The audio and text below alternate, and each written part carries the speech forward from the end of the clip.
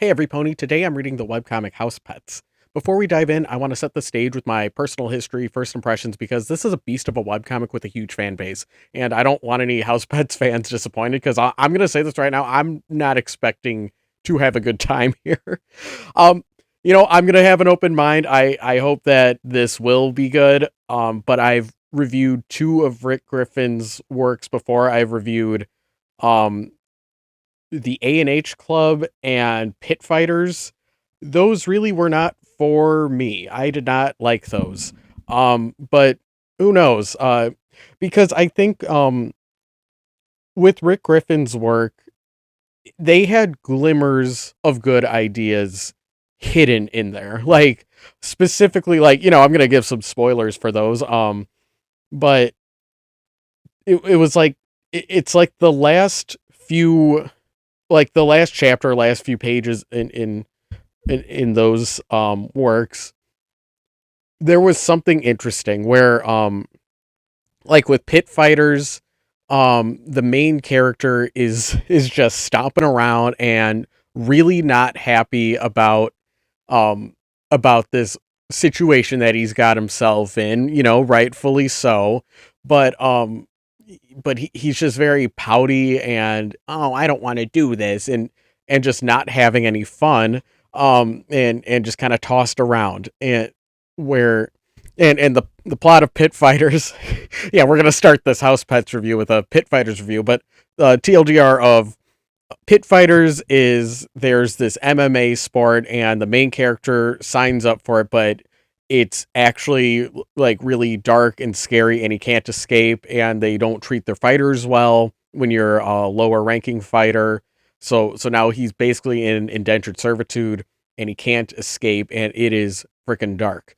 Um and instead of like having this be like, man, fuck you, fuck the system kind of thing, it it it's him going, I don't want to, like, no, this is stinky. And then there's a lot of like non-con elements. It gets very dark, right?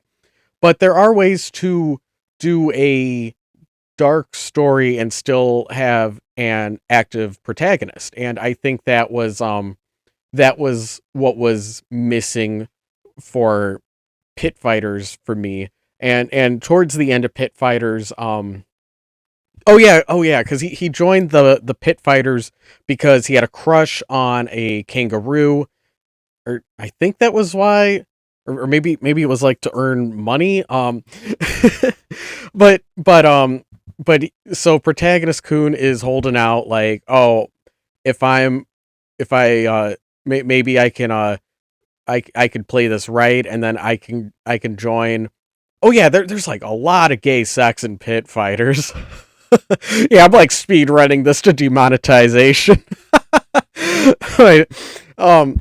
So yeah, there's a lot of hanky panky in Pit Fighters, because it's all a bunch of men in the best shape of their lives living in very close quarters. They're gonna have some fun, and so the kangaroo guy, he's got his harem that he picks through, and the protagonist is like, ooh, maybe I can join the harem, and then maybe I can be his favorite. I want that. And that's what and so that holds him back from really doing anything. And he's like, "No, I can't get a boyfriend. I can't I can't I can't get too spicy with anyone cuz my kangaroo crush," and he has that mindset.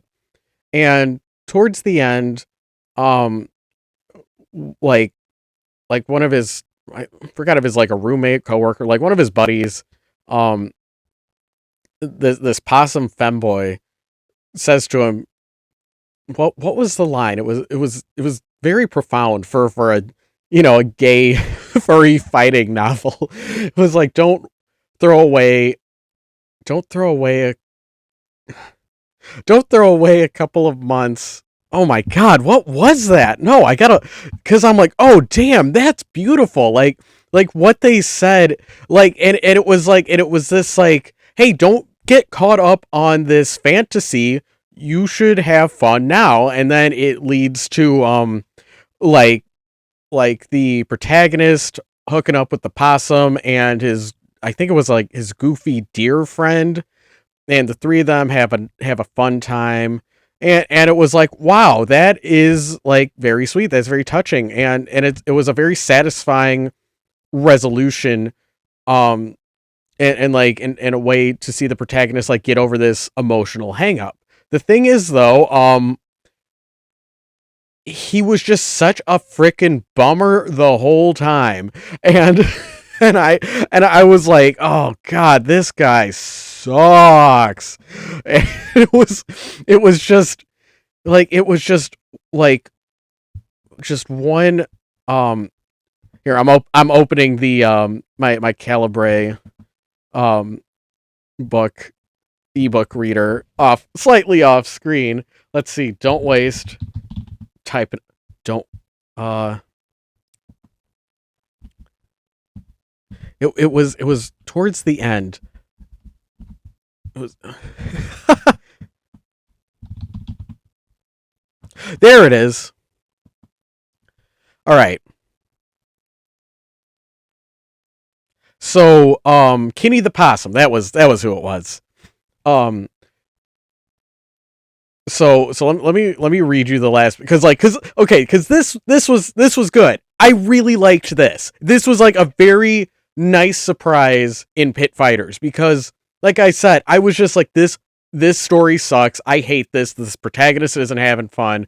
Why I can't have fun if you're protagonist. And it's not even like can't have like an angry protagonist or a protagonist that's like upset at his, you know, scenario. It, he just got jerked around too much, you know, and there was no like inner. So I'm trying to think of like a like an interesting story where where the character doesn't have agency.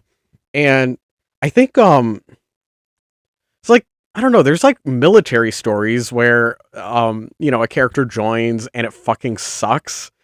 You know what? I'll cut myself off there. But yeah, like you have a character who like he has some motivation, right? Like some kind of anyway. Let me read you this excerpt from Pit Fighters. Basically, I'm hoping that like we get an epic hype moment like this in Housepets, where like no matter how bad it is, like I could be like no, but like Rick Griffin is like he could think of like good ideas. Like there's just like oh he just has like such shitty protagonists. And so Paris winced. He understood that part well enough. He just wasn't used to thinking with his horny brain anytime he wasn't horny. But that was Paris's future if he didn't change. I don't, Paris slouched. I don't like the idea of temporary. I want security again. Kinney reached out and took Paris's hand in his. His naked fingers were smooth and warm, and Kinney's expression, though still placid, was no longer unreadable. Had Kinney been missing security too? Was that why Kinney joined the Pit Fighters in the first place? Paris, outside of your family, we're the best security we got for each other. Don't throw away a couple of months just because it's not years. Paris blushed. It wasn't a proposal or anything, but maybe it didn't need to be. Paris could come home every day. Paris couldn't come home every day, but he could see Kinney every day, and Kinney very much fit this place. He seemed, even in the pale moonlight, like a bit of color that Paris thought he'd misplaced. And so that line. Um, yeah, and I'm not reading from the end quote from that. Don't throw away a couple of months just because it's not years. And yeah, and so because Paris the protagonist didn't want to be intimate with anyone in the Pit Fighters because it's like, well, this isn't going to be forever, so why should I do this? And then that line, don't throw away a couple of months because it's not. I like that where it's like, yeah, not every relationship's gonna be forever, and you know you should be able to have fun. Like I like that. I like that.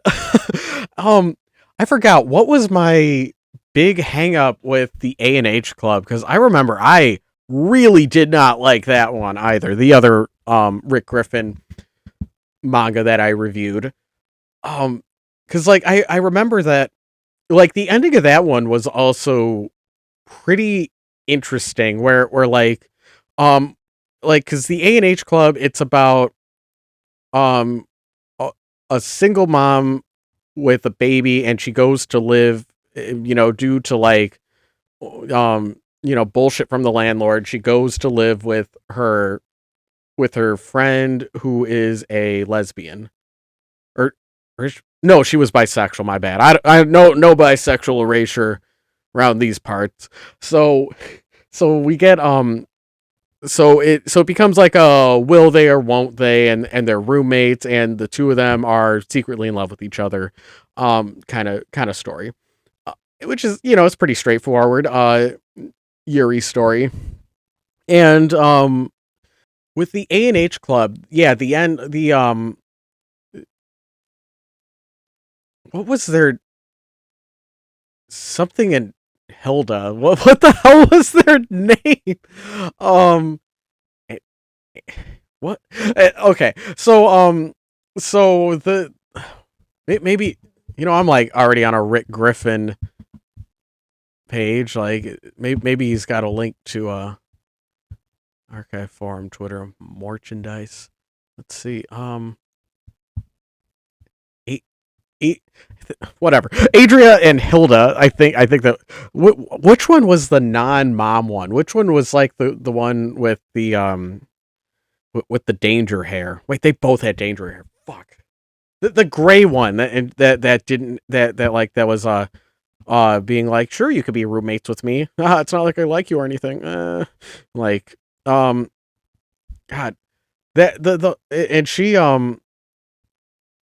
there was a scene at the end where um that character is like saying how oh, I always like would reminisce, like I would always like imagine um what it would be like to find like my perfect partner, and what life would look like if I had a partner who loved me.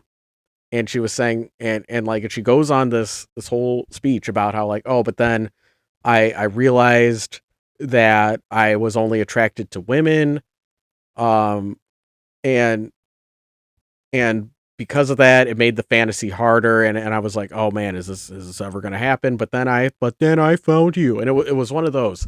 um so it and it was like, and this page was like showing, and it was showing the character like imagining herself in her ideal domestic situation, and showing like imaginary partner like partially obscured, and she's like, and it's done in this really cool, like the paneling is really interesting, and how like it kind of like flows and weaves, where it's like kind of showing like its imagination. It was really nice. And then the next few pages, it's like, oh, but now I have you, and now you are my perfect partner. And then you see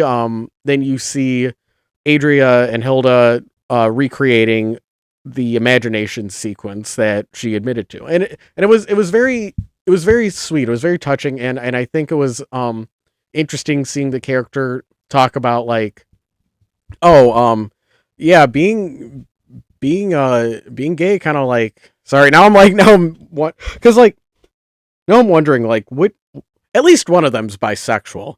I don't I don't want to, like, I know furries get very particular about like, you got to get the right fursona species. You can't mess that up. You can't say the wrong sexuality about your fursonas. Different things, respectful things like that. Anyway, so it was interesting seeing the character like talk about like, hey, because of my sexual identity, I felt like, um like like I don't know if this ideal domestic life is going to happen, and her going into, it's like, oh, that's interesting. um and it was interesting seeing like, that vulnerability, and then being like, oh, but, my big critique was, if if we had seen this earlier in the comic, the payoff would be way better. Where it's like, oh, like this is a really touching, heartfelt scene of the character opening up and sharing like, oh, this is like my deepest fantasy. I I'm wanting this. Um but then she confesses her love and she immediately gets it. And it's like, well, okay, good for you, I guess, but like I don't know, it could have it really was. It was like that specific page where she's like telling um about what she wants and how she's yearning for it. I felt like, wow, this is really cool. This is like like an interesting character moment. This is good writing. This is like visually looks really nice. Um, but then she just gets what she wants and the story is over. So it was things like that where it was kind of like I don't know if Rick Griffin if he was okay, I'm getting bored of this, I gotta wrap this up, like yeah, and it's like, yeah, that's as good enough of an ending as you can get, I suppose, like um but it was like one of those like, oh, this is like I like this idea, I like, you know, even though yeah, the everything leading up to it was pretty painful because it was like it was another one of those like everything sucks kind of stories. And with pit fighters, it is one of those everything sucks stories, but you know, little bros got it rough. And A&H Club, it's an everything sucks story, but it it's it's more of like the trying like more concerned with like the cycle of poverty and oh no, this is too expensive, oh no, my landlord's an asshole, it and things like that,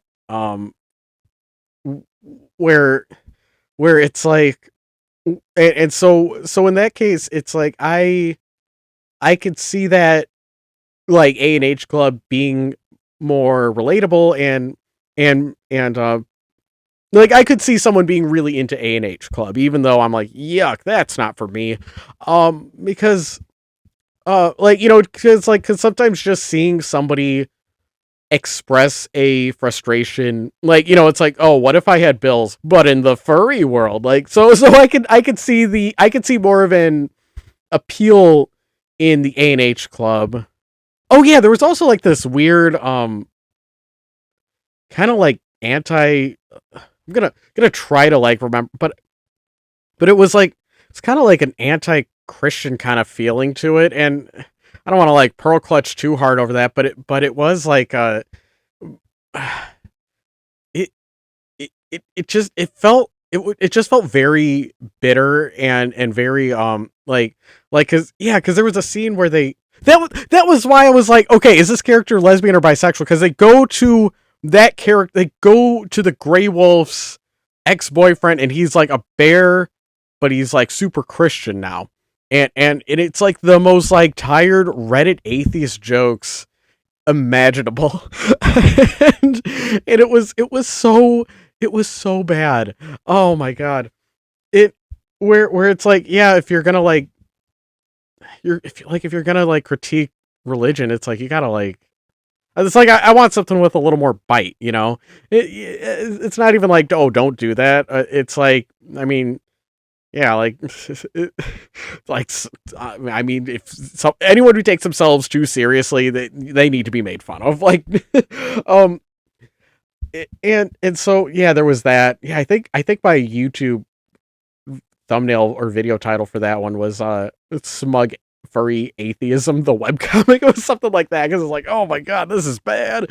Yeah, yeah. There was like a smugness to it, and just like and it just a constant just like agitation from all of the characters.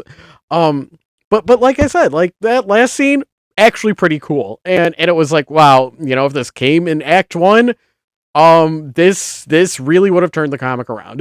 It's like it was like it was very much a 2 out of 10 comic for me.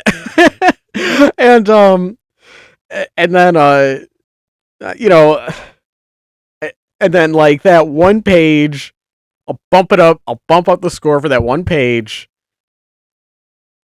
And the other point I'm giving it because like the art's fine, like it's not really my taste, but yeah, it's okay. Like, it was like that's like that that elevated the score for me. Um, so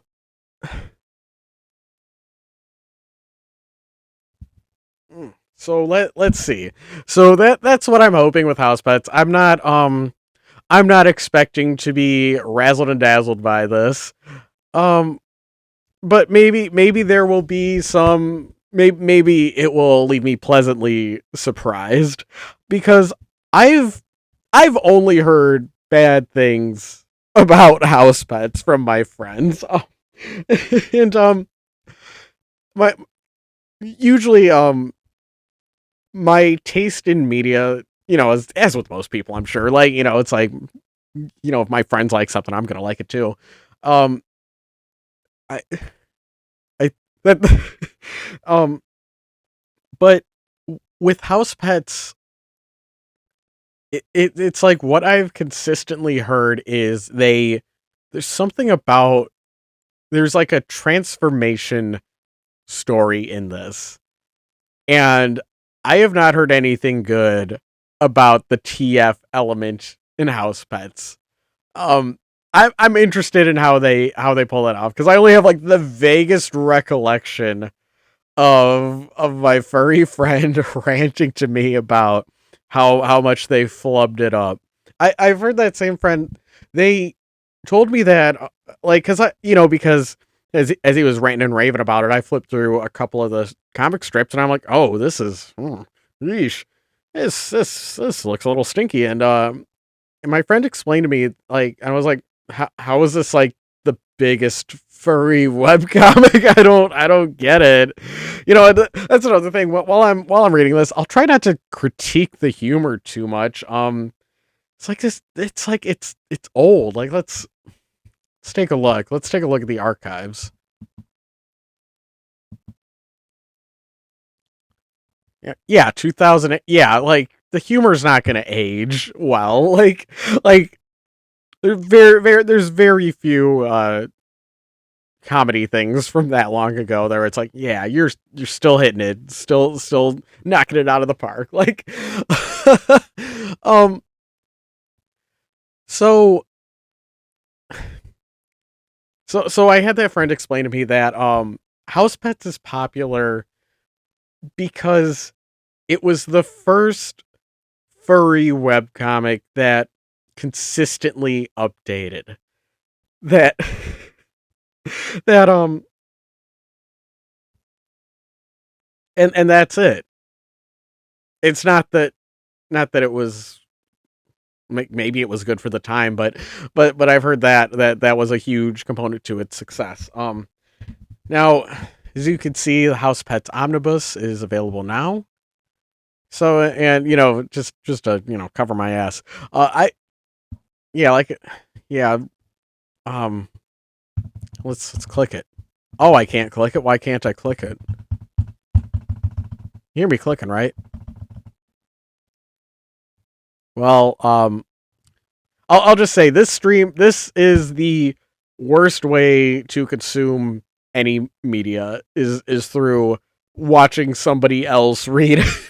So like here's my plug for House Pets. I think by now if you like this series or not, but looks like they got the omnibus edition out now, and if I could fucking click on it, I would show that off, but I'm not going to type. I'm not gonna click clack. I've already done enough of that. So yeah, go and buy this. Buy this if you like the house pets. If if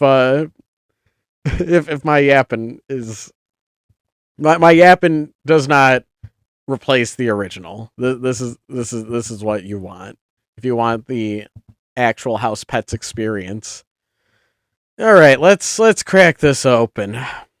Let's do this.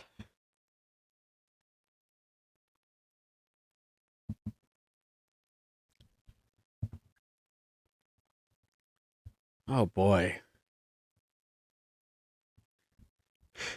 Grape, the Wii remote is out of batteries. Mom and Dad are out of the house and I'm bored.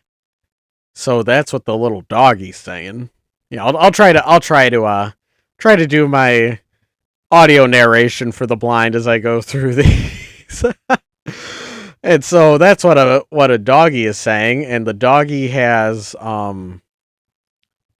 has a little collar with a bone on it, so you know he's the dog, and we see that he's coming up to a cat who's waking up from bed, and the cat, you see, cat has a collar with a little fish on it, so you know he's a cat. I assume that they have to do this because they look they they they kind of look like the same species. I'm sorry, like yeah, I can tell like one's the dog and one's the cat because the cat's got pointy ears, the dog's got floppy ears. But that was a critique of my last when I last reviewed Rick Griffin's work was man, they all kind of look like dogs. And here we have in Housepets, the dog's wearing a bone collar and the cat's wearing a fish collar. I don't know. I guess he was aware of his artistic shortcoming early on. So we see the cat waking up out of bed, and his bed is labeled grape jelly. So I guess that's the cat's name, grape jelly. So the dog says, "Please." Oh wait, sorry. so the cat, so the cat's getting woken up, and the cat, grape jelly, is getting woken up by the dog with the dog collar with a bone, and the cat says, "I have a great game you can play. It's called Let the Cat Finish a Nap for Once." And the dog in the next panel is pleading with his hands together. "Please, Grape. All right. Stop looking so pitiful. Set course for high adventure. Yawn." And the dog says, "I'll get out the paper bags with silly hats drawn on them." And so in the next panel, we see the cat is wearing a paper bag with a drawing of a wizard hat, and he's holding a stick.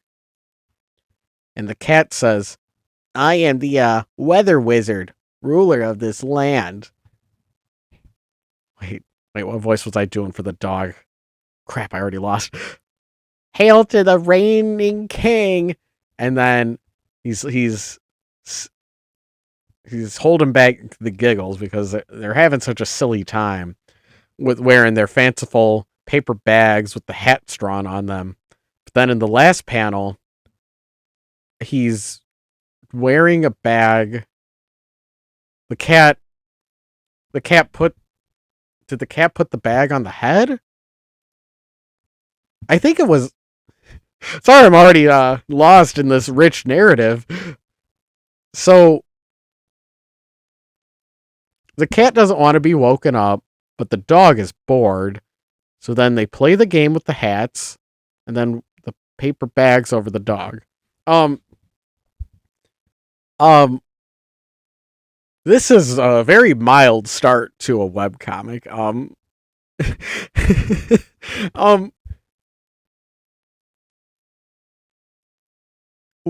like, I don't get the yeah, let me rub the sand out of my eyes before we have some fun. Like why can't we just cut to the fun? um wow.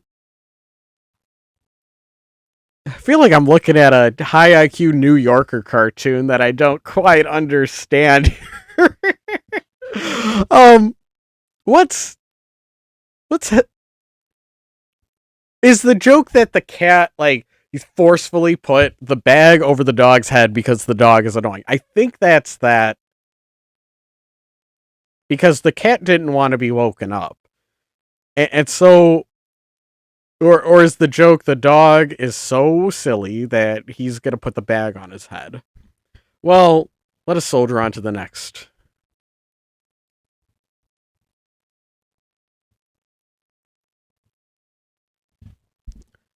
Let's try now. So now we have the next panel, the next comic strip. The next panel starts with the cat is wearing the wizard hat. The wizard hat being a paper bag with a drawing of a wizard hat. Why couldn't they um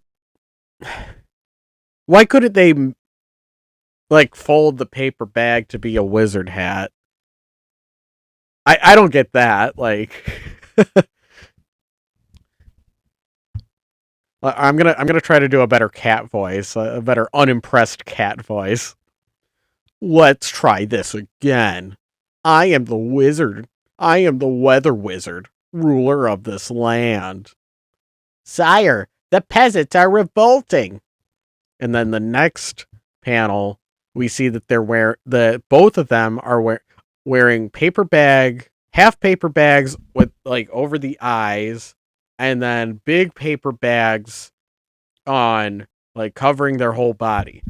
Now we see I didn't mention this in the first panel. The dog doesn't have any paper bags on, so I guess he recovered from whatever happened in that last panel. So okay, on to the second panel. See, the way you cure the plague is by rubbing a dead pig all over your body. No, you have to wash your hands in the water soaked with dead pig. So that's what the dog said. And so next panel, we see that they've reverted to their costumes in the first panel. And see, the dog doesn't have any paper bags on, but the cat is wearing the weather wizard outfit with the paper bag with the drawing of a wizard hat, and he's holding a stick.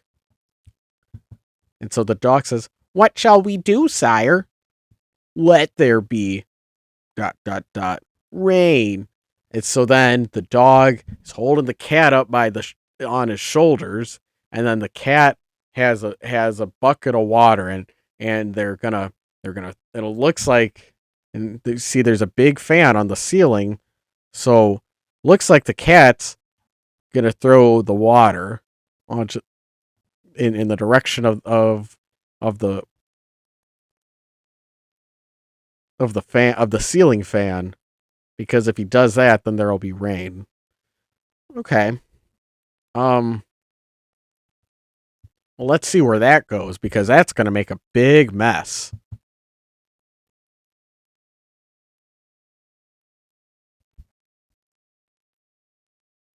Let's see. So now we have the next panel. We have the dog is wearing the half paper bag with the paper bag over his body, with another paper bag over his body, and then the cat is wearing the weather wizard outfit. And so the dog says, "Weather wizard, you have turned our field into mutt pits. Now we're actually revolting.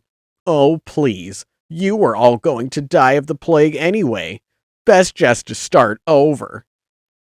"I don't think you understand." "Oh, wait, should I do a dog voice?" I don't. How does, what's a good dog voice? Well, there's a lot. There's going to be a lot of dogs. I'll just keep doing the excited child voice for this till we reach a character that is the most dog per dog. "I don't think you understand. In order to oust you, we have hired ninjas." And the cat replies, "You have underestimated me, for I also have ninjas."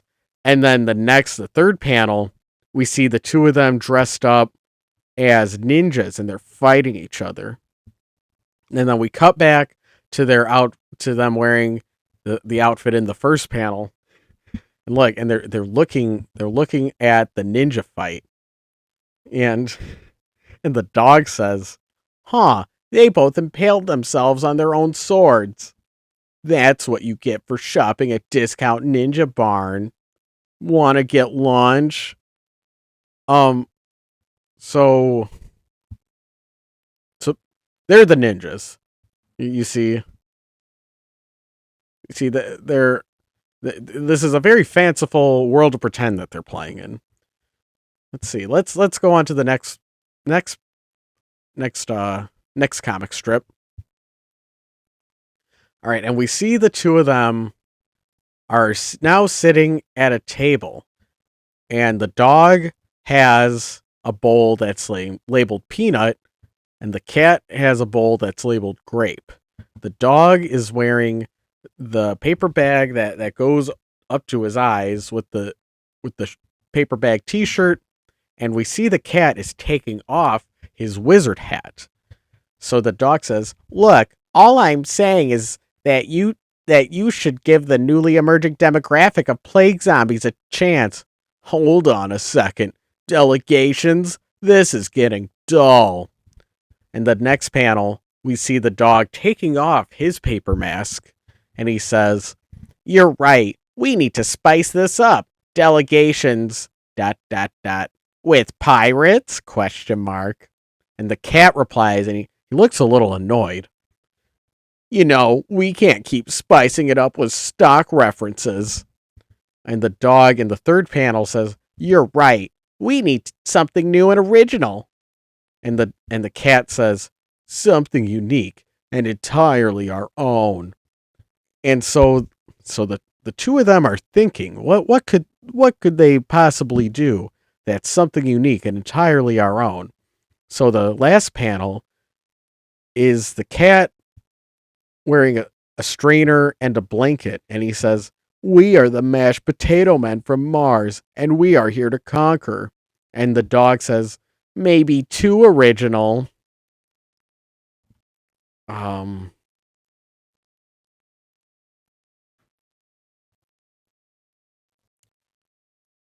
I don't, I don't get it. Where's the joke?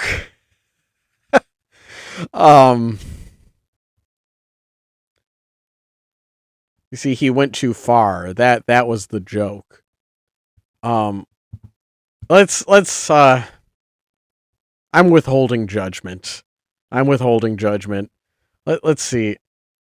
Oh, it gets worse. That's what. Here, let me duck out of the way. It's called it. This one's called "It Gets Worse." Oh, I don't want it to get worse.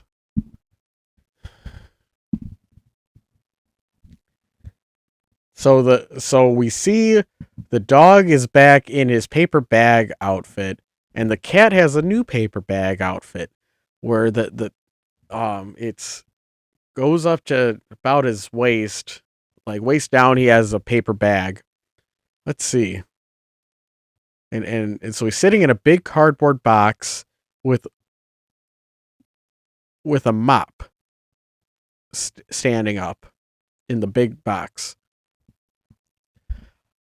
Um, and the dog says, "The overweight cannibal people of Lipidia make their move in rafts crafted of pure lard." And the cat replies, "The ocean of people of Mermedia have solved the problem of moving on dry land, and they are here to conquer these uncivilized lands." And then we see the dog and the cat are standing back to back, like one of those 80s cop movies. And like they're doing that pose. And the dog is holding a bone. Or wait, no, he's not holding a bone. That's just his big dog collar, so everyone knows that's the dog. But then the cat has a box on his head with square eyes and square teeth, so might be a robot. And so the dog says, "But wait, the one-eyed, one-horned, flying purple people eater sure looks good to me." And the cat says, "A robot reincarnation of Tokugawa Isao flies in on his ship made of fire." So don't want to do the Boba voice too soon. Not gonna play that too soon. Unleash. It's hard not to slip into it. It's it's hard. Gotta find the right tone. Like we want him to sound like a cat. We want him to sound like a cat. So like somewhere between Garfield and Squidward. That's like the perfect generic cat voice. A robot reincarnation of Tokugawa Isao flies in on his ship made of fire, wielding a dark scepter of unlife and shadow. Unlife. Interesting. Is this one of the earliest uses of unalive? Because huh. It's not unalive, but is there like a link, like any kind of sorry, etymol is in the etymology of unalive. Is house pets in any way, shape, or form a footnote in that story? That's interesting. Seeing because that's like a very modern day word, and it's a surprise seeing it in this comic from 2008. So let's keep on trucking. And so now the dog is wearing a blanket, and the cat doesn't have any disguise on. And so the dog says, "The earth cracks open and lava spills forth. Orguna the Forsaken has been reborn, and he seeks vengeance on all the peoples of the world." And the cat replies, he's looking angry with his fists up. A thousand years of darkness, fire raining from the sky, floods, hurricanes. And then the last panel, it's the two of them holding up a sign that says explosion with a big exclamation mark. Is explosion a punchline? I'm not trying to snark on it. I really want to know, was there a point in time where just having an explosion was a punchline? Like, I'm thinking like how Nostalgia Critic has a lot of explosions and things like that. When was what like because I'm thinking when was The Dark Knight? Because that was a very loved movie, and it had that very cool explosion. And when was that versus the joke of like, oh, the cool guy doesn't look at the explosion? And like I'm forming the mental Pepe Sylvia map in my mind as I'm trying to like map this out as to like how House Pets got to in the year June 11, 2008, how House Pets got to the two of them holding up a sign that just says explosion as their punchline in a comic where it's just like fluff nonsense. They're playing their fantasy game, and then it ends with explosion. Was this like the point in culture where people were becoming aware of like the way that explosions are used in big budget movies? Is that so is the point of this to show um like, wow, things sure are getting crazy, explosion. I, I'm really not trying to snark on it. Like, again, 2008. I want to do some like comedy archaeology and find out like, was this funny at the time, or was it just oh, I want to see the animals being cute.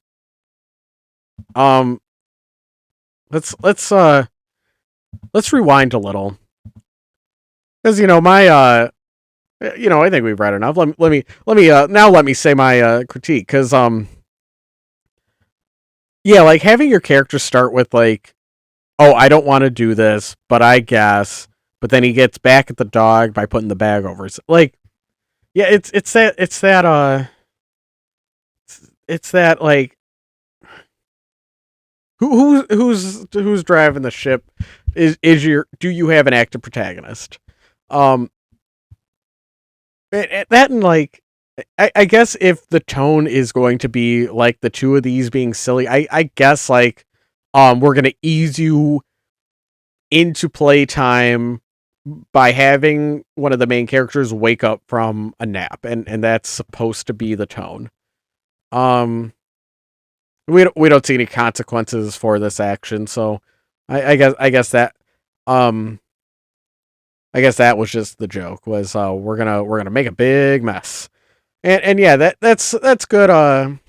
You know what? I'm gonna go back on my word. I think I will critique the comedy in this because now I have something nice to say instead of just being a big old groucheroo over not laughing at this ancient webcomic. But like this is good comedic timing. To have like, oh, you see him about to throw the water into the fan, and then so then your mind fills in the blank of like, oh, there's gonna be a big mess. I think like this is like a perfectly cut scream kind of punchline, but a lot of fluff to get there.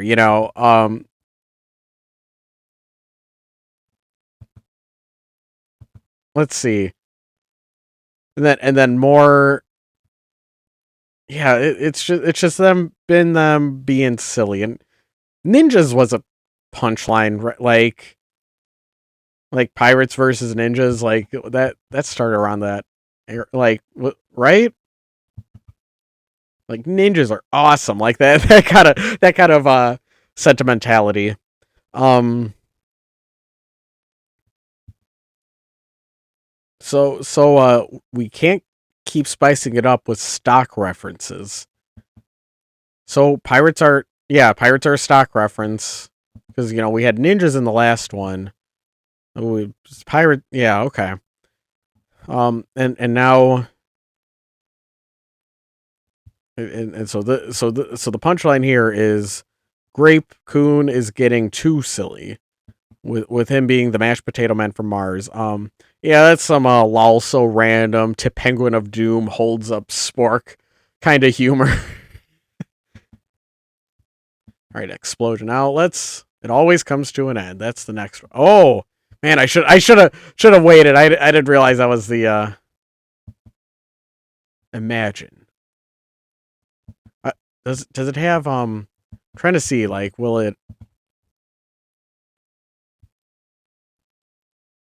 when, okay, like I'm wondering if it'll show me as I'm reading um which chapter I'm on. Okay, well, let's read this one. So Peanut and Grape are holding sticks, and it looks like they're about to duel.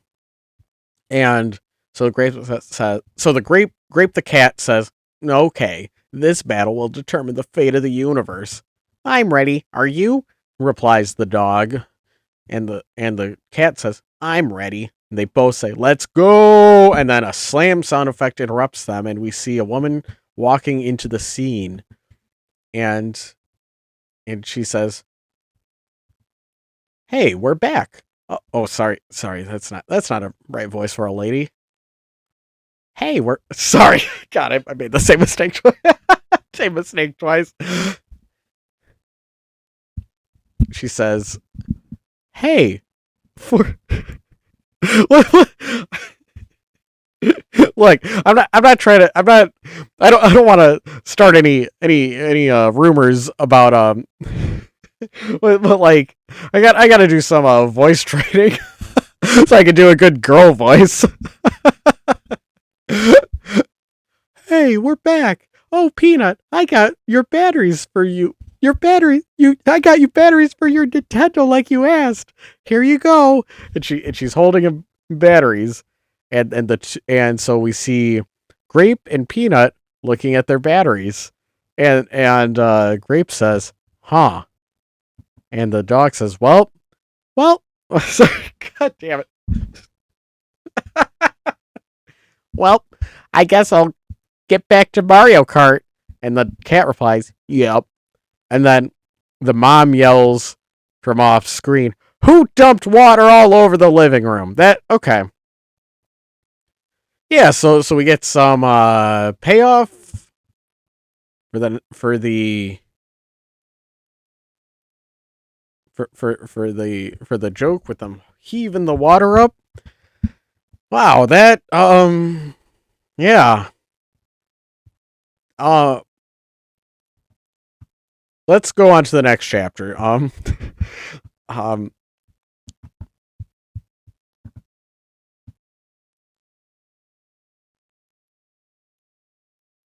Oh boy, here's a dog. This one looks like more of a dog than the other dog. I think I don't know if I should give him the dog voice. Yeah, let's do it. Let's do it. And then if another dog comes along, we could pass the dog voice on to him. Oh, and so we see this dog and he's outside.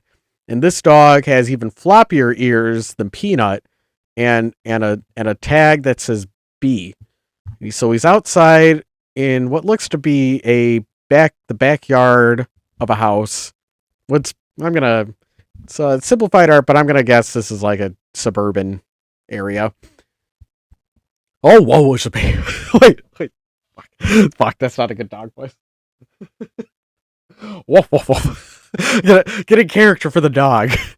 Oh, woe is me. Whoa, whoa, whoa, whoa. That is so terrible. Fuck. Oh, God. It's so bad. Oh, man. Are so terrible. I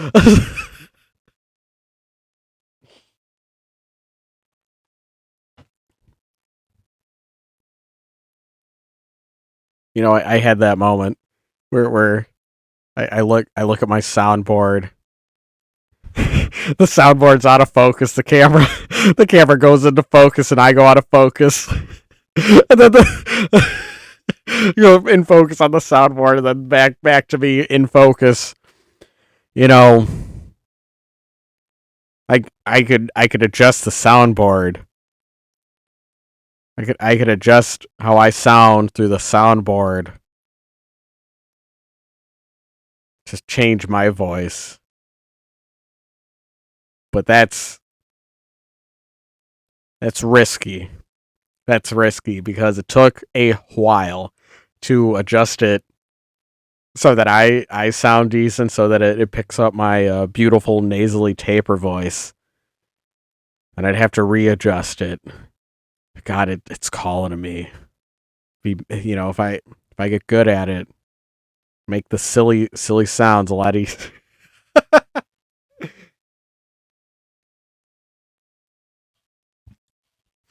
So the dog is saying, "Woe is me. It's so terrible. This fate which has befallen me. How horrible. How dreadful, how ghastly." Is what he says in the second panel and he's covering up his face because so many bad things. But then he looks bored. He looks off and he looks bored. And then he yells it to the window. "Oh, woe is me!" And we see Peanut playing his Wii, and he says, "Oh, hey, Beano, did you want something? You all just lost." Let's get. Is it gonna be? You just lost the game. Are we gonna do that? We're gonna do that meme.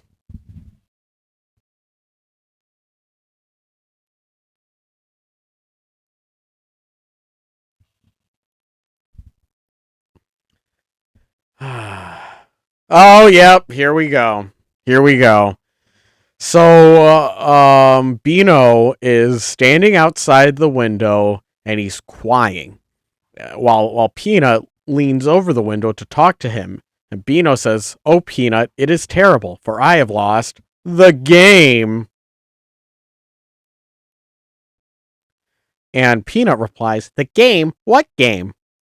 And Beano points at him and he says, "Aha! Now that you know of the game, you can never unknow it. For you know the game. For to know the game is to play the game, and to think of the game is to lose the game. There is never any recourse, never any escape. It will haunt you forever. Forever, you hear me? Ha ha ha ha." He said, so he's pointing at him.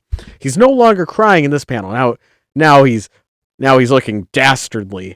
And in the third panel, he's walking off screen and pointing at Peanut as he walks away and says, "Forever, you hear me? Ha ha ha ha." And the last panel is Peanut looking down.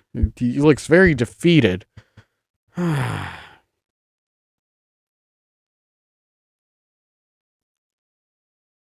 Was this all it took to have a successful webcomic back in the day? Like, I'm gonna do internet reference. That'll. It's so corny, man. Um, what's something from this era that where like the comedy still hits? Because uh, Parks and Rec, that was when did that start? Because I still get a few yucks out of Parks and Rec. Let's see. Let's see, Parks.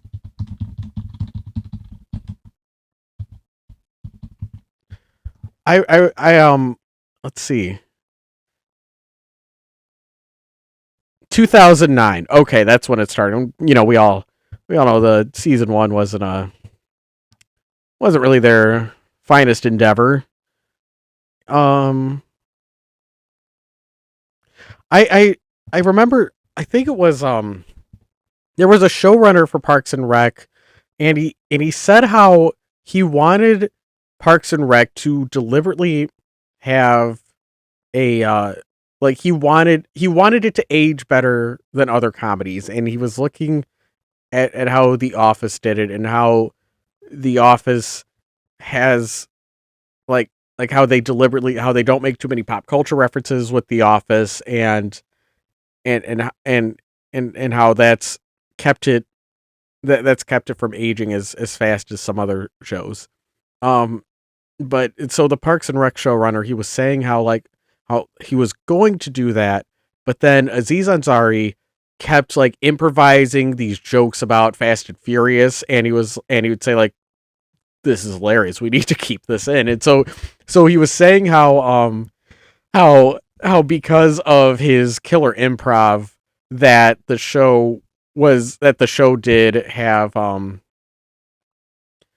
the show like did make more topical references because of him.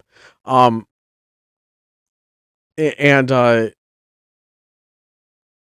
like this came up because someone was singing the "Treat Yourself 2011," and they were singing that apropos of nothing, and I was like, wait, I think there's a reason why they specifically say "Treat Yourself 2011" in the show.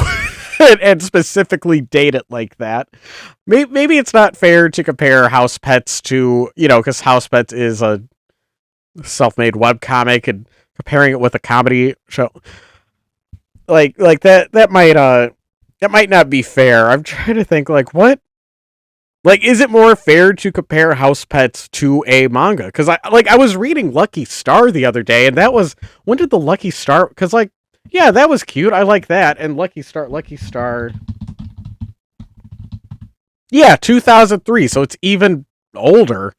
Like, like, yeah, and I really love Lucky Star. Like, even though like that was very much a time and a place manga, and they make a lot of topical, there's some things in there that are like, oh, this is ancient, but as far as like the comic strips about like the cute girls just hanging out and bullshitting around, and or something like Azumanga Daioh, even more so. Like all of those, like, I don't know, like I still really like those. I'm trying to think, like what's fair? What's, like, before I start cringing at this, what's fair to compare this to? Because it's like, this is like they just explained the game. That just was the joke. That was it. And then, oh, epic face palm, because he just learned about the game. Oh no. Like like it's so corny, but like, I know Lucky Star does shit like that.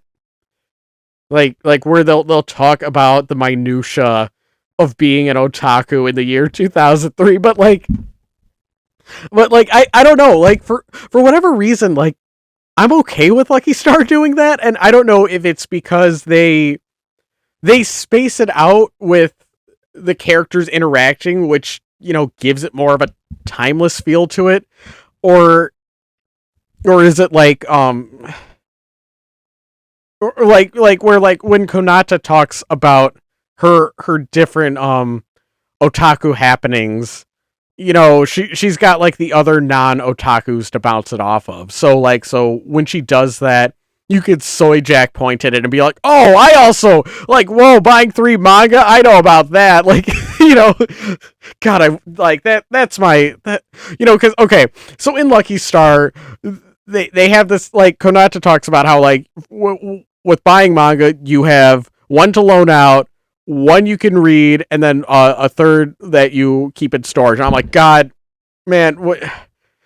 You know, that's like as rich as I can imagine being, as I am 3 manga rich, and I buy 3 manga now, man. Like and I'll and now and since since I first read Lucky Star as a child, and I'm thinking more of like modern day, like thinking how like when I was like really deep into the Doctor Stone fandom, and I would follow all these like fan accounts and things like that. Like I would see people like when the new volume came out, who were really deep in the fandom, say like, oh, I went down to my local 7-Eleven and I bought I bought out the entire store. I bought out every Doctor Stone like the new volume release because I want to support this series. It's like, holy shit, that's so cool. And it was one of those like, oh god, God, I wish I could do that. Like, and so it's really cool. Um, like I know I'm getting all starry eyed over consumerism, but it is cool seeing support for art and artists. When you have money to throw around. But anyway, I'm getting lost here. Getting lost, reminiscing, but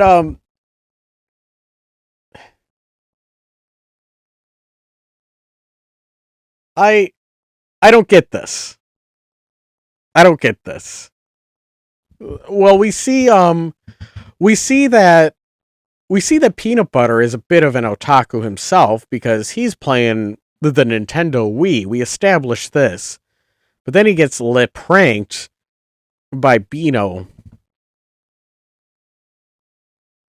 Maybe that's what they're establishing. And I'm also thinking like sometimes the appeal of a series is that it's dated. I like watching Seinfeld. Seinfeld is it's like it's very tight writing in Seinfeld. Like there's that, and I do, and I think that the '90s vibe of it definitely adds to it. I like that they didn't try to make it timeless, if that makes sense, or gosh, this is I don't want to turn this into like taper reminiscing about TV shows I like. But like Seinfeld is like, yeah, that's like the most '90s thing, and I like that. That does add to the experience. So like, does this add to the experience? Are there people like being like, yeah, the game. Oh man, you just made me lose the game because you reminded me of the game. Oh no. Or all right. Well, let's continue. Let's continue. The game, I mean, is the title of this one. In case you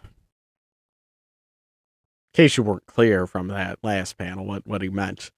So we see um Grape on a big chair, on a big comfy chair, and Peanut's waking him up. And Peanut says, Grape, wake up. And the cat says, what the? Am I wearing a sign that says please disturb or something? I would not be surprised, actually.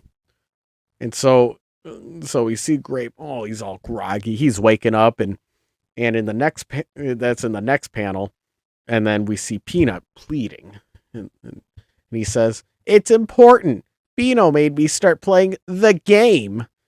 And Grape says, "What game? You mean, oh, for the love of." And so the third panel is a close up of Grape, and he's looking a bit annoyed having to explain this. The game is a dumb little social experiment that went horribly awry. You don't have to play it if you don't want to. It just causes excessive grief if you're afraid of some arbitrary title of loss. Why do you think you have to play it? And Peanut says, the game told me to.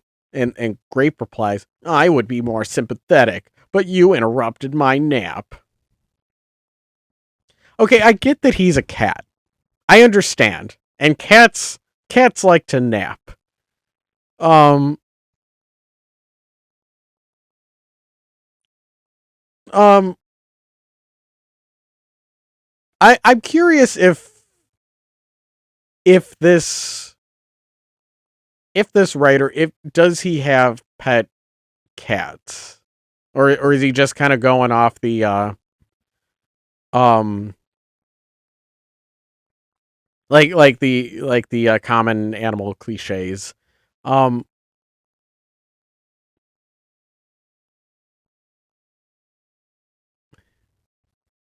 cuz like there's more I guess like cats and dogs like the dog's going to be an extrovert and the cat's the introvert, like if we're going with that line of thinking.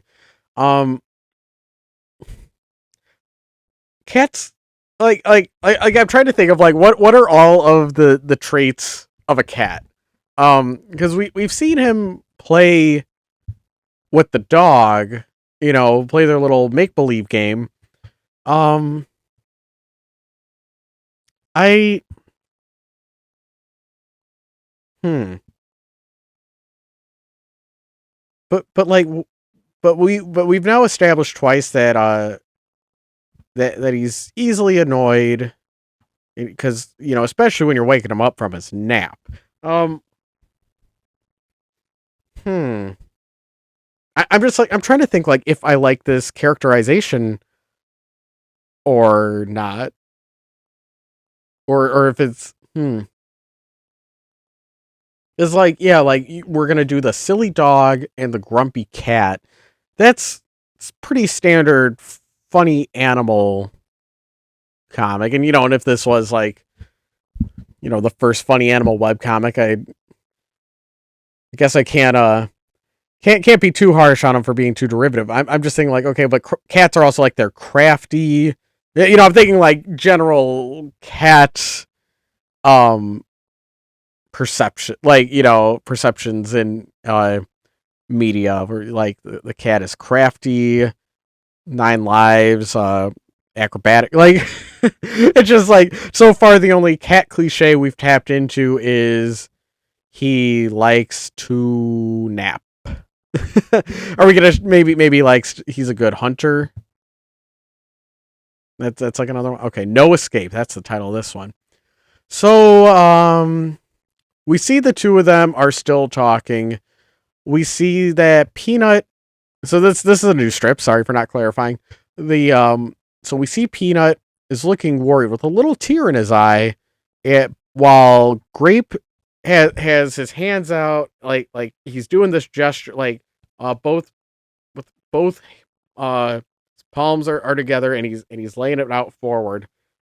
and and so Grape the cat says, so what are you worried about? There's nothing keeping you from not playing the game if you want. And Peanut the dog says, yes there is, I have to. And then we get a close up. Well, it's a close up of a bunch of fucking words. But the cat is looking more and more annoyed, and he's explaining, no, that's all metagame. If you let the metagame enforce the rules, then the rule set isn't closed, and you can change it however you like. Like D&D. Let's say I make the new game, and the purpose of the new game is so you can win the game. If you accept all metagame rules as enforceable, you can accept the new game, right? Oh man, this guy just facts and logic to his way out of the game. Oh fuck, I'm not.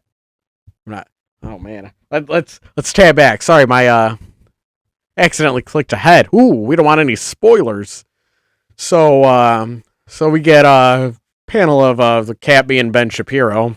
Is that a All right, and then we then zoom back out and we see the dog looking sad, but the cat's looking angry.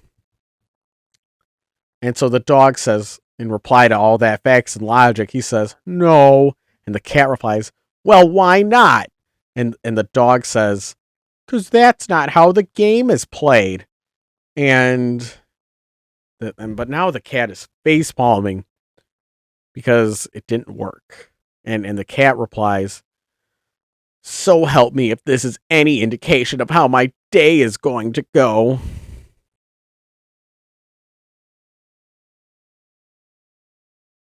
Um, hmm.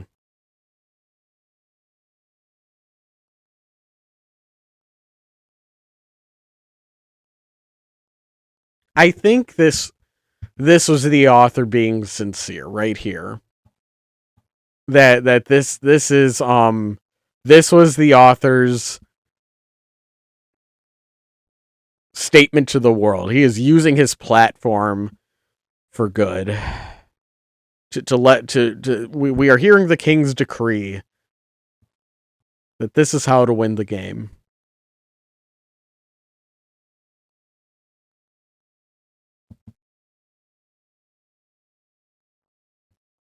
All right, and so, oh boy, these are some rough looking furries. Let's zoom in a little.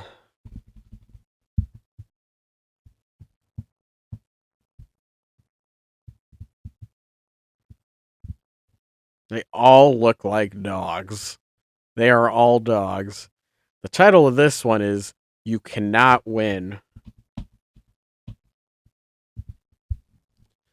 So, Grape the cat approaches a group of three dogs with Beano at the center. And Grape says, "All right, stupids. I want you to know. I want to know why you got Peanut into playing the game." And we see some speech bubbles saying, "Aw, man, what?" And Beano the dog in the center of the group says, "Oh, fuck, what voice? Oh, right, I couldn't do the dog voice. I was having some trouble with the dog voice. Man, that's not cool. That's not... maybe maybe it'd be easier to do like a Brian Griffin voice because he's a famous dog. I was trying to do like a Scooby Doo, kind of like maybe with practice I could get it. We'll do like the Brian Griffin pirate software, kind of like just bump it down a few octaves.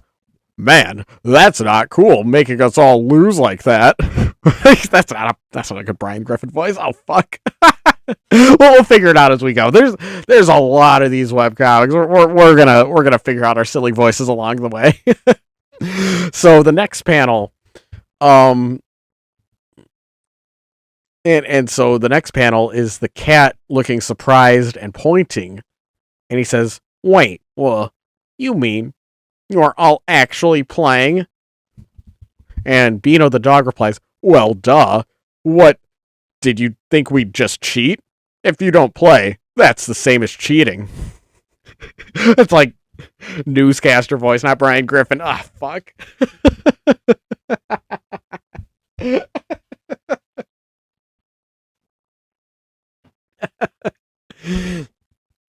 So let's see.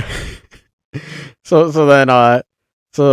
third panel is they're still talking, and we see Grape the cat looking annoyed now, and he says, "Cheating? In what context? I'm not playing the game, so what?"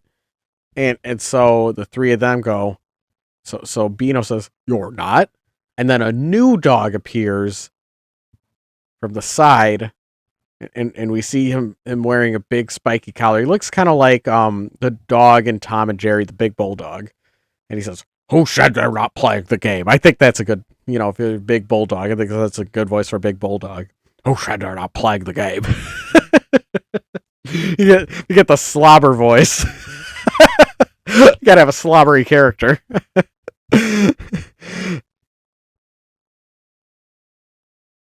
And so I believe this is Grape referring to himself third person. And he goes, "Good going, Grape. You knew they were all crazy, yet you tried reason anyway." Man, this Grape guy, he cannot catch a break. So,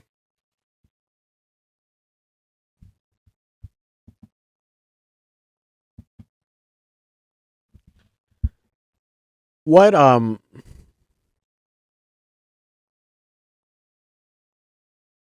gonna ask a very autistic question while reading this furry comic, but, does Grape like Peanut? Are they friends, or do they not like each other? Or are they just doing this to keep the plot going along? And so we can have the author's mouthpiece give his grand thesis statement on how he thinks the game is silly. Because I assume that like that this is a bad guy for doing this, and this is bad. We don't like that. And then we meet him and his friends, and we see the cat is going. You knew they were all crazy, yet you tried. See, they're not listening to reason. They're not listening to his facts and logic, and oh boy, that's making him give a big old eye roll over that. I said no escape. So we see the cat hiding up in a tree, and we see speech bubbles coming from down below. As you see, the cat's very high up in the tree, so we can't see who's talking here. So we see three different speech bubbles that say, "Burn the heathen, blasphemer, somebody get a chainsaw," and the cat says, "I wonder if I could live off squirrels for the rest of my life, like threaten them to shell nuts for me." So he's not gonna eat the squirrels? Is he a vegetarian? Is that like a point in this? Okay, find some escape, it says. That's the title for this next comic. Um so the cat is still up in the tree, and we see a speech bubble coming from down below. We don't see who's talking, but I assume it's one of those dastardly neighborhood dogs. And so he says, "Renounce your way, cheater." And the cat says, "Never." And then another speech bubble says, "Give him the chainsaw." And we see a sound effect, and the cat is holding on to the tree as the tree is wobbling, and he says, "I regret nothing." And then the the tree crashes, and the cat says, who's now sitting on a roof, says, "You guys do know I could have jumped the garage roof at any time. Also, you're not supposed to stand under the tree after you're done cutting it. After you're done cutting." And we see a speech bubble from nowhere, from down below, saying, "We figured that out. Thank you." So, okay, so we're seeing the cat acting a little more clever. I like that. The cat using his wits, acting more cat-like. I do like that. I suppose I was a little quick to judge there. Uh, he sure is smart. You know, everyone around him sure is a big dummy, but this cat's got it figured out. Um, Processing this, like, um, I'm I'm wondering where in the Kisho Tenketsu is the punchline, because usually the punchline is like third or fourth panel Kisho Tenketsu, and um I regret nothing. Is that a joke, or is the joke that the cat was a, like, we had the Ketsu twist of the cat can jump to the garage roof at any time. um feel like feel like these two panels could be combined, and then you're not supposed to stay under the tree after you're done cutting. I feel like would that have more impact? Like the joke is that they used the chainsaw on him, but he was safe, and but then they got their comeuppance, and they got smushed by the tree. It's a funny animal story, so they'll be fine. It's just a mild cartoon violence. Funny You Should Ask is the name of this one.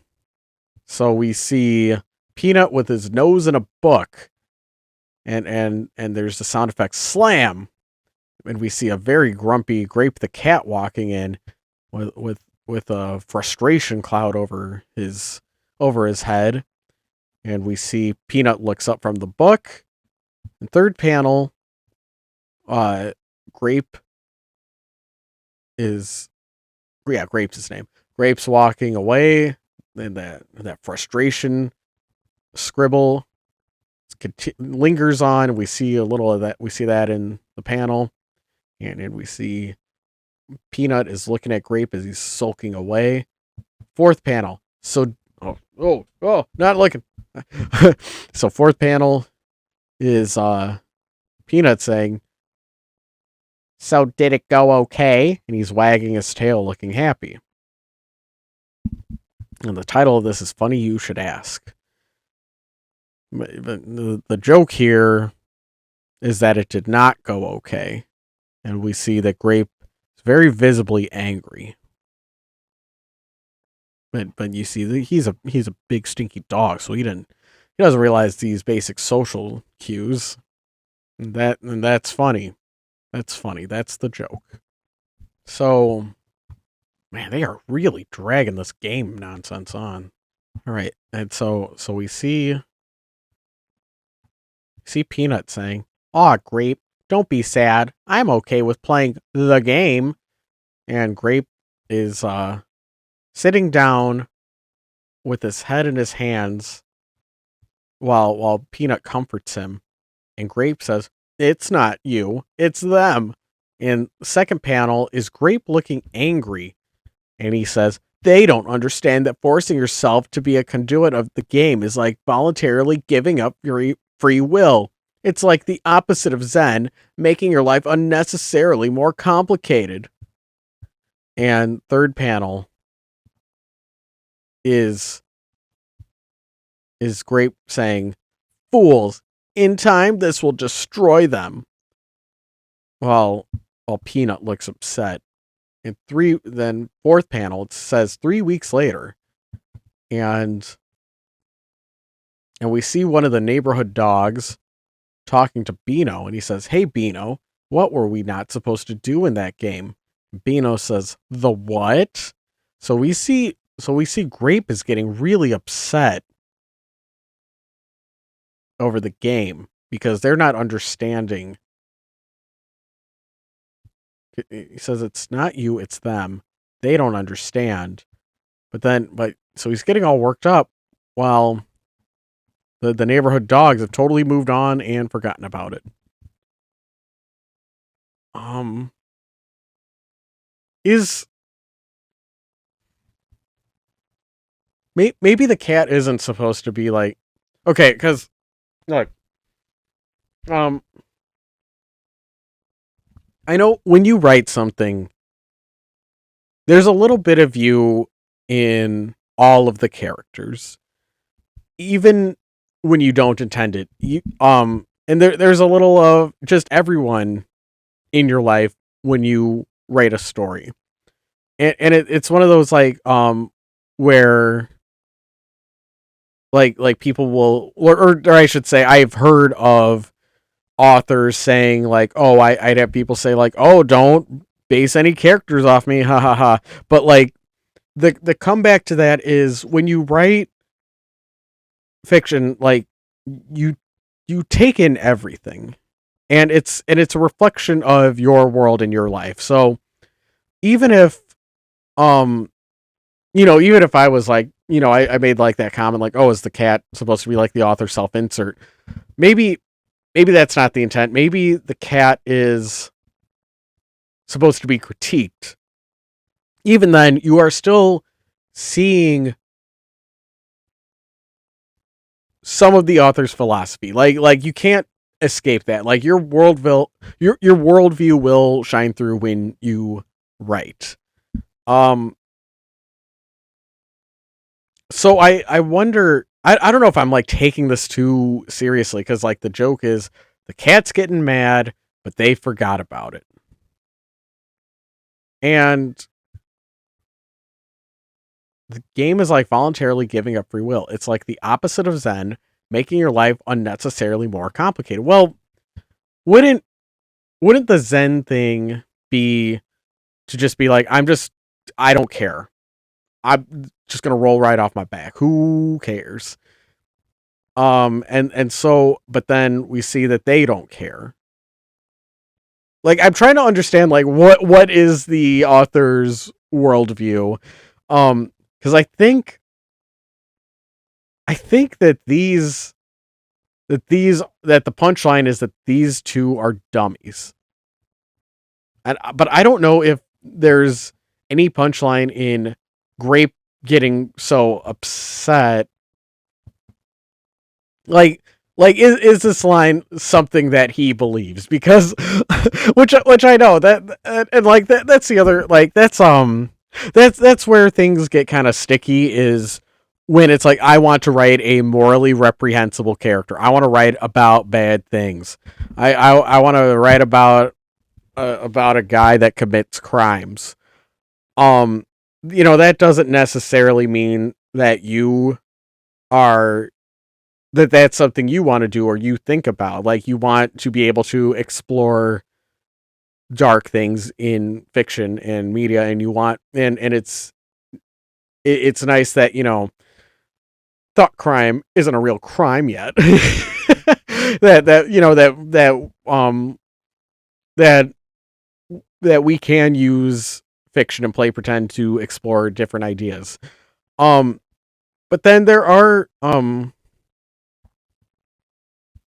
like, even if even if you write a story about like a murderer, and he does all these dastardly things, and then he gets away at the end, and oh no, isn't that, doesn't that suck? Like you don't need to have your story um represent how you like, because it's like, yeah, in an ideal world, the killer would be caught, and all that. Like, maybe like you do want to write like a story that is this exercise that shows um that shows like how things are bad, why society's effed, like things like that. um but like I look at when the cat was pontificating about you could change the rules of like this panel, and I'm like, I get this feeling that this is how this author feels. Like I don't, maybe that's out of line. Maybe that's out of line, and I'm making too much of a leap here. But like to take it, like, I don't know, like, taking the game this seriously, like I guess that was like a thing. Um and then the cat getting, oh, so help me if this is any indication of how my day is going to go. Like, getting real mad at the morons all around you. Like, that's something that has shown up in, because like I don't know Rick Griffin. I only know him through his work. And I do want to like, keep that respectful boundary where it's like, well, he could just be writing this as a bad example. Maybe he is writing this um as as an example of what not to do. But like, that has been a persistent theme in his work, is a character who like, oh, the all the fucking normies, they don't understand, and I'm like really cool and hip with it. Um,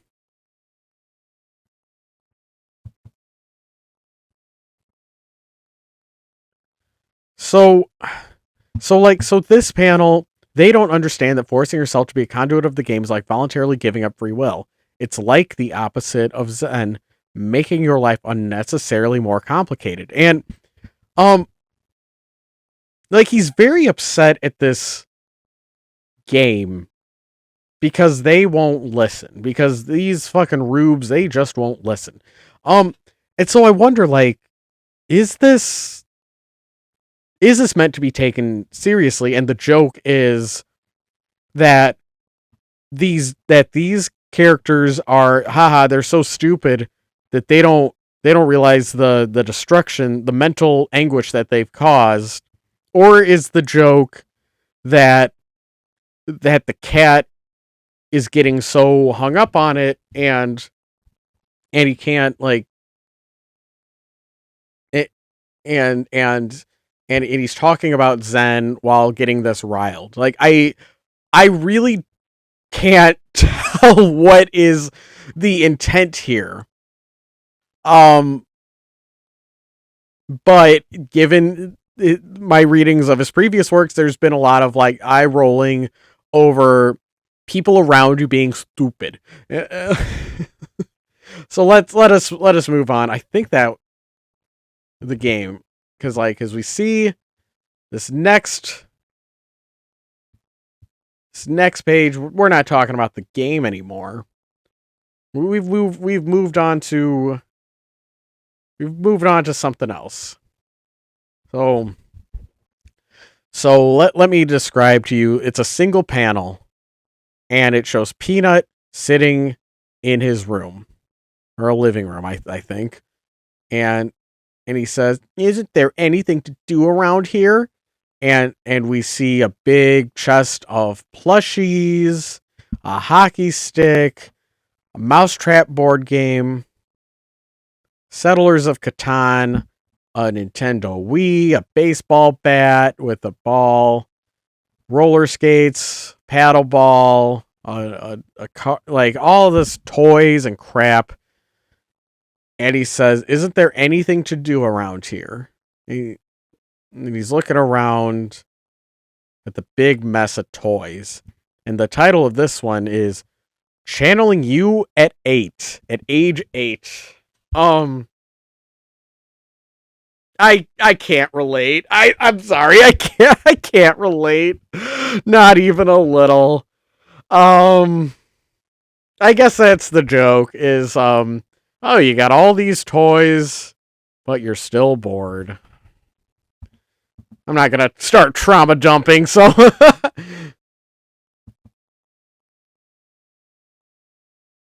yeah, channeling you at 8. Like if this author, like, is this supposed to be like are you supposed to feel called out, like, oh man, that's what I did that as a kid. I can relate. Is that? Let me take my take my take my invisible headphones off. Oh gosh. Isn't there anything to do around?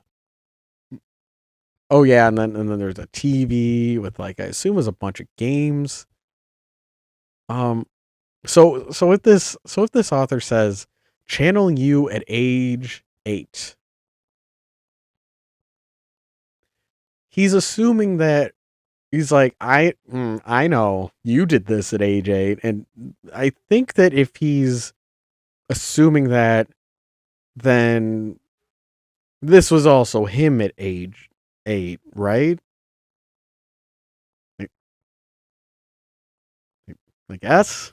Well, we'll see. We'll see how this plays out. We'll see how this plays out. Okay. So we see two cats. We see two cats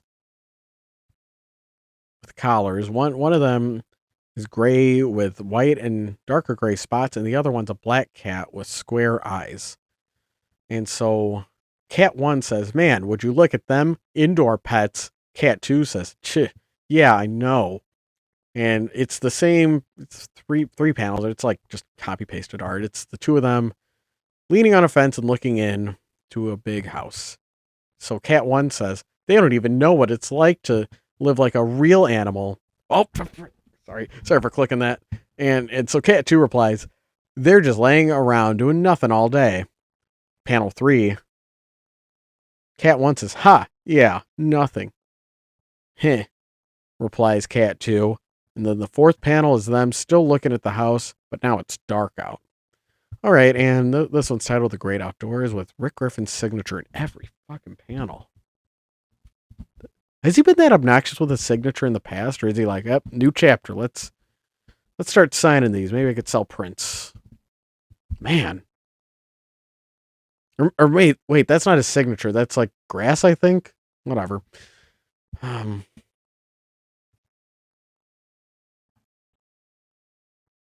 Um, yeah. So we see them criticizing them for doing nothing, but the twist is that they themselves are doing nothing. All right.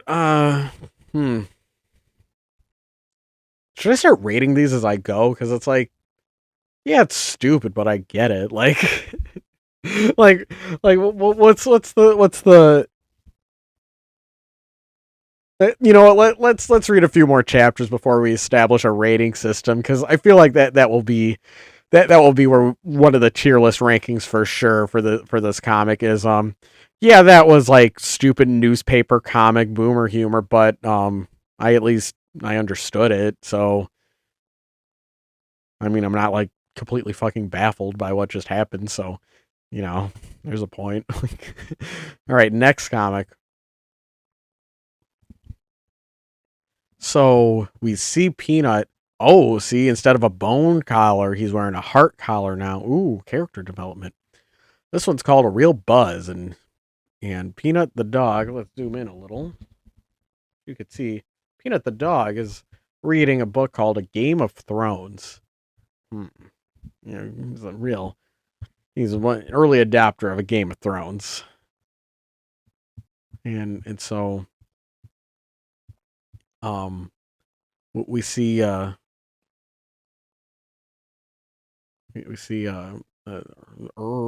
effect, and then we notice a vibrating Grape the cat walks into frame 2, and in frame 3 he says, "Never have free time and chocolate covered espresso beans in the same room." Free time and chocolate covered espresso beans. You're a cat. You got nothing but free time. So then he vibrates off screen. Free time and chocolate covered espresso beans. How do you have free time in a room? Is free time like,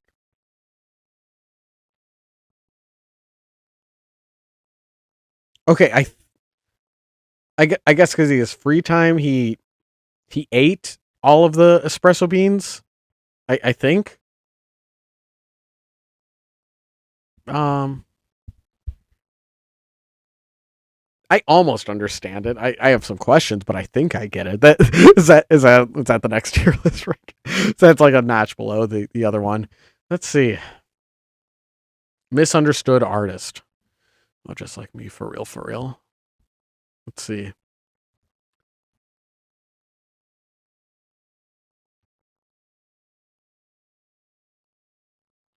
Let's see. So Grape the cat comes into frame, and he's showing a piece of paper to Peanut, who's drawing. Oh, he's got his bone collar back. Okay. I guess he could switch up his outfits every once in a while. So Grape says, "Peanut, is this your drawing you left on the coffee table?" And and Peanut says, "You're not supposed to look at that." And Grape says, "Oh, don't get all worked up about it. It's rather nice, really, except the dog's tail is a little long." Everyone's a fucking critic, man. Can't just say something nice to your friend. And so Peanut replies, That's because it's a that's because it's a cat tail. And then the third panel, Grape the cat is looking even closer at the drawing while Peanut blushes. And and then Grape says, "You are sick," and throws the paper away as he's walking off. And Peanut says, "What did I do?" Yeah, what did you do? So we'll find out. I see we're setting up a new arc here. And this one's titled "Ostracize Doesn't Mean to Turn into an Ostrich." But man, you just reminded me that there's a TF element in this manga. So now that's like replanted in my mind. Like, when are we gonna get to the TF part? Does one of them turn into an ostrich? Is this like high IQ foreshadowing? Okay.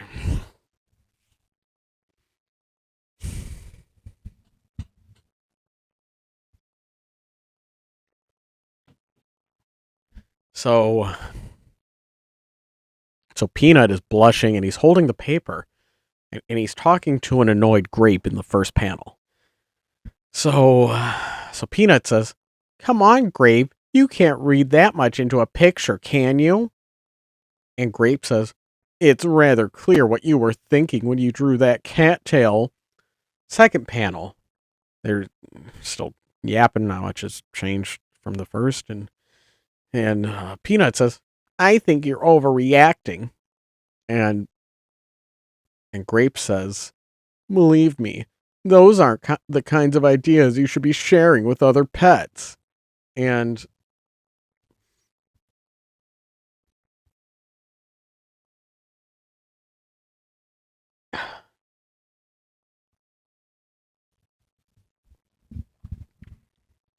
and Peanut says, "No way. I'll prove to you there's nothing wrong with it." And the fourth panel, okay, so we see Grape walking away as Peanut says this, and then the fourth panel we see Peanut is talking to the three of the neighborhood dogs, and Beano the dog says, "Sorry, Peanut, we're going to have to revoke your good old dogs club membership." So so so Peanut thought there was nothing wrong with it, with a cat and a dog. What did he? They're not showing it. Yeah, I guess it was really spicy.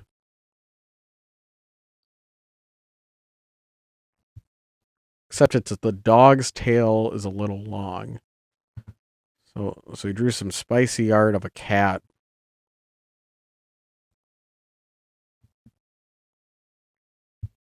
Those are the kinds of ideas that those aren't the kinds of ideas that you should be sharing with other pets.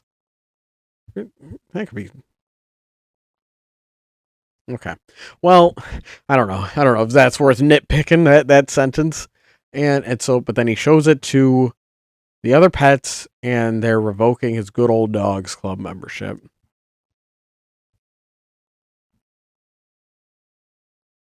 Um, what is? Let's look that up, chat. Let's look up good old boys club. I know I've heard that saying. Let's see. Old Boy Network. That's the first hit.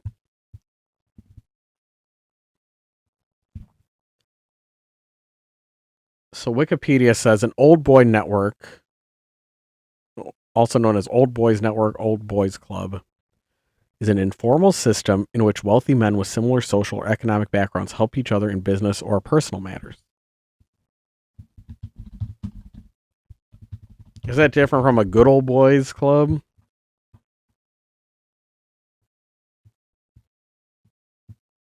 Um,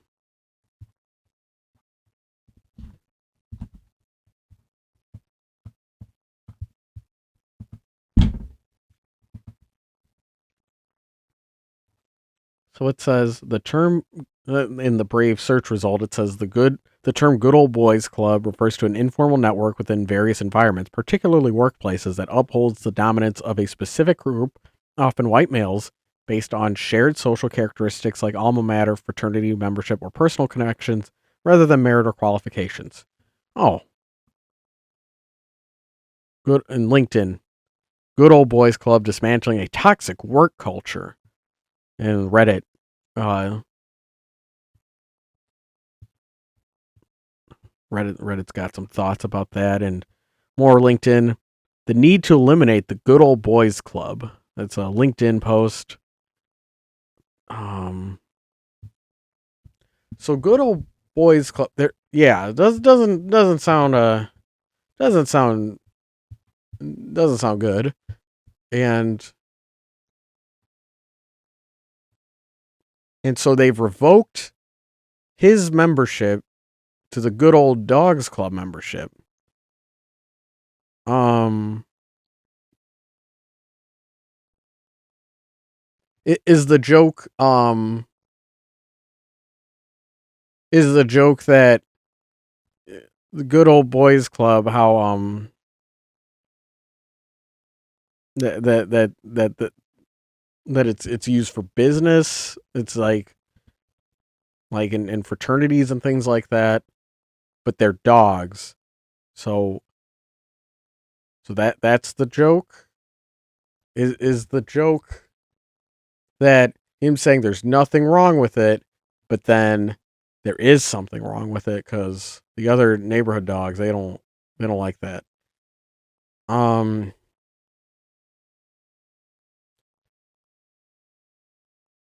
I'm gonna assume that this is just like a one-off gag punchline, and there isn't actually a good old dogs club, right? That's a safe assumption, right? Okay, so let's move on. And the title of this one is "A Cat Isn't Fine Either." Oh boy. So Beano says, "Sorry, Peanut. Sorry, Peanut. It's in our bylaws. No cat lovers. Also, it's really weird." And so Beano is talking to Peanut. They're still outside, and he's holding up the drawing. Um, zoom out a little so you can see that first panel. If let's see. And so Peanut replies, "I'm not a cat lover. I just happen to like certain features of theirs." Oh God, no! This isn't gonna be a gay thing, is it? No, God, please, no! Don't do it. Please don't. Please don't do a gay. Look, yeah, I'm sure it was really progressive, like 2008, to do a pro gay thing, but I don't know.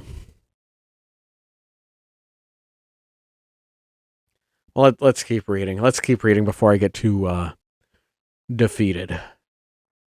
So, so Beano. Oh man, this is a mess of a. So Beano. So now there's Beano, um, Tom and Jerry dog with That's not great. That's one of the neighborhood dog. You can tell because he's got a dog tag collar, but whew, all their fucking furries look the same. So it's gonna take me a second. Um, so so Beano points to the other two of the other dogs and two of the other neighborhood dogs, and he says, "Rex, what do you think? Sounds like a cat lover to me. Fox, total phenophile. I'm going to pretend I know what that means." So everyone gives their answer, and third panel we have Beano and Peanut. They're both holding the paper, so looks like he's giving it back to him. I suppose. So Beano says, "So you'll need to turn in your card if we had cards. Actually, just don't show up at the clubhouse anymore." And Peanut says, "But it's just a tail. You wouldn't have complained if it was a whole cat. And Beano says, I'm pretty sure that would only aggravate the point, specifically since we know you're a cat lover. Cat lover. And Peanut replies, I'm regretting this less and less. So the point of this is to show that he is okay with being kicked out of the good old dogs club. I suppose not all of them have to have a punchline, if we're gonna get more plot heavy eventually. I just don't know when that eventually is gonna be. Like when it's like when does this get the Cerberus treatment, and it's like, man, now it's getting dark. Cattail. Okay, so the chapter is Cattail. Let's see. So the title of this next comic strip is Pushing the PG Rating in Your Mind. So we see a new dog who has a black spot on his eye.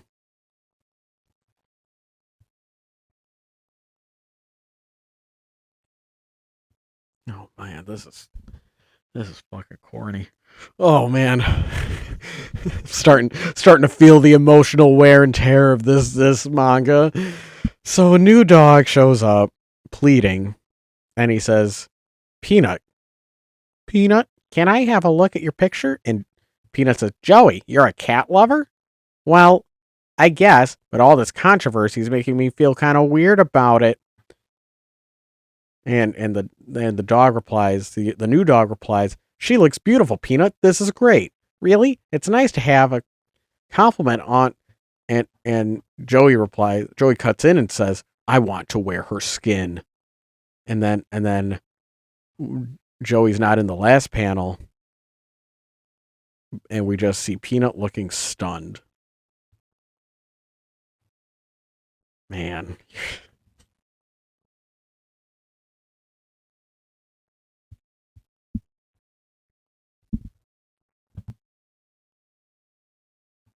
Okay. All right, let's get to the next panel. Next strip. This next one's called Hey Dude. You open with Peanut the dog talking to the new dog. And what was his name again? Joey. Joey the cat lover. He's got a spot on one of his eyes. And we see they're at Joey's doghouse outside. So Peanut says, "What was that? What was that? Do you even listen to the words coming out of your mouth?" And um and Joey says, "Oh, please, Peanut. Don't be like Beto and the others. It's just a fantasy." And we see Peanut replies in the next panel. He says, "An extremely disturbing one. What prompted you to say that out loud?" And Joey replies, "Well, come on. You're a cat lover too. Haven't you ever, wanted to be a cat?" And third panel he says, "Oh, you mean like role playing? Right. Sorry. I thought you meant something else entirely." And then Joey replies as he's reaching into his doghouse. He replies with, "Yeah, role play. Speaking of which, I have something to show you." And so the fourth panel, we cut to Peanut back at home, and he's talking to Grape the cat, who's sitting on the couch with a little eyebrow raised, as Peanut's explaining to him, "Grape, you know that neighbor cat that shows up from time to time with a spot over his left eye? Well, this is going to surprise you."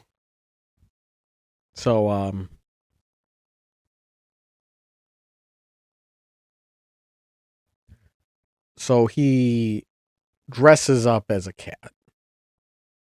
He dresses up as a cat. Um haven't you ever wanted to be a cat?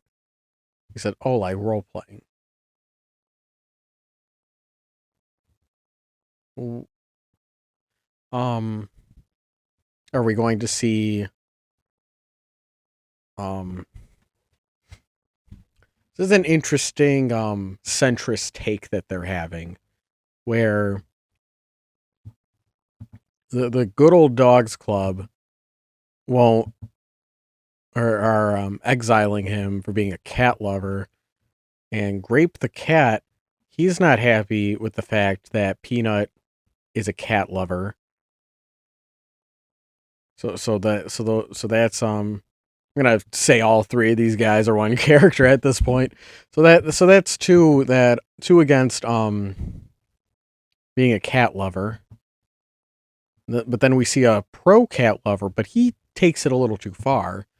And Peanut Peanut's pretty blushy over that. And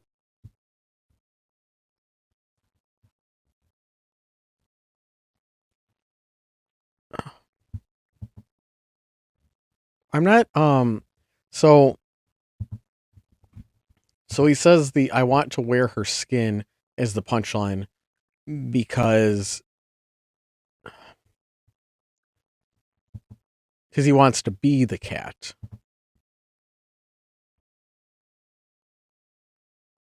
And Peanut took it literally as like I guess like a gore thing, but he meant it more as a role playing thing. Okay. Um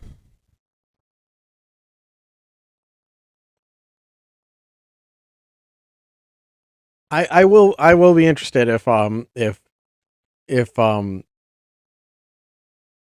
if this is going to take an enlightened centrism take on on queer issues.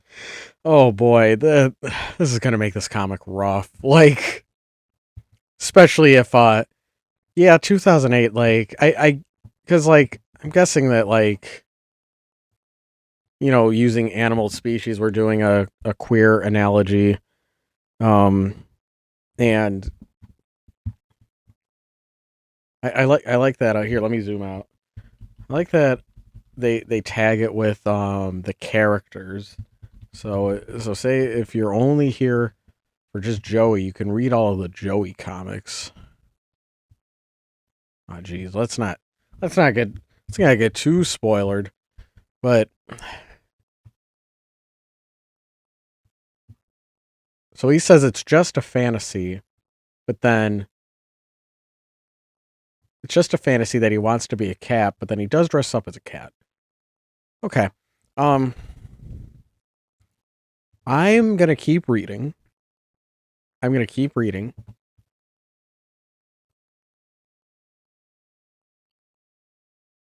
Um I'm getting a little uncomfortable. I'll say that.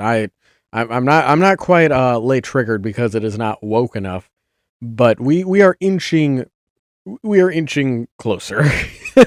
And again, we'll try to keep in mind that this is 2008. So that, like, gosh, I saw there was like a clip of it was like Jon Stewart or someone like from this era that was like, well, gay marriage, that just makes sense, but ooh, I don't know about cross, like he was doing that route, and it was like, and it was one of those like, see, he's not the perfect liberal after all. It's like, I don't know, people could change their minds. People people, not everyone's on the right side of history except for me. I am always right, and all of my opinions will age very gracefully.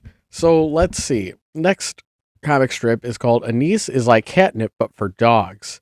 So let's see. Let's see. Let's see what we are what's happening here. Let's see what's happening here. So this first panel in Anise is like catnip but for dogs. Interesting that they don't tag Joey here, even though they're talking about Joey. I'm intrigued by the furry tagging system, mostly because I hate it. I do not like it. That always like tremendously stresses me out when I upload to E621 and I gotta tag it, and it has like you have to have at least 10 tags to upload it. I do the absolute minimum, and I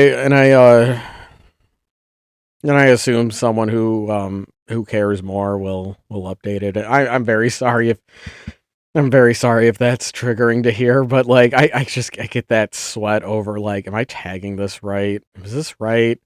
I know I'm drawing Volo, so I gotta tag him. Okay. I'm gonna tag him. I'm gonna tag the Pokemon. I feel like if you're tagging for your web comic though, my character is mentioned off like should that count?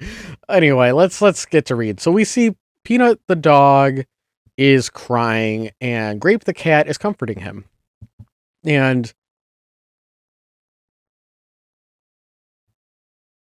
let's see. So Peanut the dog is crying and he says, and then he talked about a mouse named Squeak and he said they were in love and going to move in together. We're pets. We can't even do that. And Grape the cat says, Peanut, it's all right. Okay, so Joey is strange. We're starting the second panel now, and it's a close up of Grape the cat, and he is talking. And so Grape the cat says, okay, so Joey is strange. That's the kind of reputation that pets that look outside their own species get. It's just a tail or some whiskers now, but next thing you know, you wake up in a puddle of your own vomit from it and Niece overdose screaming, I am one with the ferals at the top of your lungs. And third panel starts, and we see Peanut still crying, and Grape is looking a little blushy. So Grape says, but I might have overreacted. It's not that your picture was bad. And so Peanut replies, well, well, well, I figured that. I mean, Joey seemed to like it a lot. In the last panel, we see Grape looking happy and a bit triumphant with his hands on his hips, looking off into the distance, while Peanut still is crying. And so Grape says, well, I don't think it's right to leave any bad blood between us. I'll give it a second chance. Where is it anyway? And so Peanut says, the garbage disposal. He's so ashamed he put it in the garbage disposal. Interesting. Maybe it's gonna do like like when you censor something, then you only get the real freaks, and so it makes people act out. Like, are we gonna get a base free speech take from this web comic? So this next one is called Curveball Out of Nowhere. So it starts with Grape the cat, looking down at Peanut the dog, who's still crying. Same copy paste from the other panel. Yeah, that's fine. You can do that. I just thought you should know. And so Peanut says, but okay. So Grape says that was a little drastic, and Peanut says, but everyone hates me for it, and now it makes me feel strange, and so the second panel is a close up of Grape, who is talking a lot, and Grape says, well, if you say you're not a cat lover, I'll believe you, so I don't hate you for it. And if everyone else takes it the wrong way, I guess it's their problem. But like how you all made fun of the new dog named Tiger, in time, they'll come to accept it. Crippling emotional problems aside, after all, when I hang out with the guys, I don't have to hide my femininity. And then Grape walks off, and we see Peanut looking up from his hands, and now he's surprised. The last panel is Peanut looking off, and we don't see Grape in the panel, and he says, you're a girl? Oh. Yeah, well, that got me. That got me. I think I remembered. I think I remembered a few in. I was like, wait, there's a gender reveal surprise in this. But I was like, yeah, I'll just keep calling Grape the boy. I'll be woke. I won't assume that all cats are girls and all dogs are boys. I think I could be a little more woke than that. But, but oh boy, they did it. All cats certainly are girls in this. He still looks like a dog. Oh, sorry, she. I gotta beat the new pronouns into my head. Um, Curveball out of nowhere. I don't know if it was out of nowhere. I mean, it was a cat. It's a girl, right? So let's.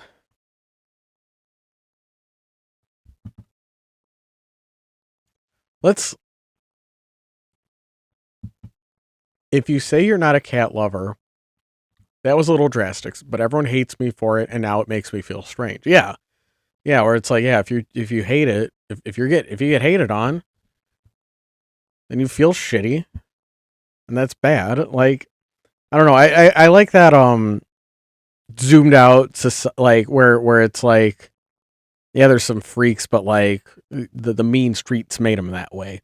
That's an interesting take on like the effects of homophobia. Um, but then we have Grape the cat said, "Well, if you say you're not a cat lover, I'll believe you. So I don't hate you for it. Um, so I don't hate you for it. And if everyone else takes it the wrong way, I guess it's their problem. Interesting. I think I was a little too quick to judge this for. Is like, man, like just it's just very easy to be very hack with like I'm gonna make a pro gay rights manga and just like oh my god like it's just very easy to like mess that up and not even like mess it up it's just like it just feels like just very easy for that to feel corny. It's like feel corny or I've seen it before.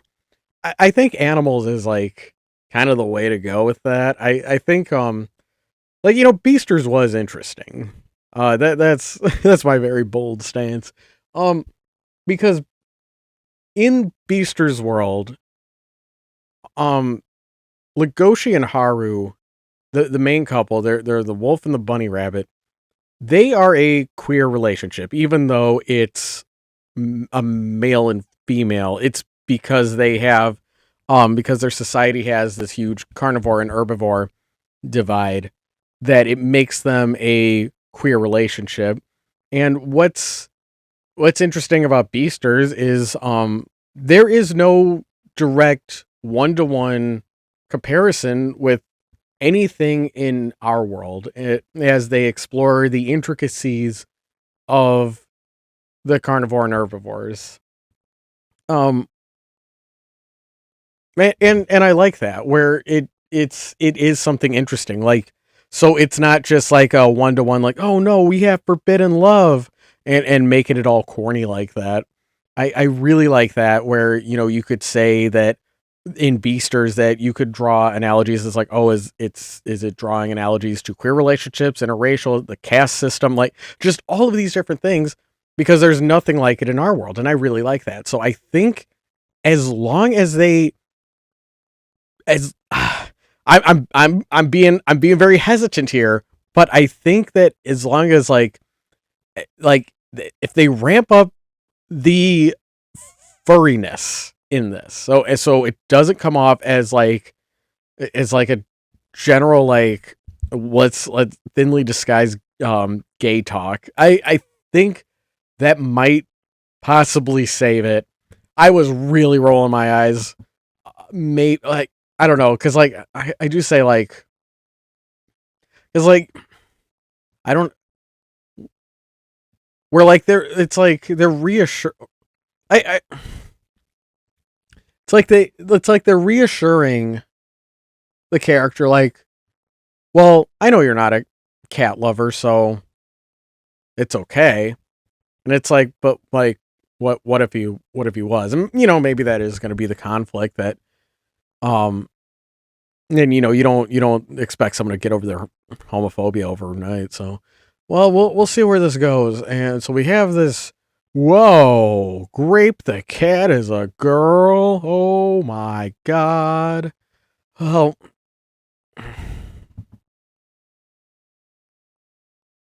so I'm not gonna break down how this next this next strip looks because it's just the two of them talking. Every panel is them talking. I'm not going to get too detailed of a play by play. So this one is titled "I planned this joke for an awful long time," and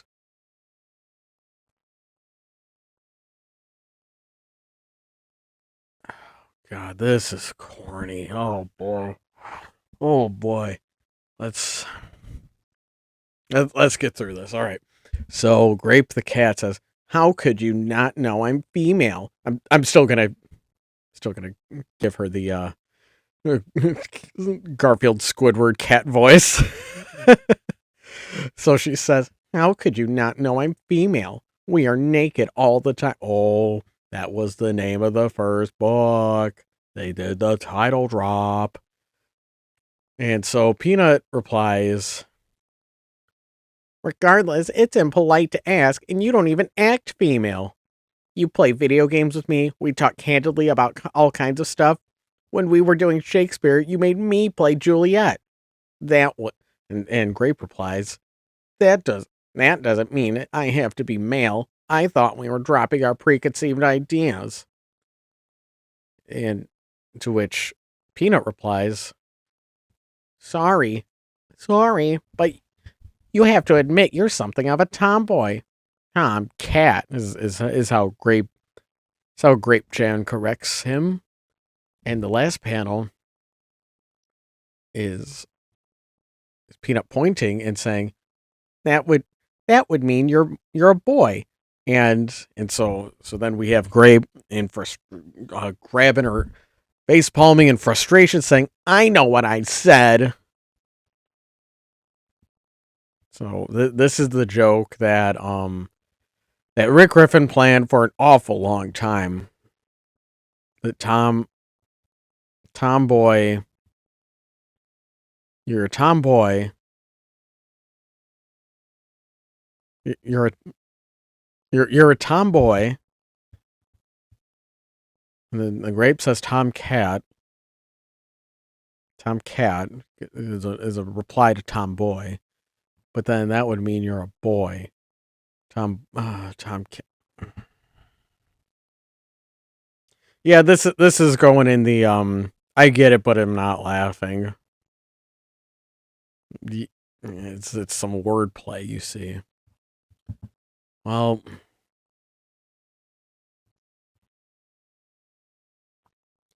so then this next panel's called "I Swear It's Platonic." So first panel we have the two of them still yapping. And Grape says, "Look, it doesn't even matter that I'm female. I'm still Grape." Sorry. I just think about Grape has become like TikTok anti-filter speak. Is that gonna yeah, let's push the PG rating in our minds and just say Grape over and over again. We're gonna have Grape the cat. Oh no.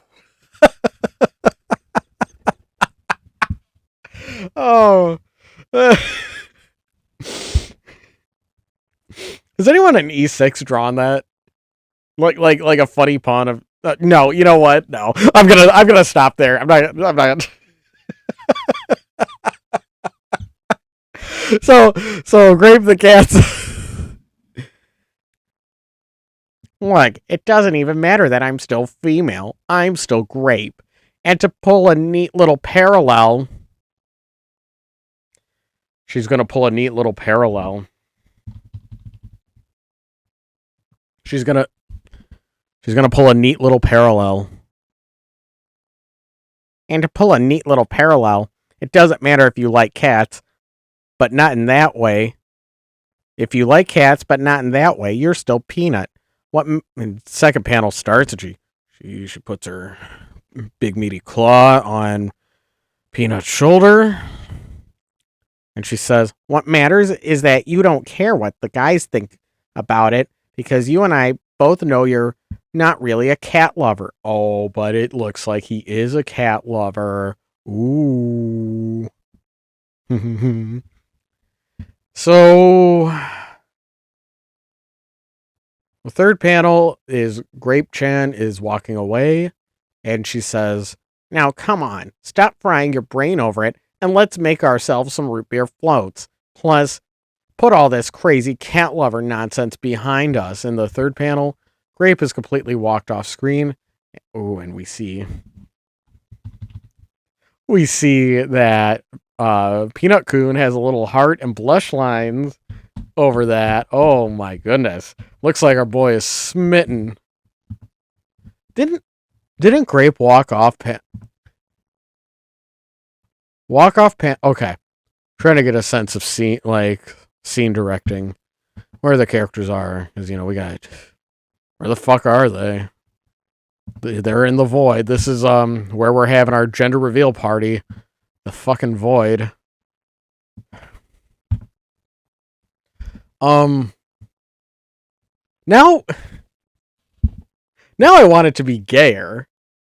Now it's like, now I almost feel like this was like, oh, so it's not going to be gay?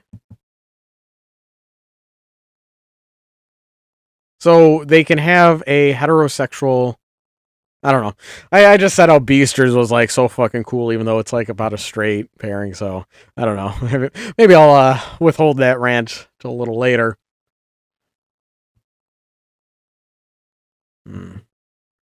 Don't shoot. This is the next tag. This is the next title of the next strip.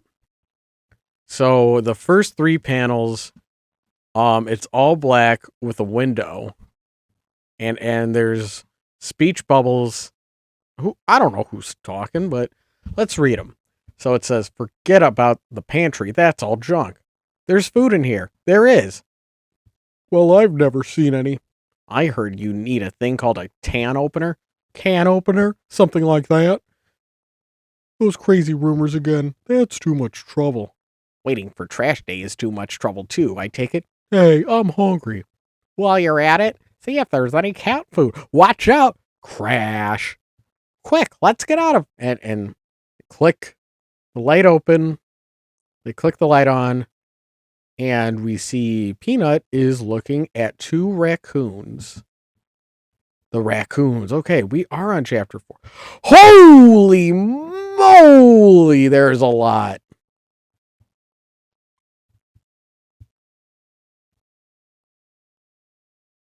$137?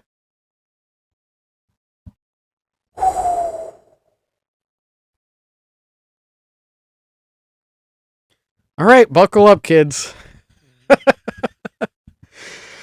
Let's see. Stick them up. Next comic strip.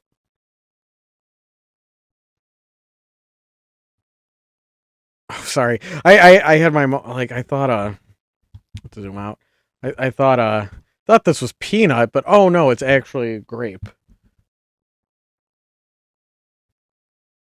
They all look like dogs, dude. I'm not gonna keep saying that. I'm sorry I've said that critique so many times, but it's all dog land. Why is like being a cat lover a big deal when every fucking animal looks like a dog in your world? So let's see. We got Grape Chan saying raccoons, and then the raccoons say, "Cat, don't make any sudden moves. We're just here for your trash. All right. My buddy here is going to take the bag out of the bin, and we're going to go back out of the pet door slowly. Seriously, don't make this any harder than..." And then he gets cut off, and Grape says, "Broom to your face. Ack." Wasn't that the punchline for every Kathy cartoon?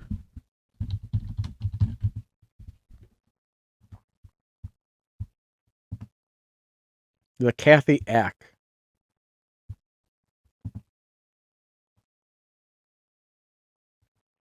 The term Kathy Ack refers to the iconic strip Kathy created by often expressing her anxieties with the catchphrase Ack.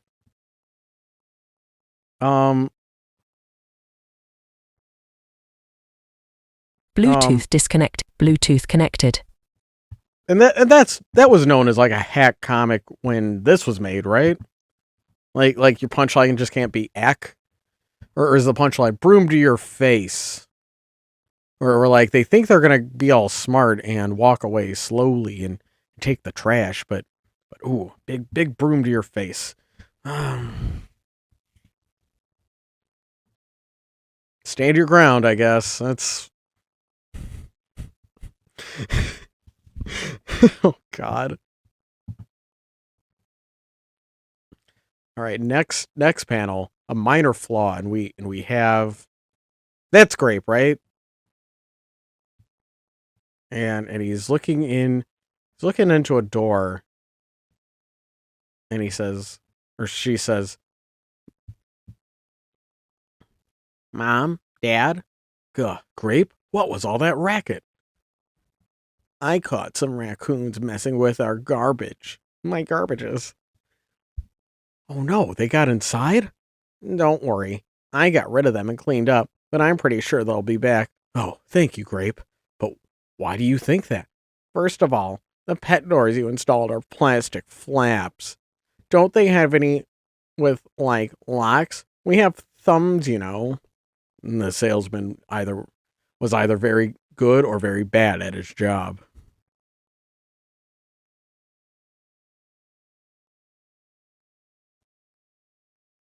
Um,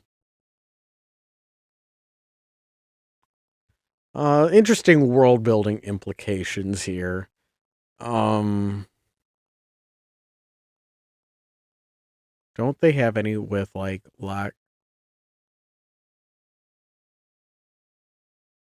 um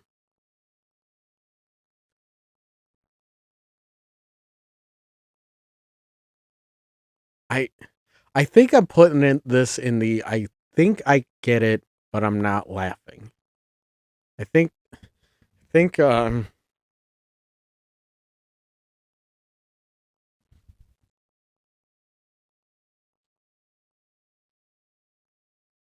cuz that's but like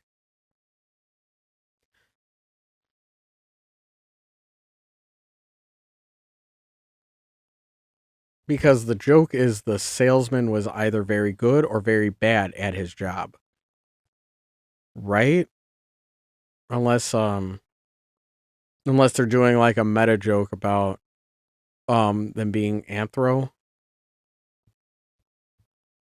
Okay. Let's all right, on to the next one um and the strip is titled "Yup, he's over it." So we see Beano talking with a new character, and he says, "Hey Tiger, how are things going? Still catching catnaps, playing with yarn?" And Tiger replies, "You know it, just being cat-like, I guess." Next panel starts, and Beano says, "It's like you and Marvin are two birds of a feather there, or more like two cats of a hair."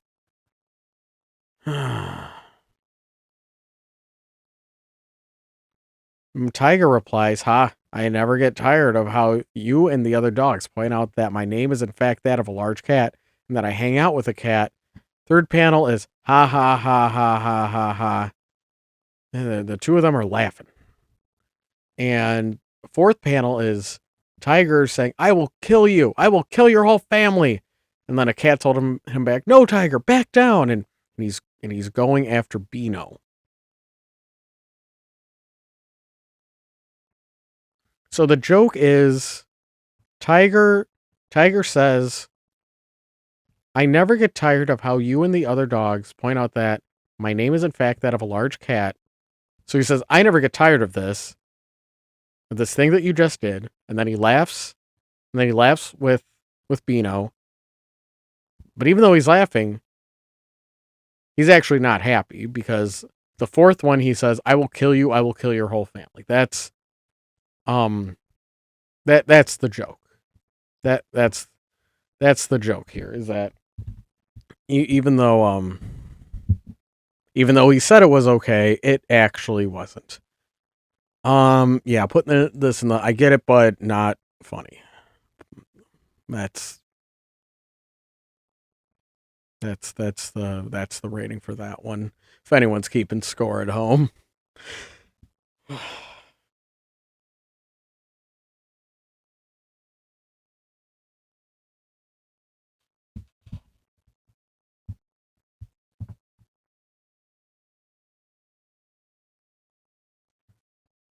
And so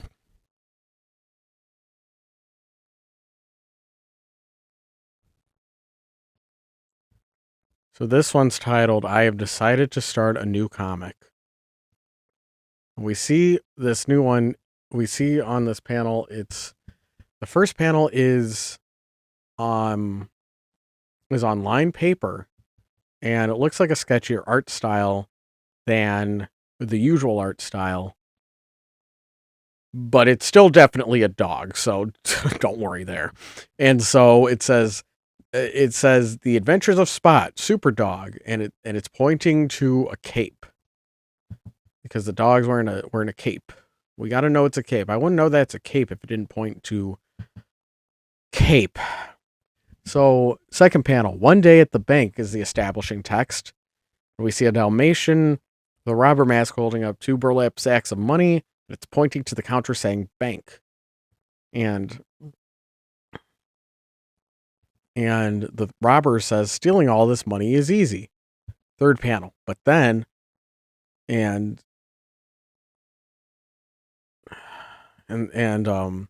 Superdog says, I am Spot the Superdog. Unhand that money. And the Dalmatian robber says, no, I will stop you by shooting you with this gun. And we get some narration text saying, unbeknownst to the thief, Spot is bulletproof. And so then the fourth panel, we cut back to the Housepets world, and we see that Peanut is very eagerly showing Grape his comic. And Peanut says, see, the Dalmatian isn't very smart. And Grape says, I got that.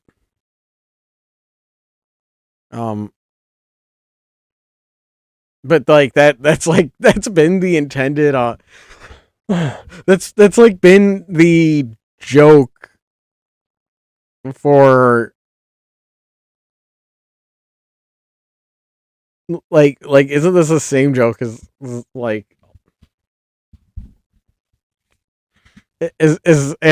like when the cat was in a tree and he outsmart like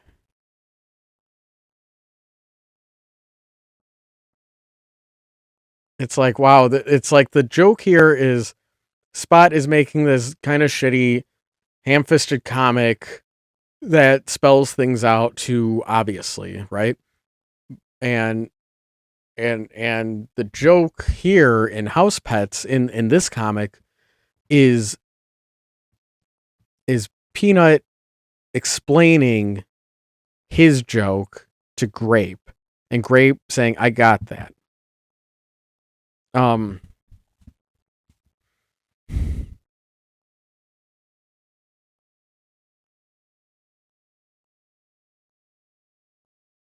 This feels mean. This feels mean that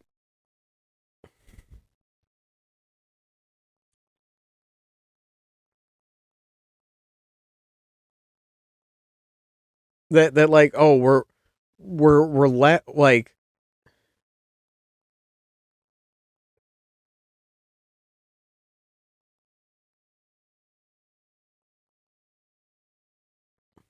I feel like I'm looking at some modern art here. Like I think I what like just what like the joke is that Peanut made a bad comic. And in the bad comic, he's making it very obvious what's what. Well, Grape is, you know, that's a smart cat, so he knows what's. Oh my god! So the tag: Grape, innocent bystanders, nefarious villain, Peanut, Spot, Superdog. Spot, Superdog, come back. Oh my god! So it's not just a one-off. Okay, so we do have to remember this. Oh boy.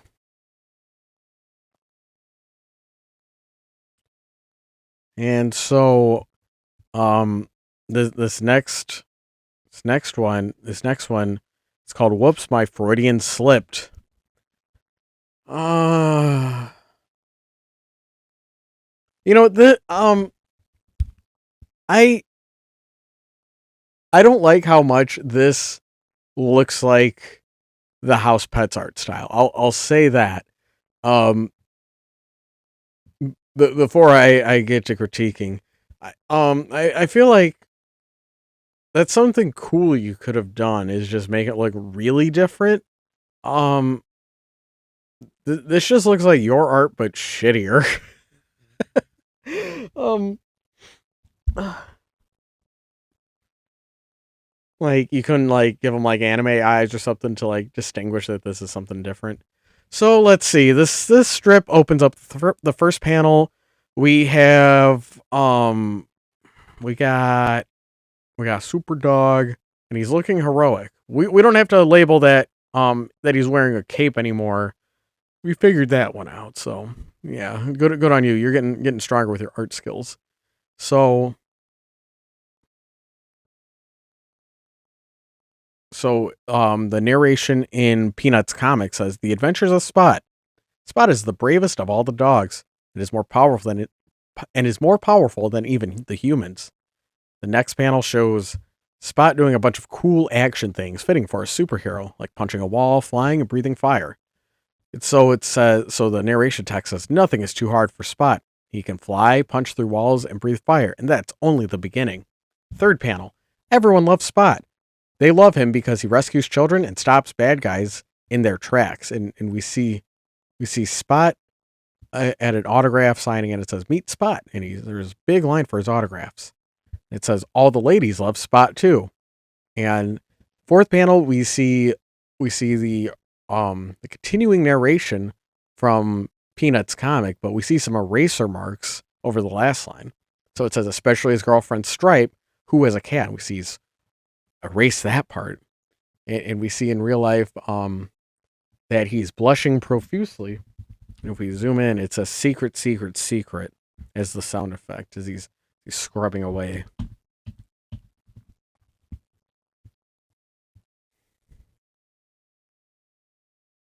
Well, well, we'll see where that goes. We'll see is Spot is his OC going to reveal what he really feels? The Loyal Order. Oh boy.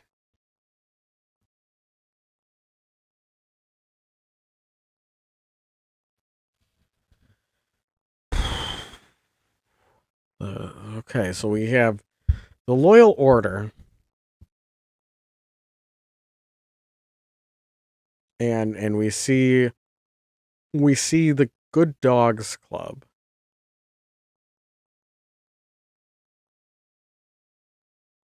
We see the one neighborhood dog, and he's at a podium with a bunch of other dogs surrounding him. And he says the Good Old Dogs Club is called to order. And we see a bunch of text, a bunch of riffraff amongst the crowd. They say, I was under the assumption we divided everything by 7. Did you catch the game last night? Some game.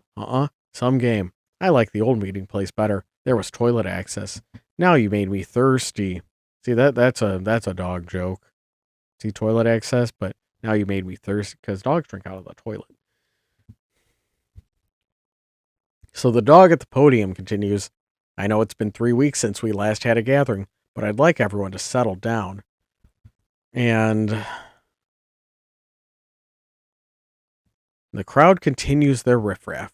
They say, then I realize that was extremely stupid and I'm not sure how that started. Stop talking about fetch. No, it was frisbee. I thought there was going to be a potluck. Who cares? The only thing anyone ever brings is ice and biscuits. So Podium Dog continues in the third panel and says just one announcement. My brother Fido just graduated from the Police Dog Academy this afternoon, and he'll be back in town around 8 o'clock. And fourth panel, everyone's disappeared. A little whoosh and a little paper fluttering behind because they ran so fast. And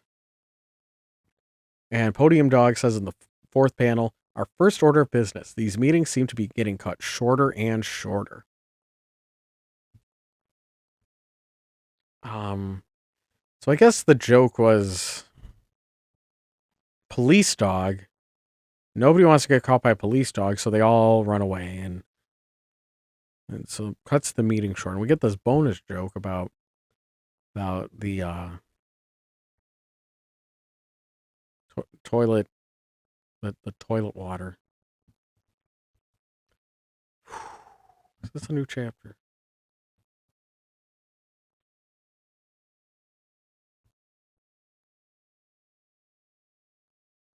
Yeah, Fido's return, number 6. Oh boy.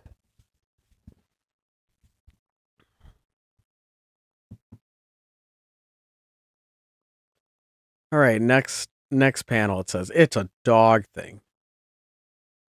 And we see the 2 neighborhood cats.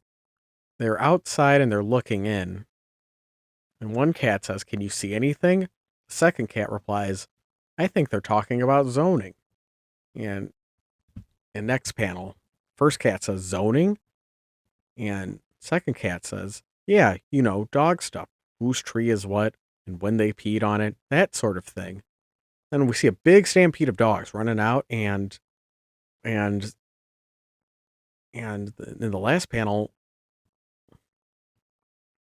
we see the cat say, "Max, are you okay?" And the second cat, he's off screen, but implied through the speech bubble going down that he is smushed on the floor, and he says, "Marvin, I don't think they were talking about zoning." Yeah, they could. The joke here is that they couldn't have been talking about zoning if if they all ran out so excitedly, because zoning, that that's a little too boring to elicit a reaction that boisterous. So let's see. Next panel is called "It's a Pet Friendly Neighborhood," and that's the cat, right? Yeah, Grape the cat. Sorry, he just looks like the dogs. So Grape the cat says, "Something interesting needs to happen around here and fast." And we see all the dogs running outside, and Grape looks out and he says, "Okay, thank you, universe, but that was a rhetorical statement." How how often are the characters going to be bored? And boredom is like a thing that the characters are actively fighting and conscious about. Um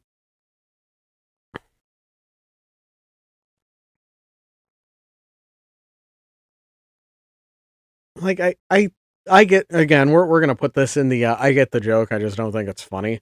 Um but I feel like this has just happened too much, where a character is like, I'm bored, don't like, I don't know, it's that like sense of agitation, and that I just I'm just not feeling it. To be quite honest, I just don't think that's a really good attitude to have for your characters.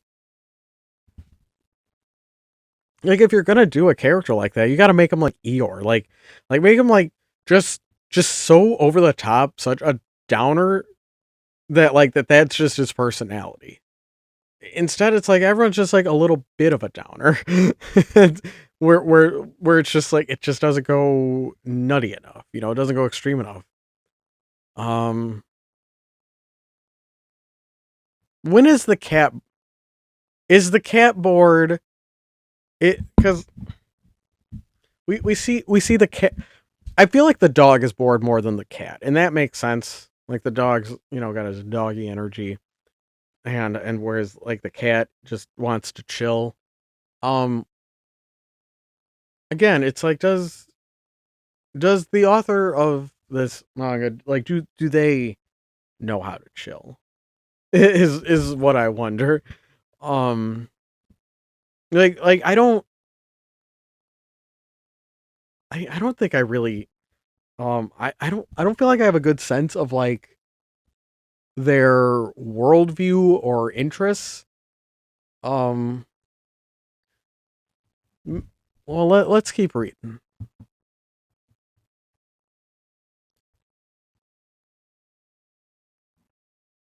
Let's see. And so this next one is called "A Breed Apart." We see.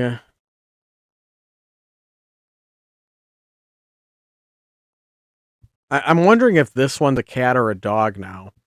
This guy, because He's got pointy ears, but he's got dog tags.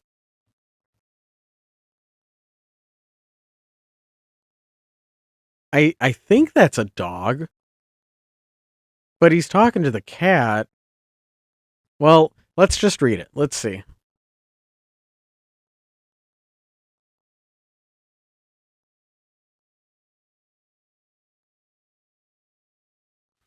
So, Grape the cat says, "Whoa, hey, what's going on here? It's like you're setting up a rambunctorium. You know, like a place to be rambunctious." I think that was a joke. I think that was that was supposed to be a joke, right? And so so the cat slash dog that's ambiguous looking furry with the dog tag and the cat ear says Fido's gonna be back from the academy any minute now. And second panel, see we see the two of them are sorry for not establishing the scene, but we see the two of them standing outside and they're near a sign that says "Welcome to Babylon Gardens." So second panel, we see Grape the cat looking off in the distance while the other character turns around to get something. So Grape says, "Beano's brother, so what are you guys doing, hiding all your ill-gotten bones?" And the other character says, "What? No, can't you see everyone wagging their tail? Oh man. Well, I guess I had it wrong. I thought I thought that it was everyone was running in fear because a cab. But no, everyone is happy for the police dog. Okay. So let's see. So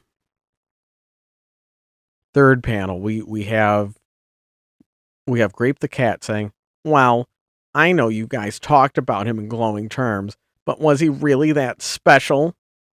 And to which the other character says, "Special? He's the top dog. All the dogs want to be him, except the lady dogs. They have other intentions." And number 4, um, the cat says, "Okay, that makes the 'I want your poppies' sign less confusing."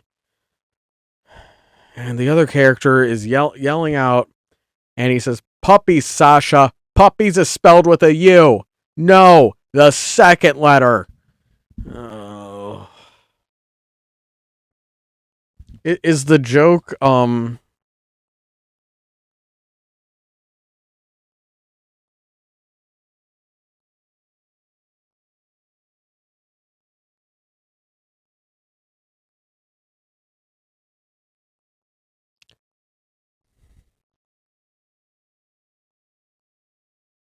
what is the joke? So the joke was that she misspelled the sign? Oh boy, well, let's see what propaganda we got. Let's see what propaganda we got in our furry webcomic. You know, this is truly ahead of its time. This came how many years before Zootopia? So let's see. Comic is called Our Sacred Duty, and we see someone driving a car,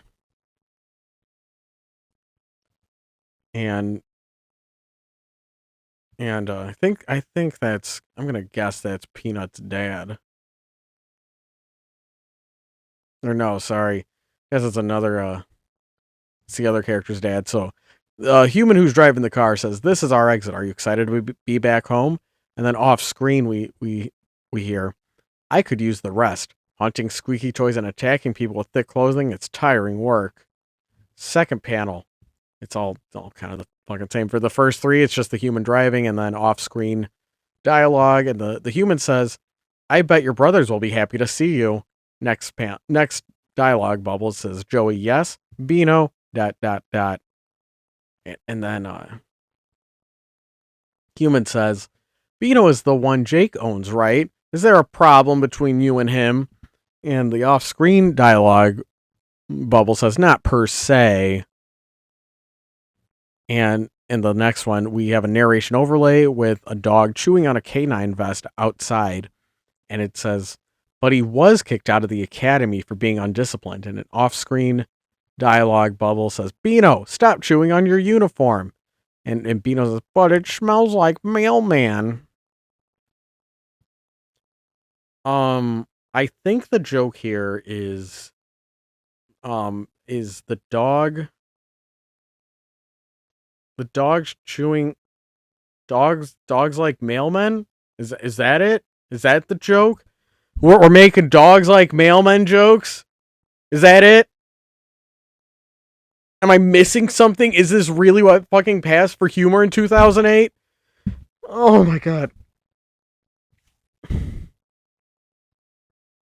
No way. No. There has to be something else, right? Right? But it smells like mailman. Beano, stop chewing on your uniform, but it smells like mailman. Um, why? Like, is there no? Who is he talking to? Is it Beano's brother? Wait, I gotta make sure I keep up with this guy, right? That's Beano. Then his brother's coming back home.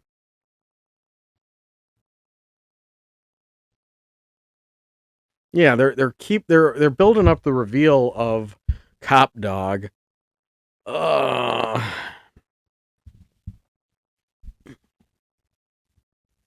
so that's just the joke, right? He was kicked out of the academy for being undisciplined. Well, in that case, why do we need? I guess it's to like establish, that the Cop Dog doesn't really get along with Beano. I guess that's why, because he graduated from the academy, but Beano didn't, because he was being a rabble rouser. And oh my god, it's so bad. It's so bad. He was kicked out of the academy for being undisciplined. But then they show him he's leading the Good Dogs Club. Like, he's speaking at the podium. And then he also tells Peanut to, like, hey, pack it up, Skittle Squad, when he starts giving that pro cat thoughts. So it's like, oh, you're gonna have to turn in your card. Like, so he's able to run a club and enforce the rules and make judgments like that, even though he had a silly moment here.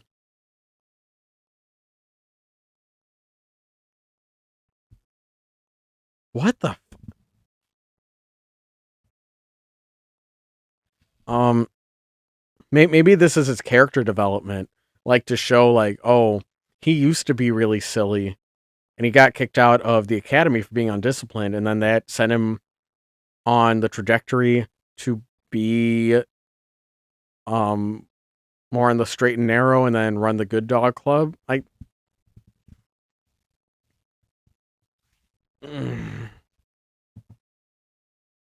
it's just not funny. Oh boy. Oh, okay, and then we get more shots of the human driving with the off-screen dog talking. So let's see.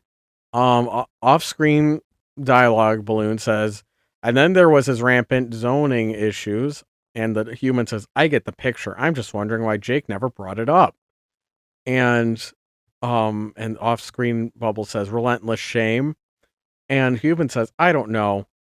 He was more than willing to talk about how Beano cries during movies. and and then we cut to um I think Beano, right? Beano watching a movie with tissues. He's crying and he's got popcorn and he's watching on TV and he says, "No, Charlie, don't do it." And we cut back to the human driving and the human drive and so the off-screen bubble says, Dad, every dog in the world cries it. All dogs go to heaven." And the human says, "I figured as much, but I didn't want to say anything preemptively." Um, is is the joke is the joke just that they made a reference? Is the joke that haha, they're we're watching All Dogs Go to Heaven? Is that it? Is that it? He says, "No, Charlie, don't do it." And then you go, "Wow, it's just like the movie. It's just like the movie. I know that movie. Every dog cry in the world cries that all dogs go to heaven."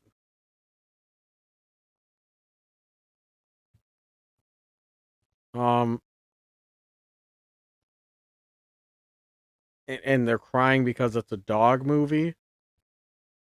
Uh,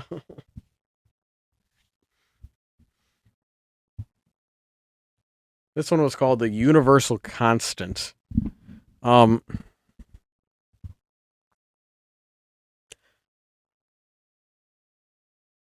I'm getting that I'm getting that. I'll tell you how this one makes me feel. I'm getting that that sense of like every person seen this movie. I feel like this particular strip like it would vibe with people that that have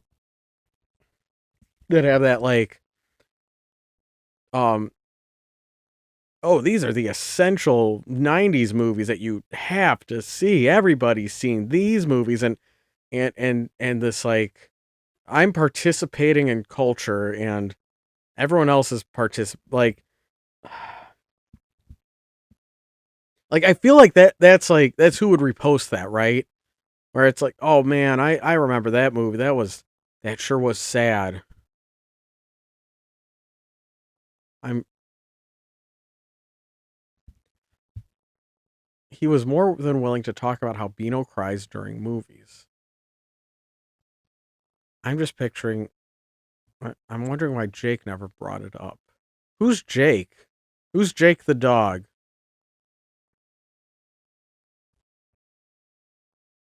Who All right.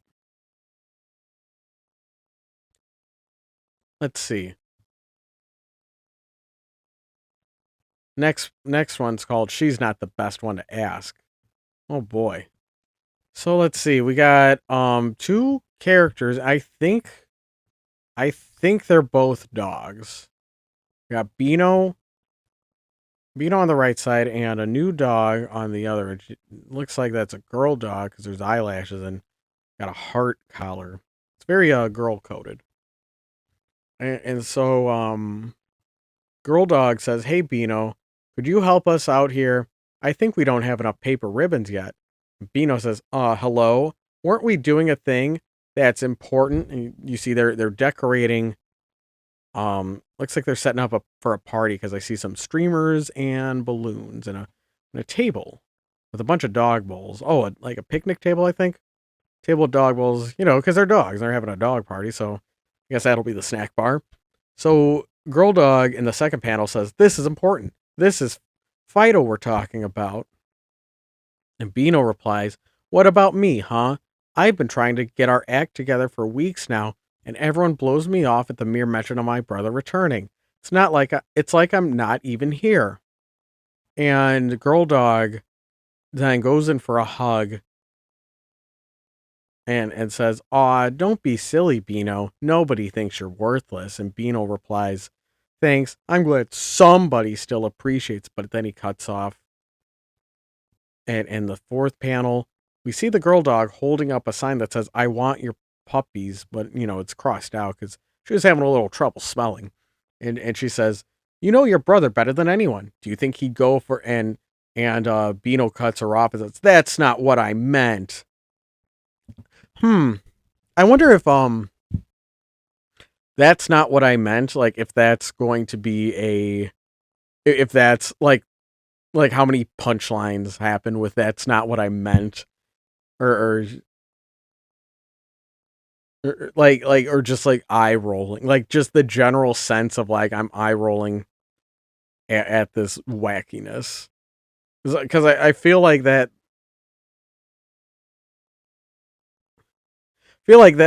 been the punchline for a few of these.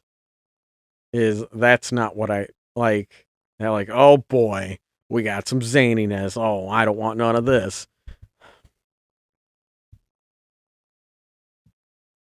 I this is getting a little too zany. Let me take a quick break.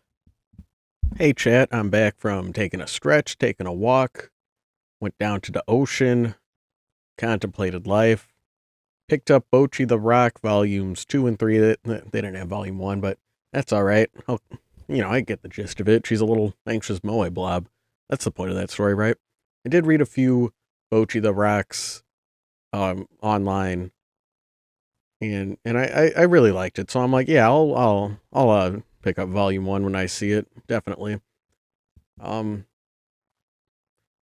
so I have that to look forward to. I have that to look forward to. I've got Bochi waiting for me. She'll help me get through this. And as I was contemplating life, um, I realized that there is a webcomic from this era that I really love, and that's the Perry Bible Fellowship. I'm pretty sure that was the same era. Let's double check. Let's double check. Because when I read the Perry Bible Fellowship, when I read that, it was it felt mind blowing that that like it was just so unlike anything I had ever seen before. Let's see. It said right, launch date 2001, um and in a 2007 interview said he was making a living from PBF, and 2008 he cut back, and as of 2021 it is now updating occasionally. Yeah, yeah, sounds right. I I really yeah, I really enjoyed Perry Bible Fellowship. When I first discovered it, I had this feeling of like, oh, this is like a more modern take on the Far Side. And I really love the Far Side. Like my dad had a bunch of those books, and I just thought they were so funny. Um and I felt like PBF comics, like they had a similar sense of humor, like a similar vibe to it, but I had the sense of like, oh, PBF is like they're taking it to the next level, like with the way that they constantly switch art styles, and and how and how just bold it gets. So even though I feel like when I told like um one of my high school friends, like we would you know we were the bad kids, so staying after school, and we would hang out at the computer lab, uh and read, and that was a favorite activity of mine, was reading PBF comics after school. I read that comic back to forth so many times. And when I told one of my friends, now like as an adult I should say, I said like, oh, Perry Bible Fellowship, it feels very similar to the Far Side, and to me it felt like, oh, this is like the next iteration, like PBF was like the next um step forward in the art form, like, and how like Far Side really stood out, and and so I see PBF as like the descendant of the Far Side. And when I showed the Far Side to that friend from high school, he was like, "What the fuck is this boomer shit? Get this out of here!" And he had this like yuck kind of reaction to it, and I and I don't want to give too many docs points, but he did not grow up in America, so and so he was like kind of like confused by it, and he had that like, wait, how is this funny? Like, and I had to like explain the joke to him, and I had that realization like, oh, is this like do I think The Far Side is funny because I grew up with it? And but then we both like when we both found Perry Bible Fellowship comics in high school, we both like really loved it. And to this day we still love it. Like and when and then like somewhat recently when I was waiting for a friend, we were gonna meet up in a library and I and I went to the English section of the library and they had the Perry Bible Fellowship book. Like they had that book, not the Trial of Colonel Sweeto. It was the other one. It was like it was the bigger one. I forgot the name of it, but I got to read that one front to back while I was waiting for my friend, and it just filled me with so much joy, and that comics just still made me so happy. And I don't know if it's like if I now I'm wondering like how much is how much it was um like now I have that nostalgia for Perry Bible Fellowship, and that was making me just making me happy, and it made me really it made me a little sentimental, where it's just like, oh wow, here I am all these years later, still getting laughs at Perry Bible Fellowship. Oh, this comic's great, and it just really brought me a lot of joy, and to be like, wow, I'm just really happy I'm still alive, and I can now enjoy Perry Bible Fellowship in a new place, and having that um connection, and being able to share it with people. Um I remember around that time in high school, one of my siblings, they were like, "Oh, you like Perry Bible Fellowship? You should read The Oatmeal. You should read Sir Grafto," and they were showing me like these Reddit comics, and I'm like, I don't know, and I was like, like I I tried to not be too mean. I'm sure I sounded like a total asshole when they, trying to connect with me, but I was like, yeah, I guess it's funny. Like, like kind of like I don't know, like stuff like that. It didn't really hit the same as Perry Bible Fellowship, because like I definitely like part of the appeal of Perry Bible Fellowship is um just how rich the art is, and how they fully understood how to stretch, like do the most with the 3 panel comic. And in that print book I was reading at the library, there was an interview with the mangaka. I wish I would have saved it. I wish or taken a picture. Um and he talks a lot about how he felt a little creatively stifled by the 3 panel format. And you can see in the more recent Perry Bible Fellowship comics, like he does more experimentation with panel size and things like that.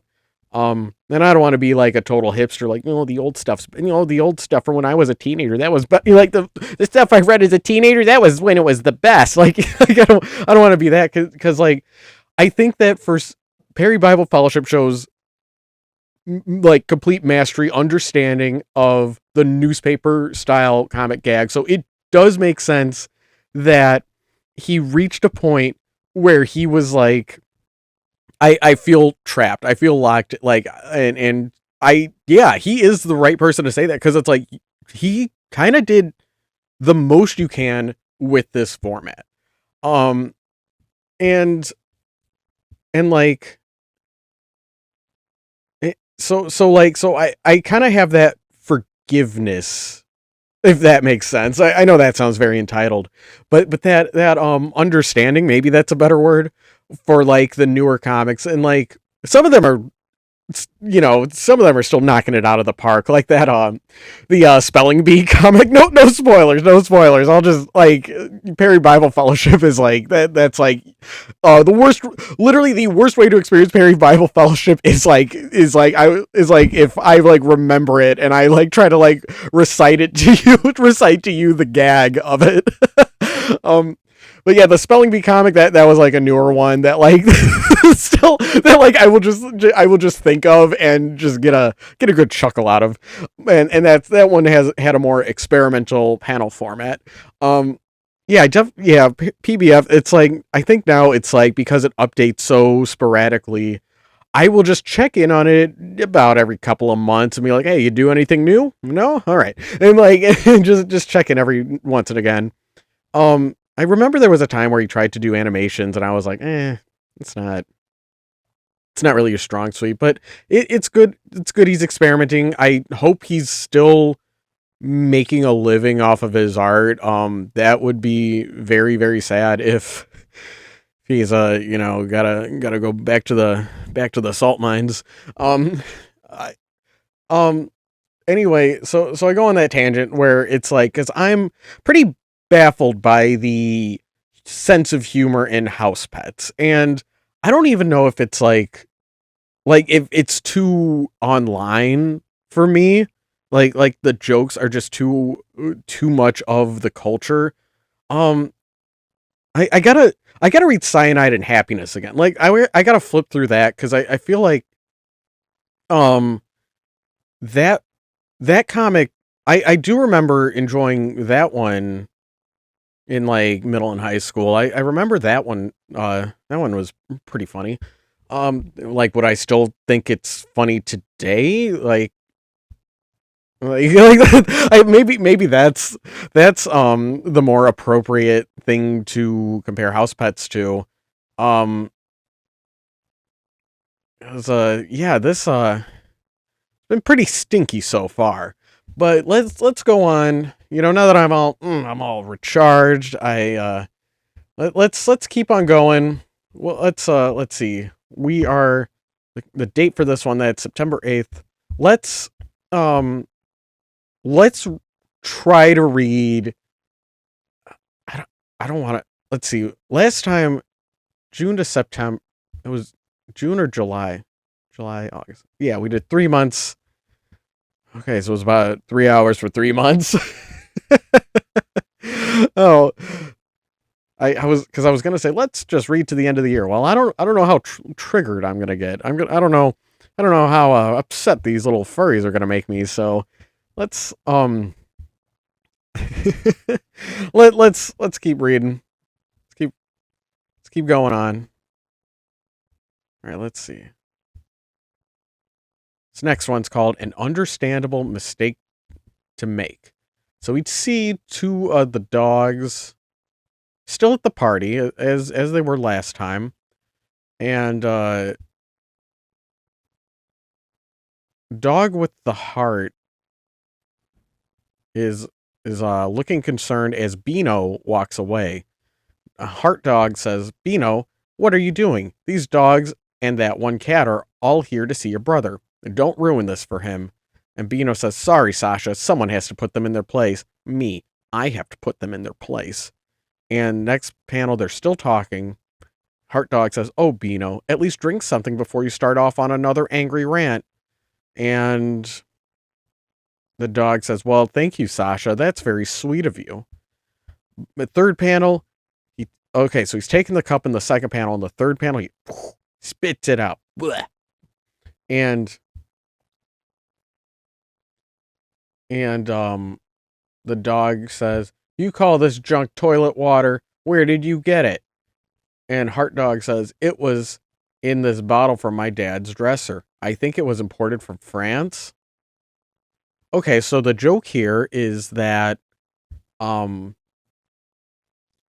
the dog wanted toilet water because dogs like drinking out of the toilet, but she actually served him wine. I'm guessing it's or champagne because it's from France. Um and he drinks it and he doesn't like it. He was expecting toilet water because dogs like drinking out of the toilet. They did kind of already make that joke in the when they were doing the Good Old Dogs Club.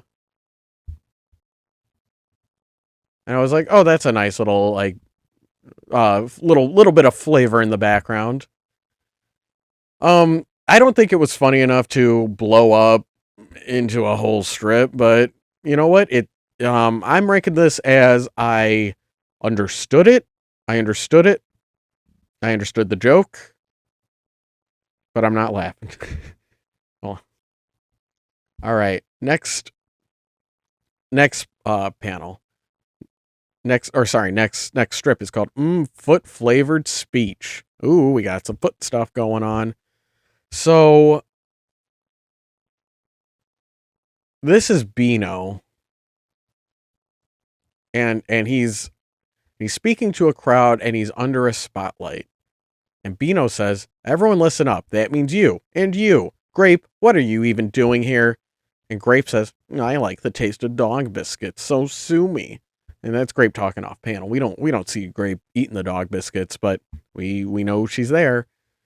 And so second one is Beano says, "I seriously can't believe how you guys can get this worked up over Fido. Besides co-found the club, push pet fights, fight ferals, win the last 3 annual pet park games, warded off nearly a dozen burglars, and taught several of your pups to read and write. What's he ever done for you?" Third panel, he's still talking. "What is the point of this anyway? Throwing a coming home party? You guys sit up and beg for every dog that returns from the academy." Ooh, he's got a cab on his mind. Beano, are you going to turn this comic around? "This is just a blatant political maneuver. He's expecting this welcome." And fourth panel, we see a dog with an F and goggles walk in, and he looks pretty similar to Beano, and so we're gonna. I think that's gonna be Fido. Is that's who's walking in on this? And Fido says, "Whoa, now you guys having a party in the middle of the street? What's the occasion?" And Beano has a face palm for that. Um,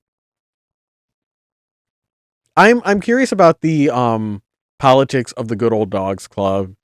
If Grape the cat can show up because she likes dog biscuits, but they were taking it very seriously in in the cat lover plot. But here, Grape can just show up, even though she's not a dog. Um, I guess that was I was this supposed to be like a little bit of character building of like to establish later that Grape likes dog biscuits. Well, um, I think the joke here, I think the big joke in this is the second panel, because I seriously can't believe you guys can get this worked up over Fido. And he lists all of the good things that he's done. Says, "What's he ever done for you?" And I think think that's a little irony that he lists all of the good things and then he says, "What's he ever done?"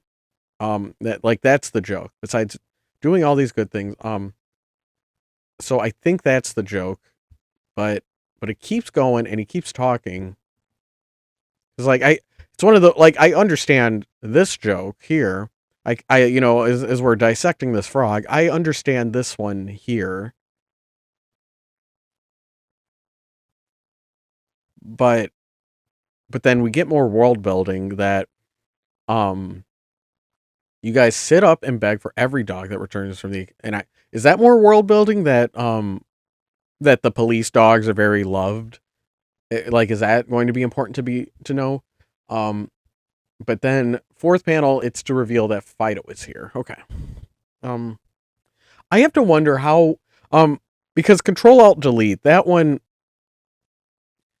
that that manga it started as as is my understanding is it started as a gag a day about lay epic gamers, and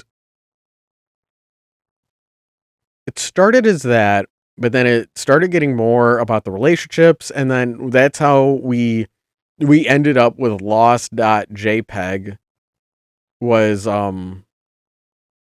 it just like it got so serious that now it's gonna be about a miscarriage, and oh no, it's so tragic. But then it's that there was that's why it turned into such a meme, was like seeing like the goofy cartoon character running dramatically to his girlfriend having a miscarriage, and it's like this tragic thing, but it's like in a goofy webcomic about a gamer.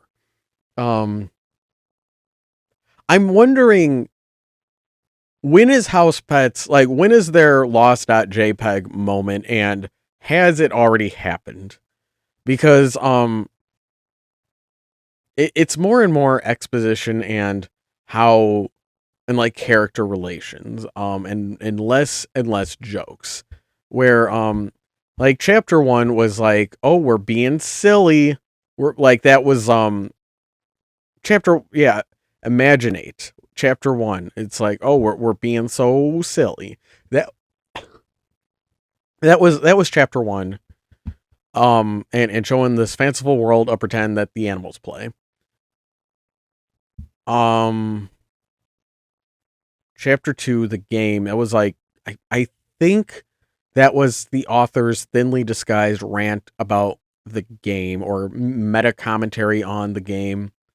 Cattails, yeah, that was the Peanuts attracted to cats, and we learned that Grape is a girl.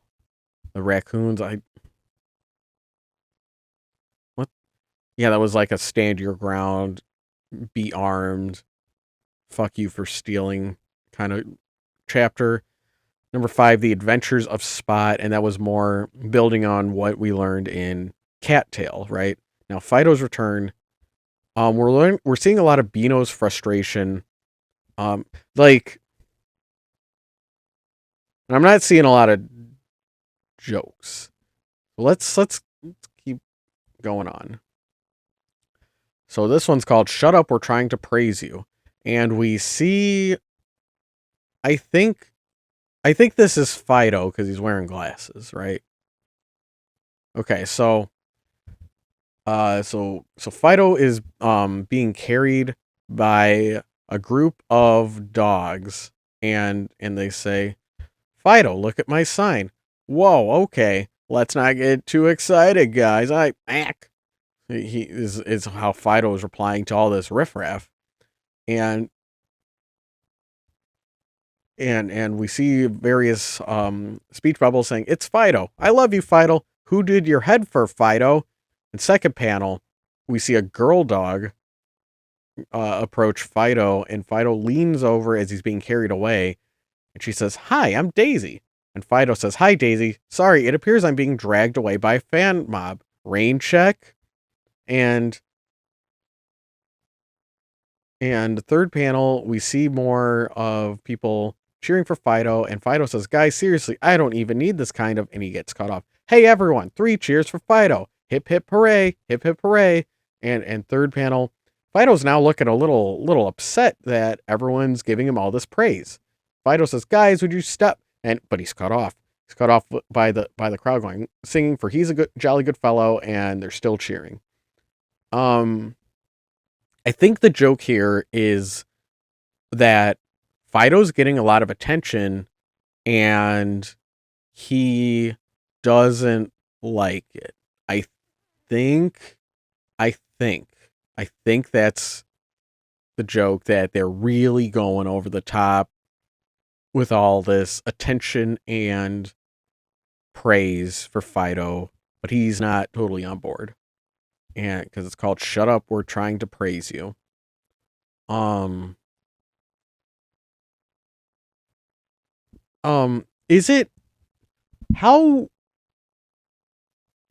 how how fanciful can this get? How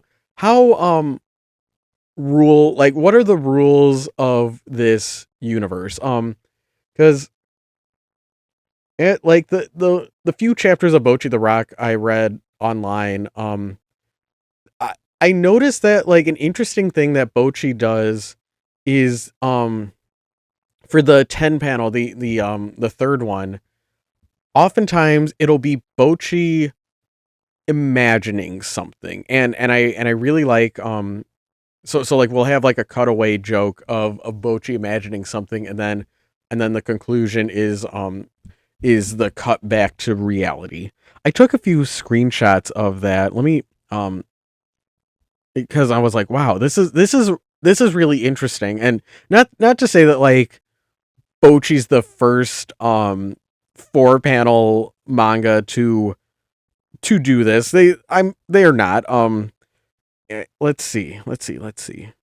Um I yeah, the first Bochi joke that I screenshotted like got like the biggest laugh out of me was the one like she's sitting in the park. And by the way, I do apologize. I haven't watched the anime for Bochi the Rock, and um there's um I I feel like, man, if I'm like not caught up with Doctor Stone, like why would I watch any other anime? Yeah.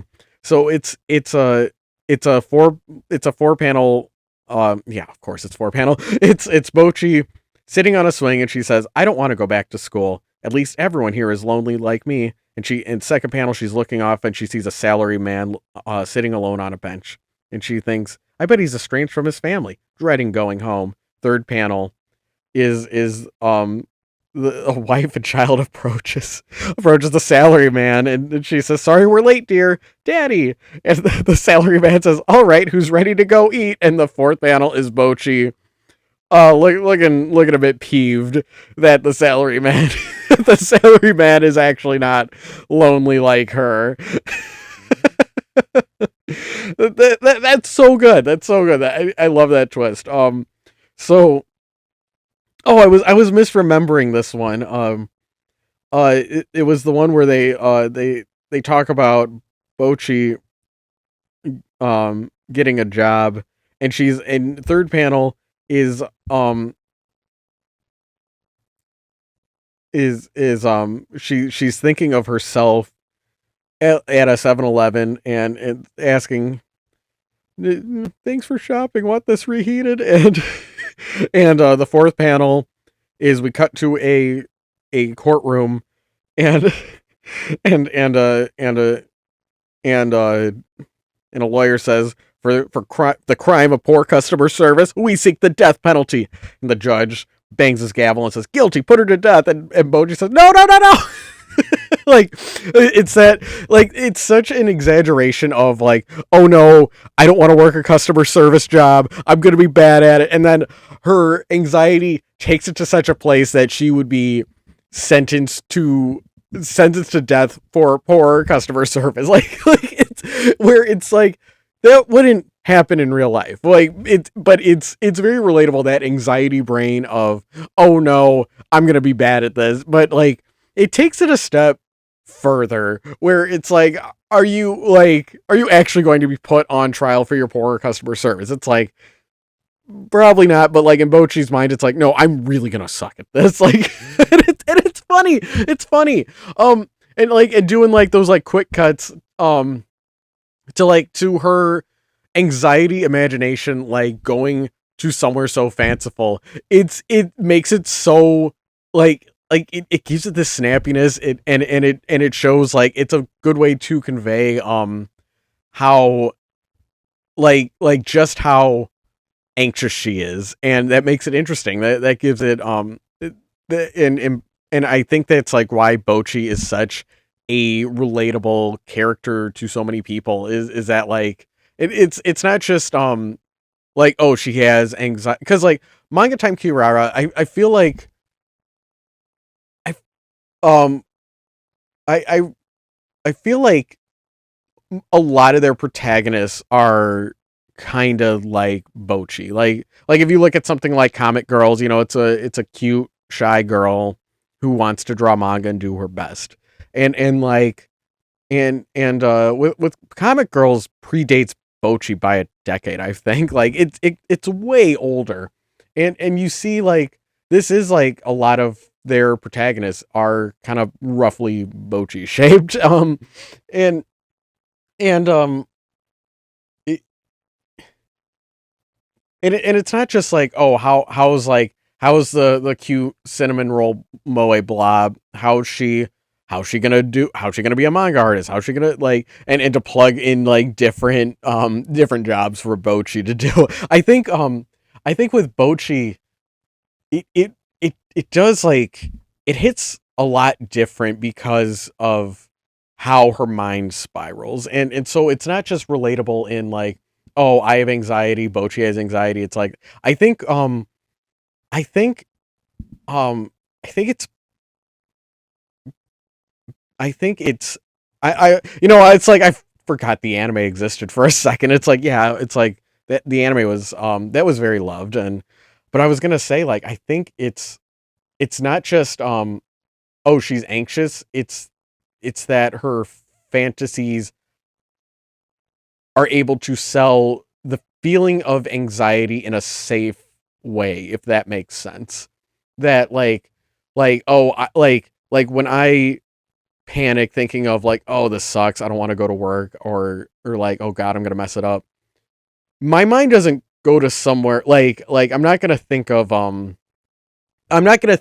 oh, I'm gonna be put on trial for bad customer service. Like, my mind would never go there. But we see Bochi's mind go there, and it's very funny.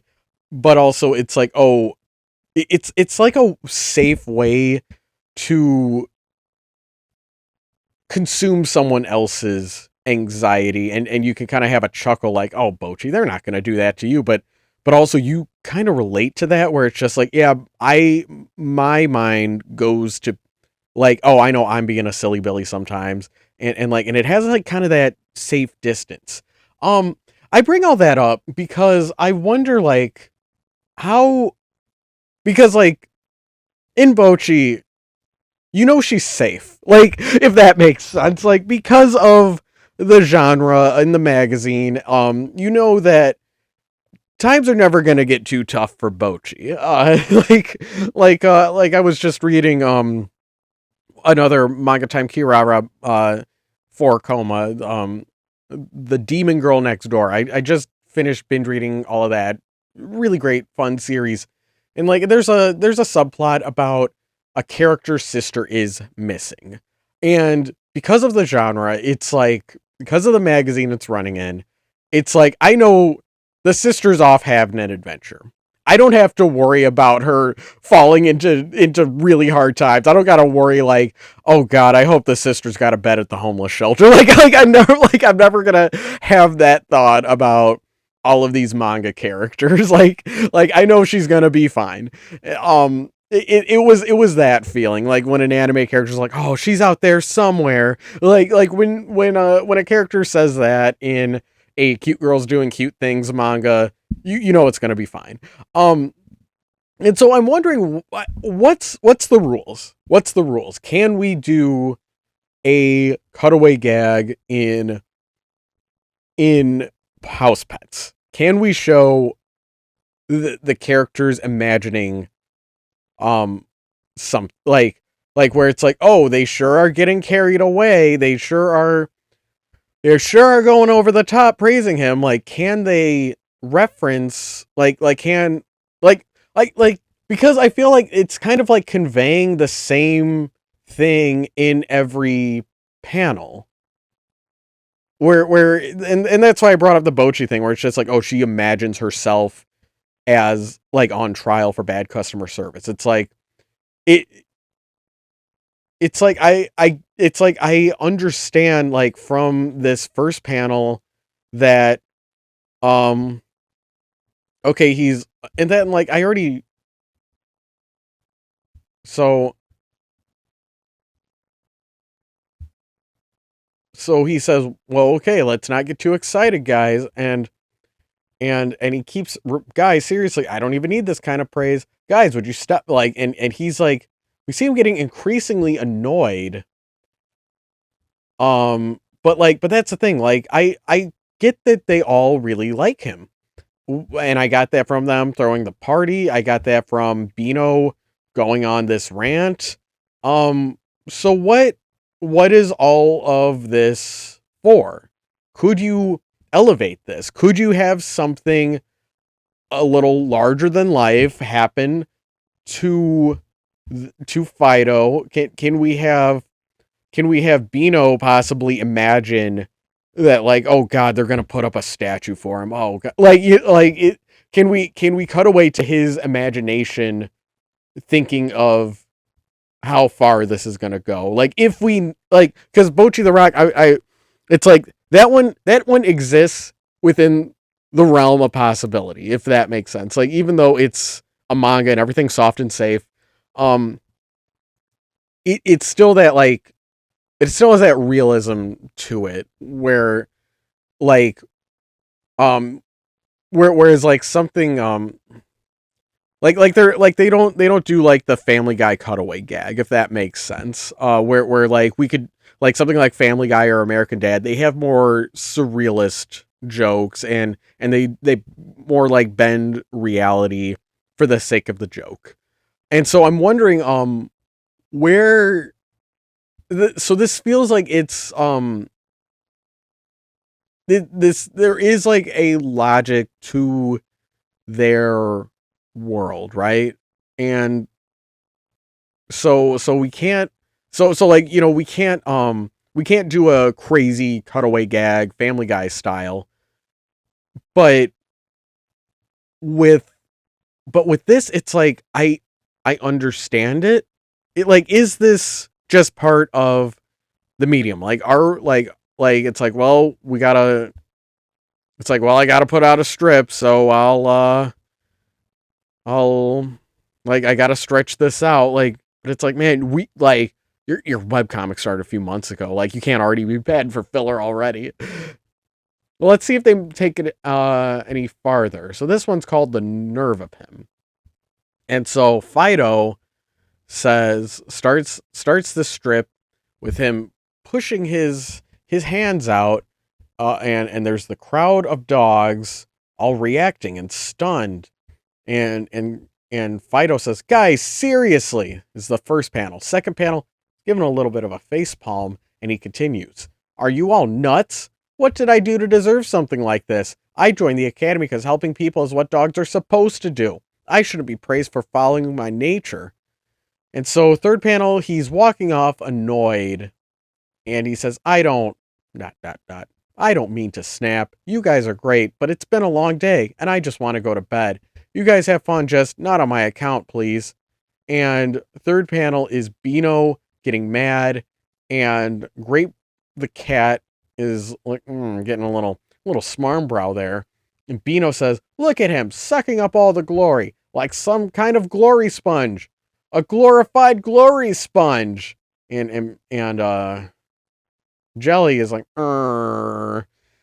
as she's chewing on a dog biscuit.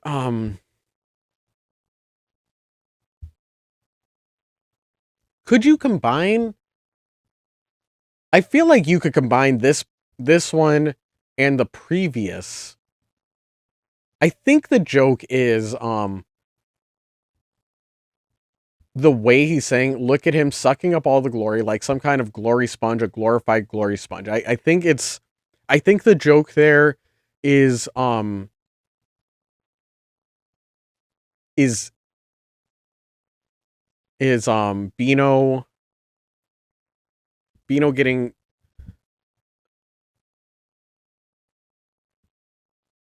I think that's like, oh, a glorified glory sponge, like that's a funny turn of phrase, so that's the joke. I think. And then we get the callback of, we see Grape eating the dog biscuits. Um and Grape's like, looking unimpressed. Let's see what see where this goes. All right, this one is titled "Grape Solves Another Problem with Violence." Okay. And first panel, we see Beano. It looks like he's got one fist clenched, and another, and his hand is going out, while Grape finishes up the dog biscuit. And Beano says, "Don't you see? He's trying to win you over by playing up the humility angle. Don't buy it. It's just another trick of his. Oh, yes, he's playing this from the start. And second panel, he's clenching his fists and he's smiling. And while Grape um takes a looks like a final bite of that dog biscuit and reaches for something slightly off screen. And so Beano continues, "You'll see, you'll all see. You all think I'm crazy. Well, I'm not crazy. I'm the only sane one here." And third panel, we see Grape smacking Beano with a frying pan. And fourth panel, um, well, we see stars and swirlies. And Beano's no longer on screen, so it's implying that Beano fell over. And so Grape says, "Why'd they bring a frying pan out here?" Um, so I I think the joke is that he he got hit by the frying pan. I think that's funny. Like that cartoon violence is funny, but then Grape is drawing attention to the fact that there was randomly a frying pan. I think that's the joke. That there's not really supposed to be a frying pan just playing around, but that's something that you see in classic cartoons,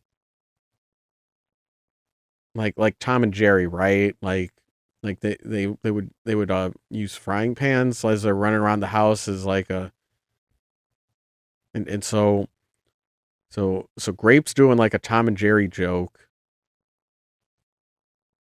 but there's a frying but she's not sure why there's even a frying pan. Um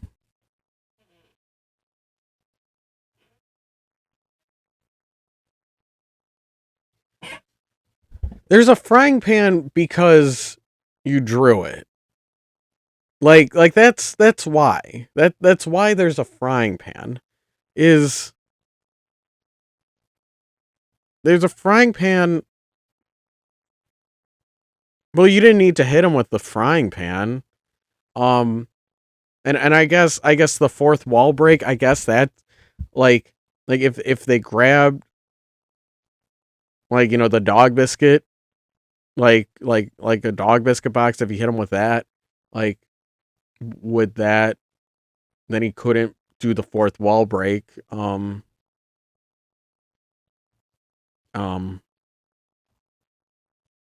why did they bring a frying pan out? I don't know why.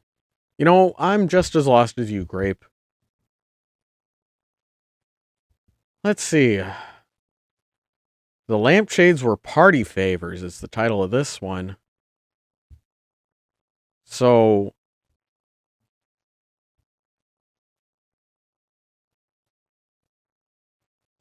so we see Grape coming into the scene. He's coming into the scene, or she's coming into the scene with a lampshade on her head, while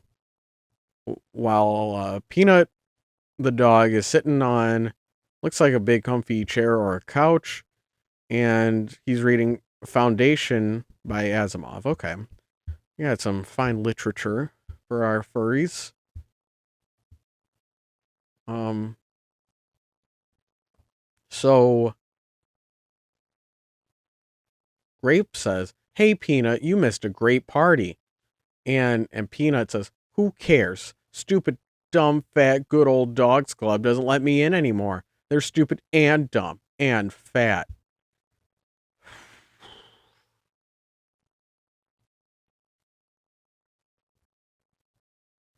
So okay, okay, let's keep reading before I start speculating. So Grape says, "Oh, I'm sure they'd have invited you. The party was for Fido." And Peanut says, "Fido's back?" And third panel, we see Grape licking her finger as she continues talking with lampshade on her head, and now Peanut has got a little tear in his eye. And so Grape says, "Oh yeah, but he couldn't stay, so you missed him. Then I got to hit Beano over the head with a frying pan. Apparently they pass it around and lick old bacon grease off it." Ah, okay, so that's why they had a frying pan. Oh, okay. Very, very clever setup and payoff here. So Peanut is tearing up. I missed all of that. And so Grape is now looking annoyed and walking away. Grape says Fox and Rex had to drag him. "Okay, fine. I'll take you to sea. Turn off the puppy eyes. Sheesh." And Peanut throws his hands up, looking very happy, and says, "Yay!"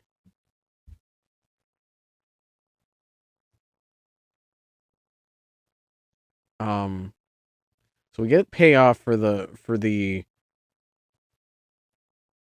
frying pan. Um, well, we'll see if him getting kicked out of the dog club, if that pays off. So this one's called Beano stars as Colonel Clink. And so first panel we see Beano in bed with a bandage wrapped around his head. So Beano says, "Ugh, did you guys see who hit me?" Second panel is a dog with dog tags saying, "It was great, but don't get mad at her. I was 5 seconds from grabbing the frying pan myself." And the bulldog says, "I had a brick ready." Second panel, it's a close up of Beano talking. And Beano says, "You know, guys, between wandering through the inky star studded blackness of brain trauma and the sound of my head scraping across asphalt as I came to, I realized something. If you guys care enough to smack me over the head when I go crazy, that's the kind of loyalty I really want." And so Dog Tag Dog says, "That's awful big of you, Beano." And Beano says, "I'm a dog of the people. I should be here for them, not antagonizing them." And fourth panel, we see we see two dogs visiting, and one has a camera, and one dog is gesturing with his hand, and he says, "And as our next stop, Beano with a concussion." Beano says, "What are those guys doing in here?" Um, I think the joke here is that Beano is not acting like he regularly would because he has a concussion, and this is so out of character because of his concussed state. He has a slight personality switch, so this is something worthy of an event. So they're taking pictures. Unless this is personality shift is character development, and he has that realization. I think he had the realization. I don't think it's a personality shift because of the concussion. I think they're making a spectacle out of this. I don't know if they're making a spectacle out of this because it's funny that he's hurt or if it's funny that his personality changed. I and as our next stop, Bino with a concussion. Like that's funny that he got a like it's so noteworthy he got a concussion. Maybe.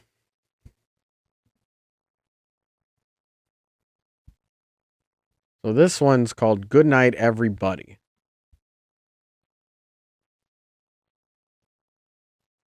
So Fido, the panel opens with Fido, and he's talking to someone off screen, and he says, "Thanks for dropping me off, Dad. Have fun at your D&D thing." And off screen we see "Good night, Fido," and then Fido walks down the stairs. He takes off glasses, and we see shadowy figure of what appears to be a cat. And Fido turns around, and Fido says to the cat, "Sabrina, you know we're not supposed to meet here." And we see a black cat looking up at him with a big smile. Next panel, she puts her finger up on his mouth, and we see Fido with he's smiling with a little squiggly on the mouth, little squiggle mouth, and his eyes are half closed, like, and her eyes are half closed too. So, but then we see the onlookers who were who were gawking at Beano having a concussion. We see the two of them looking shocked through the window in the next panel. In the final panel, one of the onlookers says, "We never speak of this again," and the other one is taking a picture of what's happening. And this one was called "Good Night, Everybody." No, if you're telling me to, well, if you're telling me to hit the hay. Okay, everybody, I'm back. I took their advice, took a little cat nap. Let's see, got a little more energy. A little more energy. Hopefully more energy than the furries here. So let's see. This next strip is called, the draft title was Eat Cheese and Die. So we're getting a little peek behind the curtain, a little look at the creative process, because we see the draft title was Eat Cheese and Die, but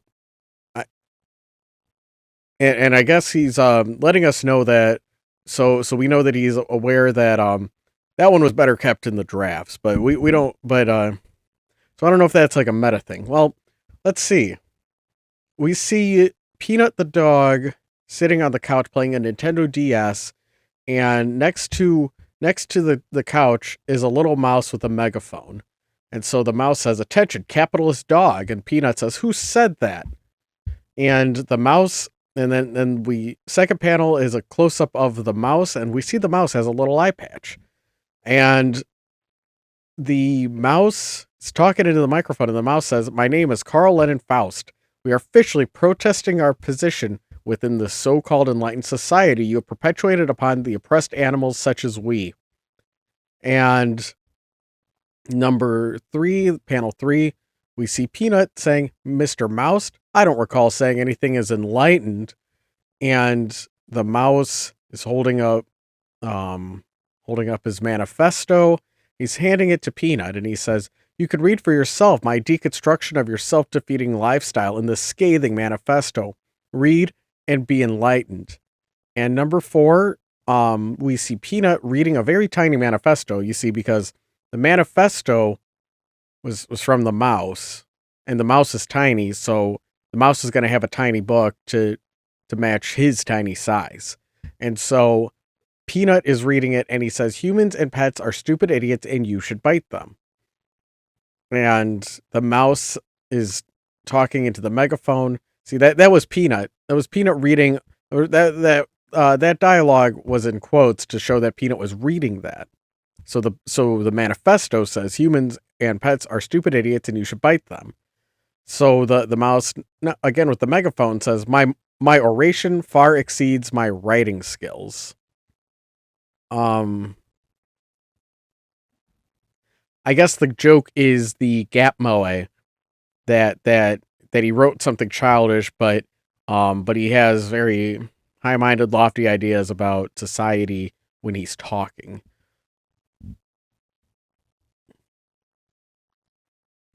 Well, yeah. Well, I guess we'll see. Get some more answers about the world. I just kind of assumed that the pets were just kind of just like taking the concept of a fur baby to a very silly extreme, and with like the way that the dog has all of these toys, and he just kind of acts like a kid, and there's like social order. I don't, okay. Well, we'll see. We'll see. So next strip, we see Peanut the dog, and he's very surprised.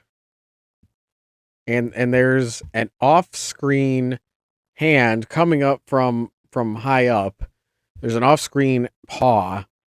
And so Peanut says, "Grape, wake up." And so, oh, so we see, oh, okay, so we stand, so I suppose Grape is sleeping on top of, I think that's a fridge. Must be a fancy fridge because it's got like the ice. So so Grape, it's Grape's hand, we only see his hand. So, but Grape says, "What, the Christmas? I am sleeping, you lug. Well, not anymore, but you know. Again with the sleeping. So this strip is called "Behold the Power of Che." Well, see what funny social commentary we get with this one. But so far, we're being reminded that um, Grape doesn't like being waken up from her nap by Peanut and Peanut's silly antics. We're getting a reliable start to this comic strip. And so Peanut says, there are mice in the house and they're really scary. That's how the second strip starts. And Grape says, a contradiction in terms if I ever heard one. What are they doing? Tearing up the drywall, raiding the pantry, and and third panel, Peanut is doing the ooh woo fingers together, and Peanut says not quite, and Grape one finger up says, "Do you smell something?" And fourth panel, we see all of the mice gathered together, burning an effigy, I think, and they all say, "Viva la revolution." So the joke is that Peanut is afraid of the scary mice. Grape dismisses this because mice aren't scary, but then actually we see that the mice are scary. Okay. Um well, Grape's a cat, so I assume a cat has less reason to be afraid of mice, right? Well, let's oh, this is going to be a long one. We got a long strip. This one's called Stop the Revolution, I Want to Get Off. Okay. Here we go. Here we go. Who's going to be the good guy and the bad guy in this? Who's going to be the author insert if there is one? Let's see. So, Grape the cat is talking to a group of mice. And the mice say, "Attention, capitalist cat." And the cat says, "I'll have you know that my political views lean towards communal anarchy." That's that's what the cat said. That's what the cat said. And the mouse says, "Silence." And the mouse in second panel we have a close up of the mouse, and the mouse says, "We of the Free Mouses Republic are hereby reclaiming this house for the feral mice who forage night and day, and due to the oppressive bourgeoisie's thumb. We never obtained such a cushioned lifestyle as your own. We only come to claim what is ours: peace, land, and cheese." And a speech bubble from nowhere says, "I really prefer peanut butter." And another voice from the crowd says, "I thought it was Mice's Republic." And then we zoom back out to Grape talking to the group of mice, and Grape says, "What am I supposed to do then?" And the mouse leader says, "After we dispose of the humans, you will wear this jingle bell on your collar as to warn of your approach." And Grape says, "I have a counter proposal" in the fourth panel. And the mice says, "The Mouse's Republic will not compromise." And fifth panel, we see Grape stomping down a sound effect, whack. And the mice say, "Ah."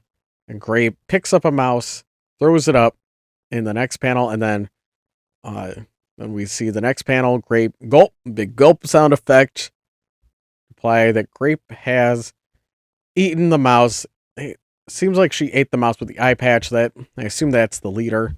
And then Grape walks away in the last panel saying, "It's a shame. We might have real social progress one day if it weren't for that pesky food chain." Hmm.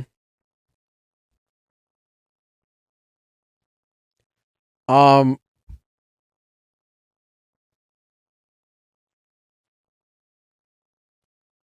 So we have. Are we supposed to see the mice as oh, they're too extreme, but it's like I don't know, like the mouse isn't like is it because the mouse is republic will not compromise? Um,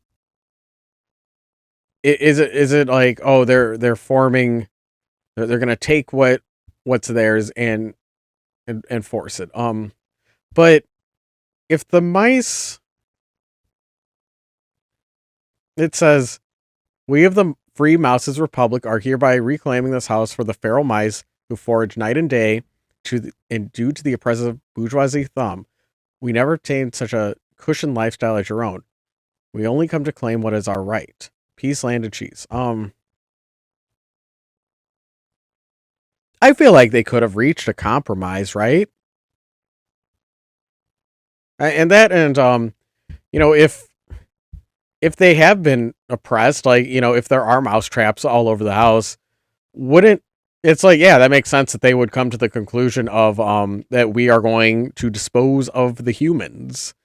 Um feel like but if that's too far for Grape the cat, I feel like the little jingle bell, maybe Grape could just say, I Grape doesn't need to eat the mice because Grape is a house cat that's like fed and taken care of by the humans. So this was unnecessary. I think, hmm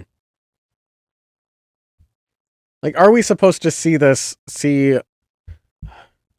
stop the revolution, I want to get off? So the revolution was stopped because Grape ate the leader? Well, like, I feel like, yeah, if there is like an oppressed class of animals, like, they have the right to act, to like, to organize and protest and riot. Um, what message is that, like, it's a shame we might have real social progress one day if it weren't for that pesky food chain, says Grape the cat in the last panel. But but you don't need to eat, like, yeah, there's the food chain, but you kind of, so that's unnecessary what you just did.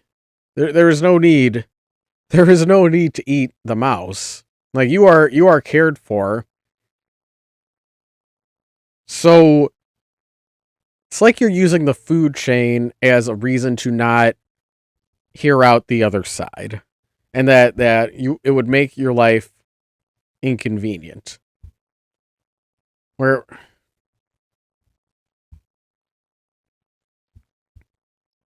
well, let's see where this goes. Let's see what oh, okay, we're just gonna start a new Mouse Revolution. That was the name of this chapter. Yeah, that was okay. So we get three strips about the mouse class that's just rummaging around in the background. Um, well, that was a letdown. I do feel like there there's a mischance to, like, to look at greater social dynamics in this world. Like, we kind of got that with the strip, with the outside cats looking like, oh, haha, those house pets are, they do nothing all day. Yep, nothing. And then it just goes to, then the last frame is like they're still staring into the house and it's nighttime. Um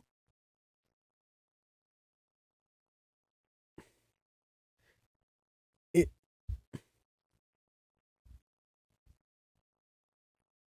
like they don't want to kill the cat. They want to kill the humans. after we dispose of the humans. They don't even say kill, they say dispose of. So, like, do the mice have a right? Like,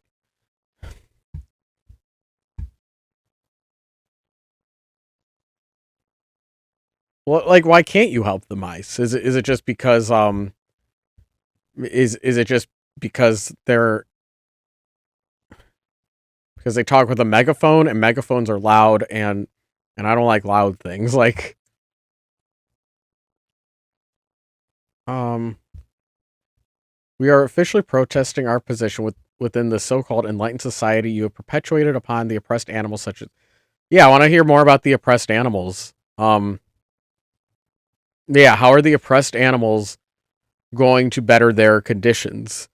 Like that, that has the potential to be an interesting plot point, especially if the main characters are just kind of living this kind of bored suburban child life. I want to see that. I want to see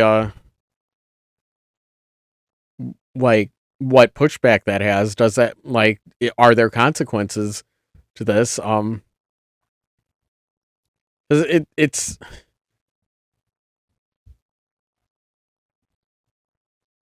but I don't know. I guess that was all the political commentary he had in the tank for now. We're only getting 3 strips about that. So let's see. We start a new strip, and it's called "Ode on a Kitty Tummy." I think this one's gonna be a little cuter after all that political riffraff. So we see Grape snoozing away, and approaches Grape as Peanut approaches Grape as Grape is asleep, and Peanut has one hand on his chest and the other one up, and he says, "Behold now the house cat, the fearsome elect. She's not quite a tiger as one would expect." Second panel, he's still talking. Yet while they sleep and they dream of their fishes, 'tis fun to cite poems, pondering o'er their wishes. And third panel, he is still talking. Their wake time's a hobby, their sleep like a job. All this I learned reading Calvin and Hobbes. And number 4, we see Grape eyes are suddenly waking up, and Peanut's got some fingies moving, and he's leaning down with a tongue hanging out. And Peanut says, "Alas, we must end with, just 'cause it's so funny, my imminent mauling when I burp her tummy." Mm, I guess the point of this one is cute animals doing cute things. I want you to go back to the mouse plot. I think um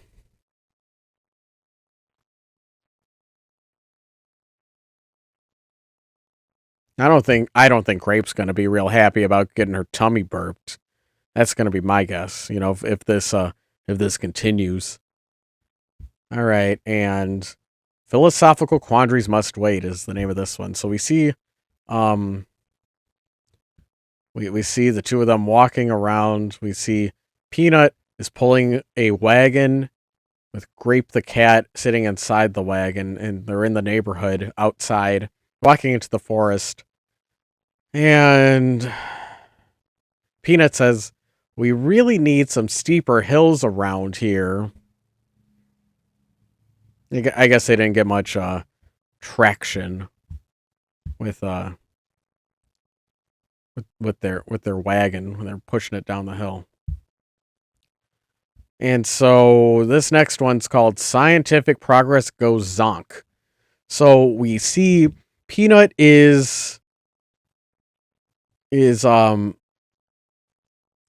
is coming out of a cardboard box, and Grape says, "What did you have in mind for today?" And Peanut says, "Science project. This right here is a teleporter. Doesn't have a box for the outside yet, but I thought I'd get the testing underway." Second panel, we see that Peanut is now completely inside. See that Peanut's completely inside the box, and so the box says teleport. It looks like it's cut off. I'm gonna guess it says teleporter. We could see the whole thing. and it says button they wrote button with an arrow pointing to a button. So Grape says, "So what am I supposed to do?" And from the box, Peanut says, "Push the button." Third panel, we see Grape pushing the button, and Peanut says, "Zonk." And Grape says, "What was that?" And Peanut says, "Sorry, I didn't consider sound effects until just then. See, this is what testing is for." Hmm. Well, they did reference Calvin and Hobbes like the two strips ago, right? Um, then they got the wagon. Calvin and Hobbes had a wagon, right? Is that what they're like trying to? Is that what they're trying? Like, is this like what their like imaginary playtime? Is that like what the inspiration is? Because like Calvin and Hobbes, they had like Calvin would imagine himself as Spaceman Spiff, right? Like that's one of those classic newspaper comics. Like I I know I've read like some of the print books of that. Like I know like I was a weird kid. I liked Far Side more than Calvin and Hobbes. I did read Calvin and Hobbes, and I thought it was nice. Thought it was pleasant. But it wasn't one I feverishly returned to time and time again, like Far Side and Perry Bible Fellowship. Yeah, there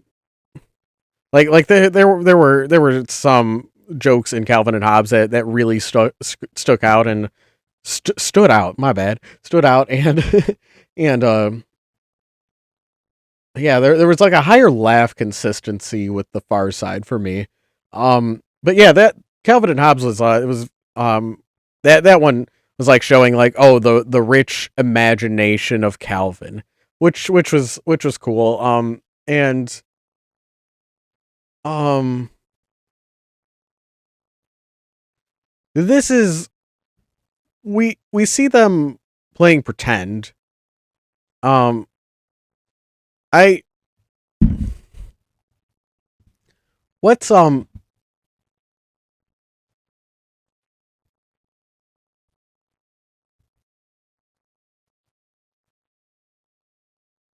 like I don't get the same like sense like that grandiose sense of adventure as I did when I read Calvin and Hobbes. Like cuz I felt like that was like kind of um the point of Calvin and Hobbes is like, oh, the richness of childhood. Like I felt like that was like kind of the angle when they would show when they would show these different things. Um I what are they doing? Like science project, this right here is a teleporter. It doesn't have a box for the outside yet. Okay, so the joke is he made a teleporter, right? It's a science project, it's a teleporter. But it is it like that like God, who is it? Like, was it like Dimitri Martin? And he's like, I have a time machine, or was Mitch Hedberg or Dimitri Martin? I'm sorry, I get those two confused. But like, one of them had a joke that was like, I have a time machine that goes that can travel 1 minute per minute. Like that. Like, are they doing that joke where it's like I have a teleporter, but I only have the first portal? Like is it? And it's like, oh, isn't that just adorable? All right, so this next one is have leash will travel. Oh boy, is this a new arc? Is this a new the zoo? Okay, so this chapter 8 was thematic arc of questionable quality.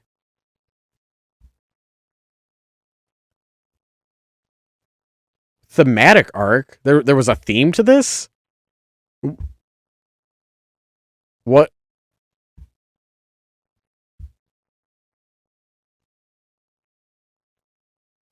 was like? Was the theme supposed to be like? Are these all supposed to be Calvin and Hobbes references? Like I don't know. I guess like I said, like it's been a hot minute since I read any Calvin and Hobbes. Um,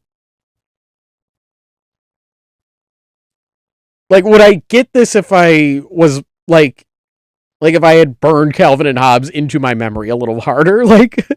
Um, okay. Well, I guess we're starting the zoo arc now. We're gonna start the zoo arc, and so we have a human talking to Peanut and Grape.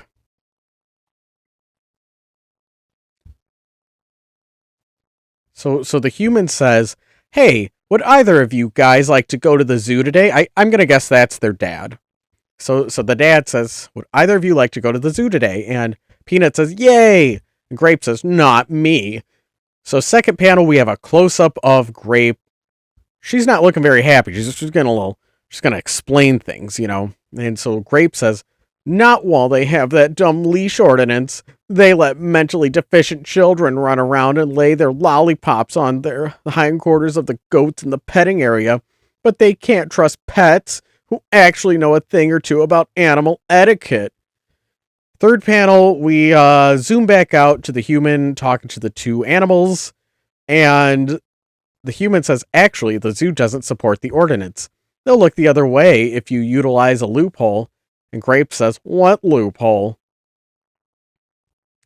And so the fourth panel, we see the close up of Peanut and Grape, and they both have leashes, and they're holding onto their own leash.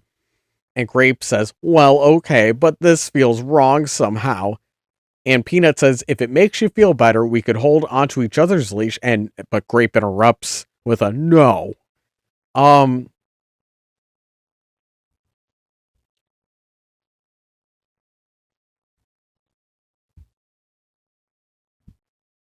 I'm gonna keep this in mind while I'm reading that Grape defines her political views as my political views lean towards communal anarchy. I'm gonna keep that in mind while I'm reading communal anarchy. Um,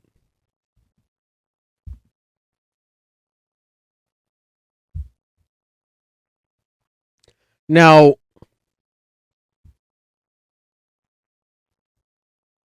now her problem with the zoo is the zoo makes the pets wear a leash, and she thinks it's not fair that they let children run around. Is this like a is this like like a like an r/child free kind of joke that I'm not getting, where it's like, oh, doesn't it suck that like you go to the zoo and like there's all these dumb fucking kids, but I can't bring my dog? Is that and like is that like the point of like is that like the kind of person that would be cheering along with this comic? Um,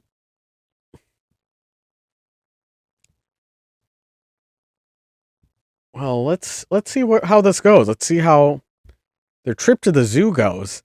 And so this one is titled "In What Furnace Was Thy Brain?" It's the name of this strip.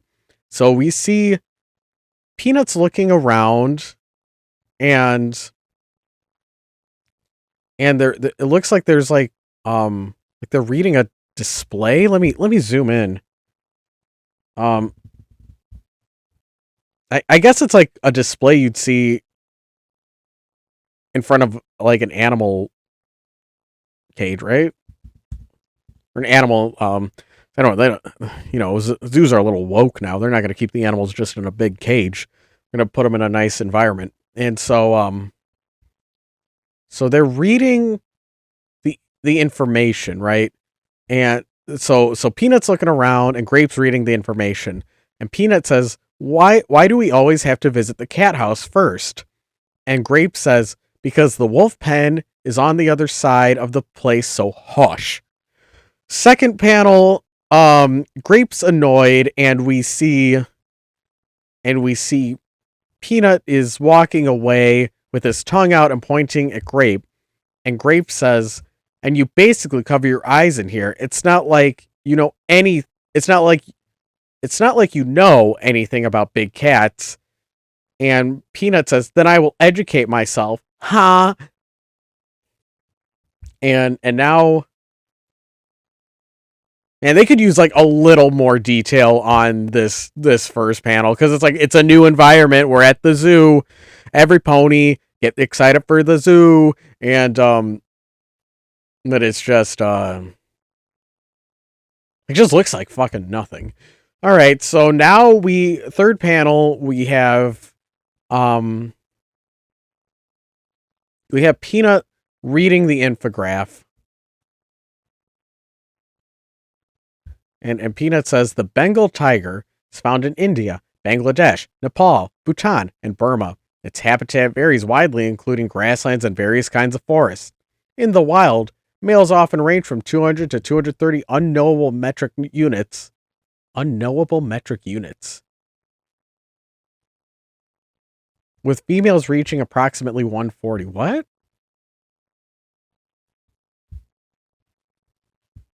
Let's zoom out. I zoomed out a little too much. That little doodad was covering up the comic book. So let's so now then we zoom out and we see the tiger in the enclosure, and we see that Peanut is reading the information, and the tiger says, you know, it is very annoying that people read those things out loud when I'm standing right here.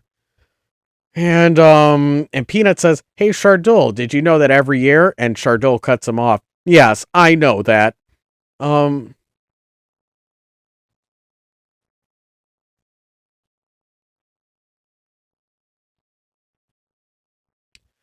is this like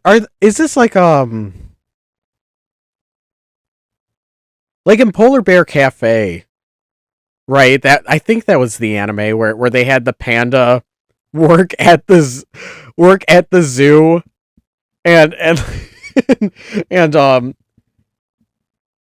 and they showed him like even though it's like it's like a talking animal story, like the animals still have jobs, and the panda's kind of a neat, so he gets a job at the zoo because at the zoo he could just lay around and look cute. And but then like there's the joke of like, oh, there's the school coming to visit the zoo, and it's like, oh, I gotta be really cute, I gotta give him the sabasu. Like and he gives them like the fan service of like rolling around and like giving them like the cute animal experience and letting everyone see how cool and cute he is as a zoo animal. And he's like, oh, I'm exhausted. And like and there's like the seasoned vet panda like, kid, you'll get used to it. Like it was so funny. This is like, can this tiger leave? Like the joke is that Peanut is annoying this service worker at the zoo.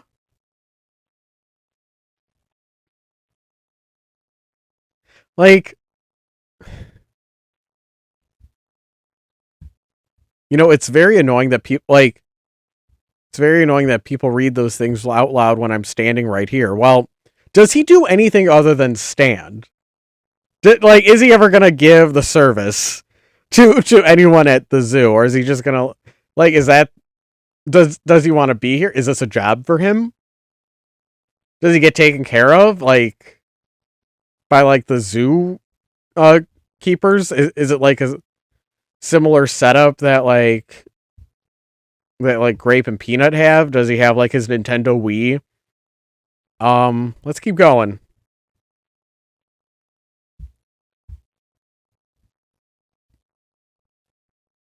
And this one's titled "You Mean She Otter Be," with otter in quotes.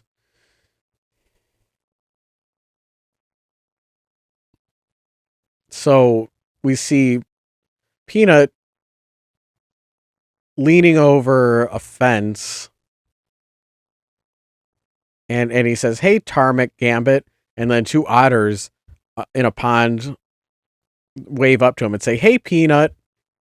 And Peanut in the next panel says, "How are my favorite river otters?" The otter says, "Couldn't be better. In fact, they just brought in a female last week." And Peanut looks over, and the new female is there, but the female seems to be speaking in a Chinese language. Um, and they're all looking a little surprised. And fourth panel is one of the otters saying, though we think she's supposed to be in the other pen. So the joke is this otter speaking Chinese, and is there like, why would she get mixed up like this? And then the joke, and then the title of it is, you mean she otter be? So so there's a chance for them. So it's like, though we think she's supposed to be in the other pen, but then it's like, you mean she otter be, where it's like they're tagging. It's like they're tagging this joke, like the title is made to tag that, like the title is essentially like existing as like a fifth panel punchline. She otter be, but I think like you kind of didn't need to do that. Um, so like I think you could like combine these two into like like he could. Do we need to know Tarmac and Gambit's names at this point? Like he could just say, how are my favorite river otters? Hey, Tarmac and Gambit, how are my favorite river otters? Um, like yeah, you can establish this, and then we see this river otter speaking a language that they don't understand, and then though we think she's supposed to be other pen, and then Peanut could be like, you mean the otter pen? Or is the purpose there to the purpose in putting that, you mean she otter be, is the purpose there to put it in putting it in the title, is that to like offload the corniness, and that like, well, that's a pretty corny joke, you know, she otter be, oh, and she's an otter. Is the point in putting that, like sneaking that in the title, is the point of that so the characters are absolved of sin and don't have to make that corny joke, but you still get the satisfaction of that joke without it existing in their world? Like I want to know what is their tolerance for cringe, is like I'm deeply curious, like what is too far, what is a quote unquote bad joke in Housepets, because I don't know what's a bad joke in Housepets. Like what would this author go like, oh, that's true, because there was that one where he said like that was the working title, and it's like, but you didn't like think of a new one. I don't know. This also raises questions about animal autonomy. If like, why can't she just go in the other pen? Like who's calling the shots here? All right, and next strip, we have kangaroos loose in the top paddock, and I believe Rick Griffin's persona is a kangaroo. He's going to have a little more affinity for the kangaroo. Um, and so we see Peanut and Grape are at the kangaroo pen, and the kangaroo says, "Good day, mates." And the second kangaroo says, "What are grouse blokes like you doing in Oz? Couple of clicks out of your way, innit?" Oh boy, we're gonna get some Australian talk in this. You know, I said no goofy accents. I think I'm a little too white to do funny accents. Is it okay if you're white to do an Australian accent? Chat, let me know. Will I lose my status as woke if I do an Australian accent? So I'll just read this as straight faced as possible, because I don't know. So let's see. Kangaroo 1 in the second panel says, "You two seem like fair dinkum. We're stoked having you here, right? See, they spelled right with an O, so that way I'm forced into using the Australian accent. I'm forced into it. I had no choice. And so the second kangaroo says, maybe later this Arvo we could have a grog and throw a few shrimp on the Barbie.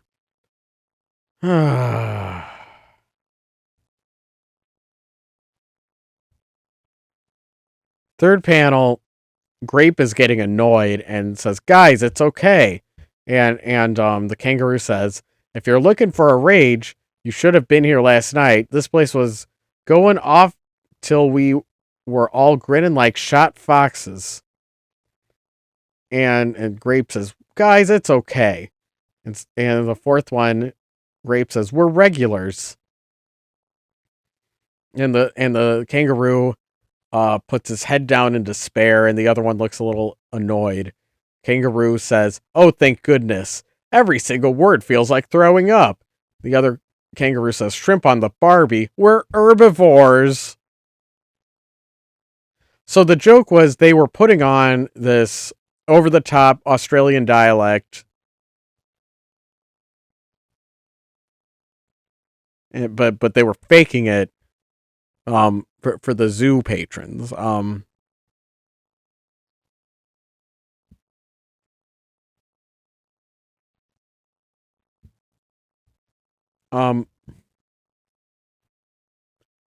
So is this like Polar Bear Cafe? Like is there a reason for them to go over the top? Like do they get paid for this? Like Polar Bear Cafe? Is anyone watching them and making them ham it up like this? Um, in which case, like, well, then what about the tiger? The tiger doesn't want to be here. And he gets pretty annoyed at the way the visitors read his infograph. And that otter doesn't want to be there. And they're putting on a funny accent, but they actually don't want to put on a funny accent. All right, let's see. This next one's called "In Touch with the Ground," and let's see. So we get a little more detail in this one. So we see Peanut and Grape looking into the wolf pen with a sleepy wolf. And so Grape says, "And we're at the wolf pen." And Peanut says, "Yay!" And the sleepy wolf says, "Arr, keep it down. We've been entertaining all morning." So a silent panel, a silent panel. They're just looking at the sleepy wolves. And Peanut says, "I can wait." And Grape says, "It's like my life, but from the outside." And the wolves grumble. The wolf says grumble while he gives a face palm. So the wolf doesn't want. We've been entertaining all morning. So the wolf was entertaining. The wolf was giving the old razzle dazzle, but now he doesn't want to because he's pretty worn out. So now he's just gonna sleep, and he's not happy that these two are here and interrupting the nap.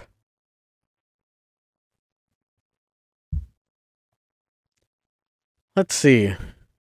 This next one is called "Related to Killer Whales."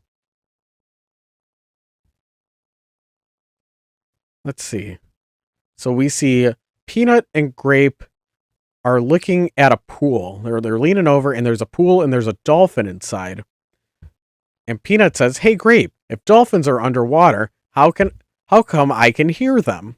Here, let's zoom out a little. I want to make sure everyone sees that dolphin in the first panel. See, there's that dolphin. So Peanut says, "Hey Grape, if the dolphins are underwater, how come I can hear them?"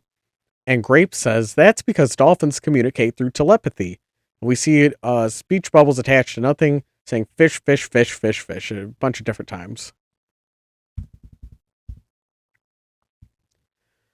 And so Peanut says, "Wow." And Grape says, "Yeah, amazing, except that doesn't translate to intelligence. Come on, let's go somewhere else." And we see fish, fish, fish, fish, fish. That's the dolphin communicating fish, fish, fish, and we see the tail as they're swimming away, and we see that Peanut and Grape are now gone, and they think fish, fish, usurp the human leaders, fish, and then we see Peanut is leaning back over, even though he had previously in panel 3 had walked off screen. In panel 4, see him leaning back over, assuming that he heard the dolphin say usurp the human leaders. But fourth panel, they're going fish, fish, fish, fish. So the dolphin doesn't want to be there, right? The dolphin doesn't want to be there. The dolphin's thinking usurp the human leaders, but they have to disguise this with like acting silly, right? So let's see. Is anyone having fun? Is anyone at the zoo having fun? And let's see. This one's called. This next panel is this next. Sorry, I keep calling it panels. This next strip is called "Thus Grape Zarathustra." Let's see. So we have Peanut and Grape are walking along in the zoo. So Peanut says, "Say, did you want to go to the ape house?" And Grape says, "Absolutely not. It's the worst smelling place imaginable, and they're always doing the same thing." And so, second panel, we cut to the monkeys are dancing, and then there's a big black box or a door. I think it's okay. So third panel, we cut back to Peanut and Grape says, "I don't even get that part of the movie. Like, we're supposed to believe that apes and humans share a common ancestor. What do they even have in common?" In the fourth panel, we see Peanut saying, the ears, maybe? And Grape says, "They can't fool me. Humans don't have thumbs on their feet, I think."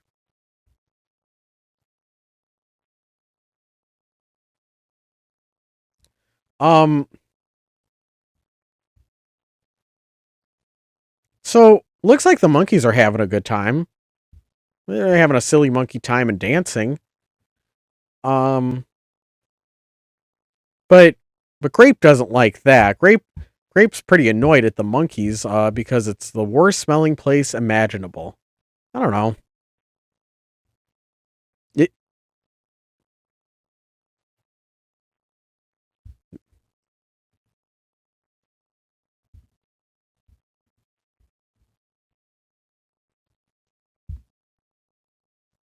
all right, next one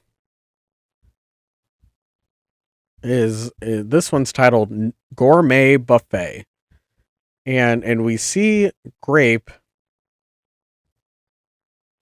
is looking annoyed and talking to a human, presumably a human that works at the zoo because they look dressed up for work, and they're standing outside an enclosure, and it says aviary, no eating, $2,500 fine per incident plus restitution. That's the sign outside of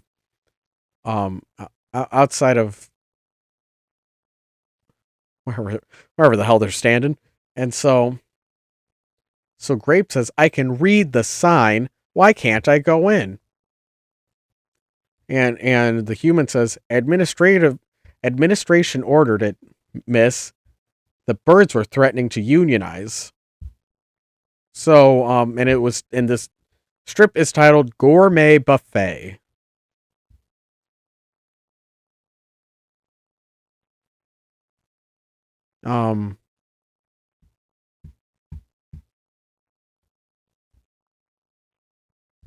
So the cat going to the bird sanctuary, the cat would just eat all of the birds. Right? That's why the cat wants to go and go to the bird house. I can read the sign. Why can't I go in? So the cat knows that there's a hefty fine if you eat in the bird house, right?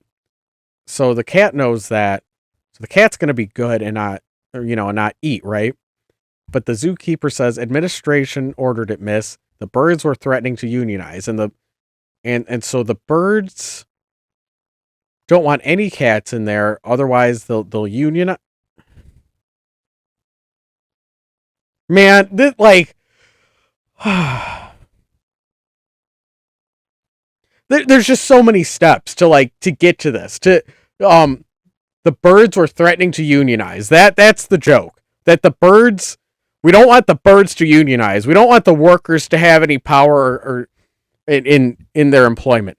Okay, so if the birds have the option to unionize, how voluntary are the animal stays? Like, why would the birds need a union? I can, it's just pushback. Just a comic of a lot of pushback. We're like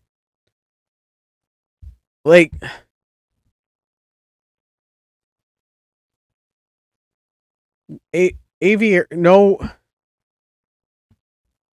So Grape knows I can't eat. I can't eat the birds. That Grape knows that. Grape knows that because Grape can read the sign.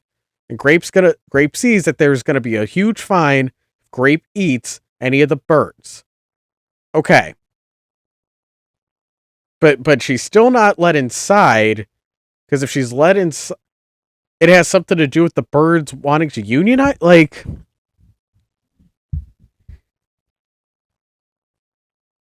all right, it looks like this is starting a new arc. Halloween time. But so was there any point?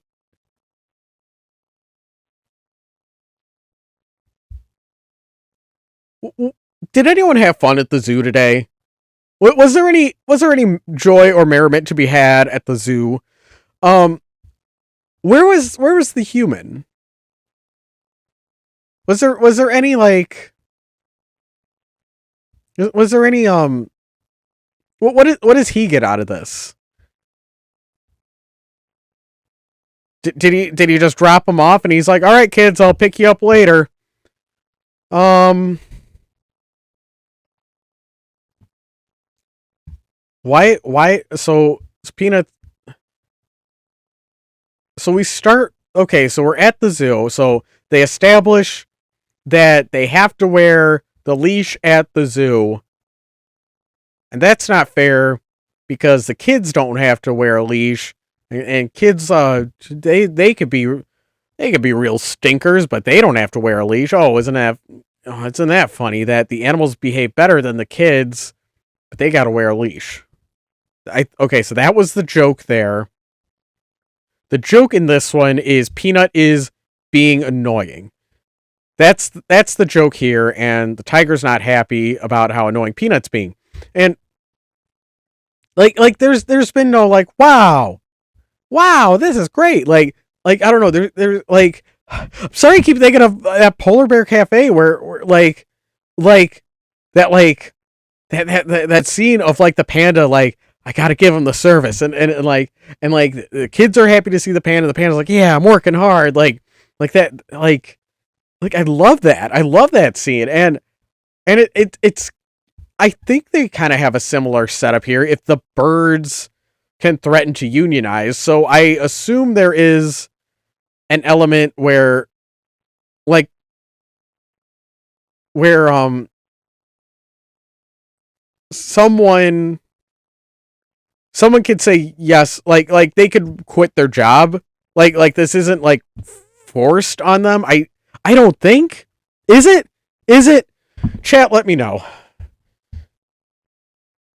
And so then we have, okay, so they're all happy to see each other here in this panel. Peanut is happy to see his favorite otter friends. He's happy to visit the otter friends, but then there's the otter who speaks Chinese, but she's supposed to be in the other pen. Like, so that was the joke there. Was the otter got put in the wrong pen, but she's still, and it might be, the joke might be the titles. You mean she otter be? Okay, we'll zoom out. You mean she otter be?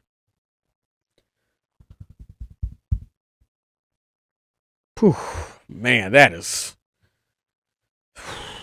something. All right, and then we have the kangaroos doing an over the top Australian voice.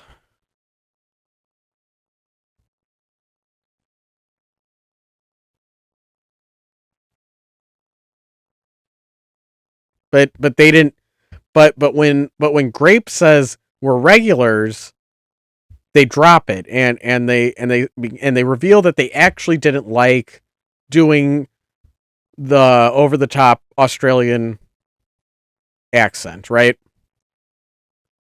And here I think that this is like, yeah, because we saw it, like I you know what, I gotta make sure, like, what do they get out of the zoo?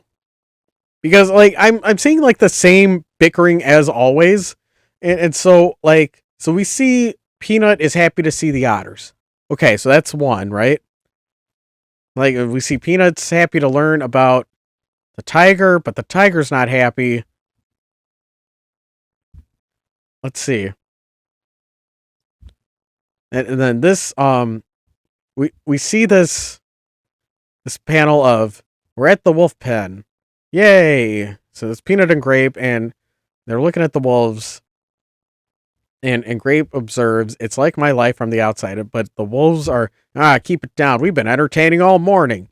Um, like, okay, what I'm specifically looking for is like, is there just any moments of just everyone's having fun? And I know that sounds like a neurotic thing. It's like, oh, everybody's gotta have fun. Everybody's gotta have fun, or else I can't enjoy this talking animal comic. I know that sounds very neurotic. I know how fucking crazy that sounds. But like, there is so much pushback that doesn't need to happen, and it's just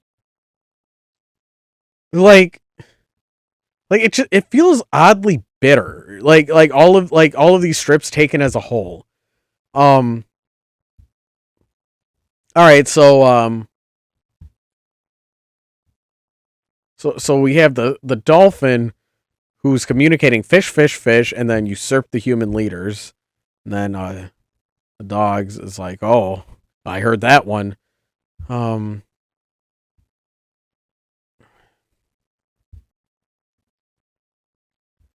and we have Grape annoyed at the monkeys here.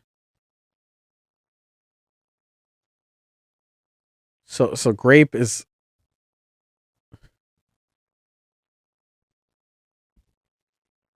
Peanut wants to go to the ape house.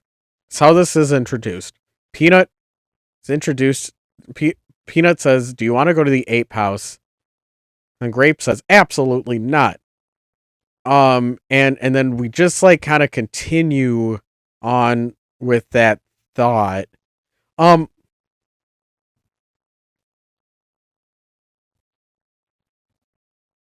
let's see, which one of these? I think the dolphin one. I think that one. I think this one's probably the funniest one. Um,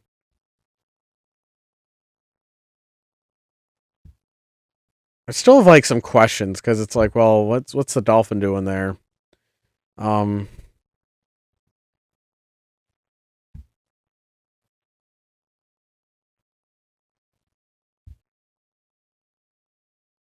and I like that it was this is good timing with like the fish, fish, fish bubbles, fish, fish, fish, and then Plantain usurped the human leader's fish, and then he keeps saying fish, and then like this is a nice funny peanut face in the last panel. Yeah, I think this is probably the highlight of this chapter. This one is just a fucking mess. Um, I can read the sign. Why can't I go in? Peanut I says, or no, that's Jelly. Jelly's grape jelly. Grape fucking God, these names are just too fucking cute, you know.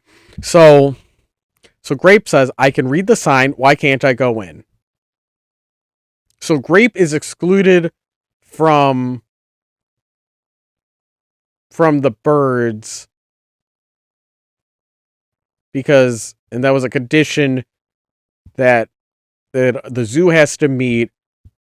Otherwise, the birds will unionize. So I assume that the birds say no cats. Otherwise, we unionize. And if they unionize, that would be bad news for the zoo, I suppose. Um,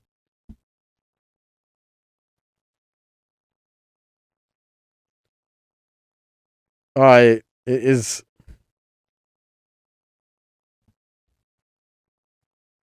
um, are union? Does Rick Griffin think unions are good or bad? I am curious if it's like, oh, if it weren't for collective bargaining power, Grape could go into the birdhouse, but Grape can't because they want workers' rights. Like is this strip too high IQ for me? Is this too high IQ for me? I can't tell. I really cannot tell if I'm missing the joke. If there's like some sort of political ideology that I'm just not understanding. If there's something about like the history of unions that I don't get. Um what's a way to like rewrite this? Like without like the speech bubbles. I can read the sign. Why can't I go in? Like already it's like this setup is so clumsy. Like aviary, no eating. 2,500 like it's like why can't like aviary no eating, $2,500 fine per incident plus restitution. So I can read the sign and then it's titled Gourmet Buffet. Oh, the zookeeper gets a tag. Does the zookeeper come back? Oh, I guess so. I guess he does come back eventually. Oh boy.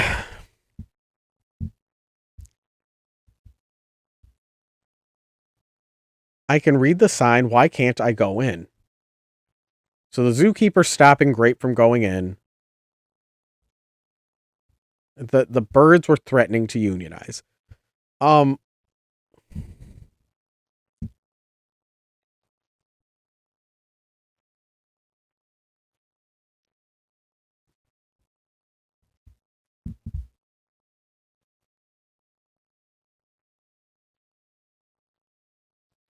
what kind of like are we going to learn about any species discrimination in like is how much of species discrimination is there in this world? Because we've seen that the mice are dealt a raw hand and we saw that when they tried to better their conditions that was pretty quickly put to an end. Let's see.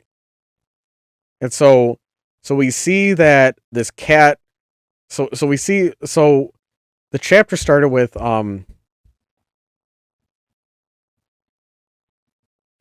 Grape.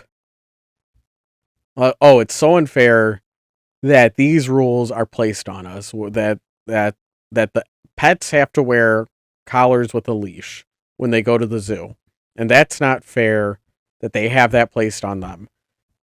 And then the cat can't go in the bird. So we see the cat is excluded from a public place. Um,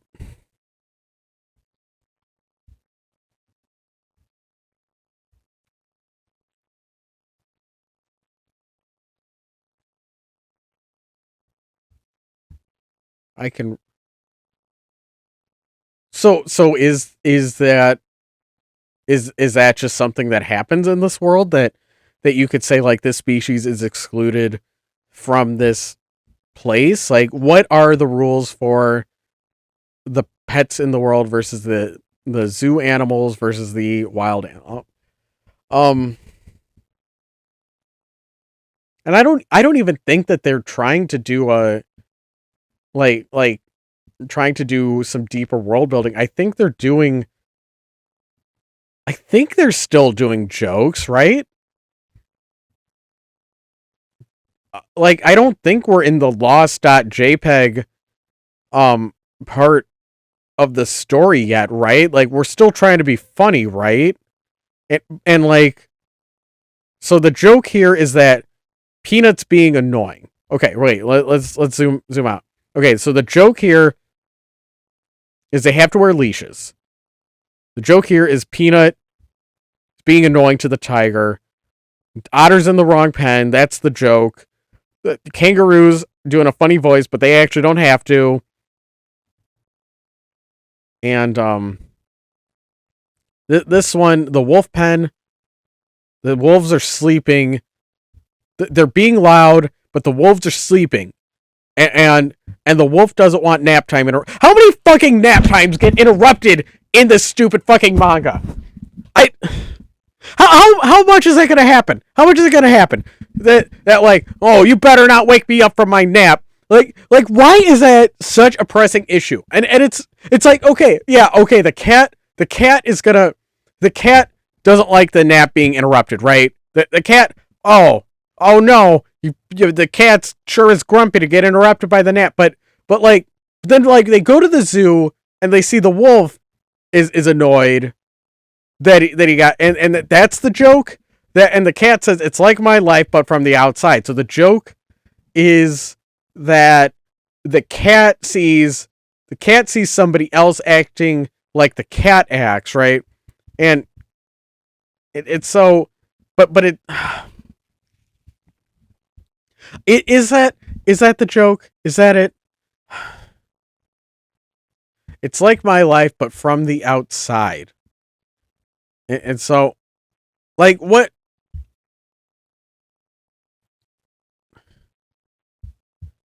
so the wolf says keep it down, we've been entertaining all morning. Like do they have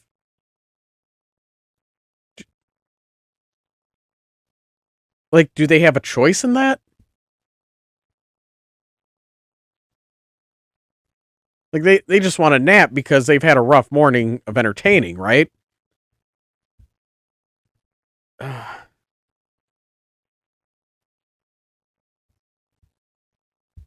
So this one is the dolphin is gonna take out like wants to let's see, usurp the human leaders.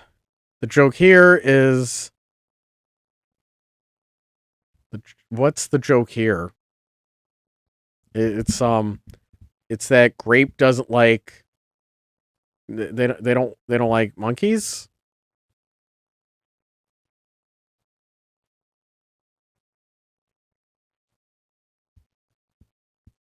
What's the joke here?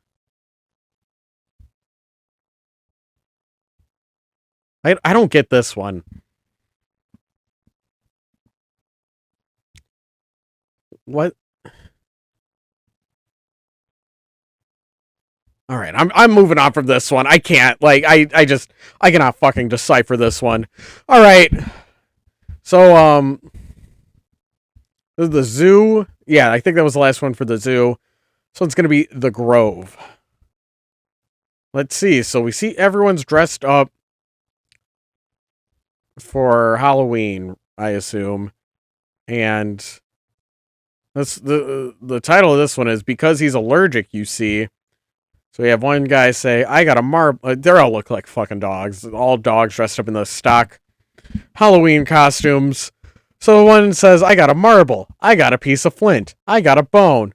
And the last one says, I got a chocolate. And he's sad. And because he's allergic, you see, that's the title of it. And then I think this is a spin on the Charlie Brown. I got a rock. Like, oh, poor Charlie Brown. Instead of getting candy for Halloween, he got a rock. Oh no. And so the dogs are all excited that they got non-candy. Then the one dog that got chocolate is sad about it because dogs can't have chocolate. Okay. All right, that makes sense. That's fine. This next one is called Wait, Where Did He Get a Computer? So we see one dog talking to another dog, and they're separated by a chain link fence. And dog one says, "Hey, Silverboat, how have things been?" And Silverbolt replies, "Terrible. The new guy will just not let up." Does anyone ever have a good day here? So second panel, we see the dog playing with another dog's ears, and he says, "Hold on, my TV's been getting snowy." Third panel, he talks to another dog, and he says, "Here, hold this," and he's holding the dog's tail. And fourth panel, the dog says, "I'm trying to figure out which port is for the Java plugin," and he's holding an electric cord. So in that one, we see a computer. We see a computer and a coffee machine, and he's holding a. The new guy. Are they? Is this at the zoo still? Because it's like they're separated by a fence, or is this two like neighborhood dogs? Wait, where did he get a computer? Is that the joke that like? Are they at the zoo and that's the fox pen? I thought it was like a new arc because now we're trick or treating. Oh my god! Wait, they are at the zoo. Was that Halloween one just like a special like? Okay, October 31st. Okay, so we just gotta like derail our zoo arc. We gotta derail our fucking zoo arc for this fucking adorable Halloween gag. All right. So we see I guess that's a fox. Still looks like a dog, man. It still looks like a dog. You gotta work on that. All right. So the dog's acting silly.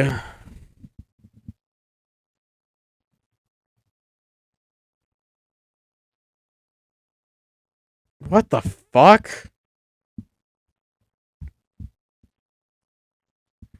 Trying to figure out which port for the Java plugin. Is it because Java plugin that like you don't physically plug it in, but he thinks you do, and is that the joke? Is there like is there like a Kitsune Fox like operating system that I don't know about? Is that is it playing on that on some like Fox lore? I don't know. I think that's like it's got a little mustache. It's got like fox paws. Oh boy.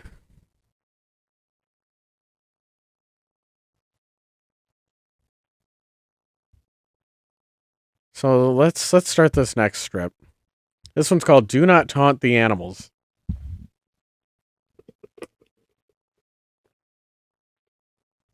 Nom nom nom nom nom. Get a little water before we finish up on our zoo trip. So Grape says, "Ooh, the reptile house," and Peanut says, "Only marginally above the insects in levels of interest." So now we found something for Peanut to not be excited about, for him to be a huge pain in the ass about. Okay. So second panel, we see a talking snake, and the talking snake says, "Hey, I heard that, bub." And Peanut says, "Well, what are you going to do? You're tiny and stuck behind glass and don't even have any thumbs." And third panel, the snake says, "You underestimate my cunning." And Peanut is getting all close, and he's putting his finger on the glass, and he says, "I underestimate your face, so if you're so smart, prove it." And fourth panel, the narration text box says 30 seconds later, and Peanut says, "Grape, help," and we see smushed in the snake cage. And Grape says, "Am I going to have to do this every time we come here?" Well, we see the gags are increasing. We see that that the silliness is going up, and we can start being a little more fanciful with our punchlines.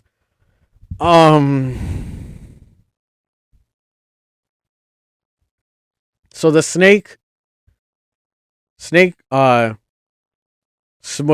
Peanut into the tiny cage, and Grape says, but like, and this looks really silly. Like, see, he's getting in this argument with the snake, but then the snake wins by smush a Peanut into the box, and but and it's funny because this has happened before, and Grapes had to deal with this before. The title of this one is "Do Not Taunt the Animals."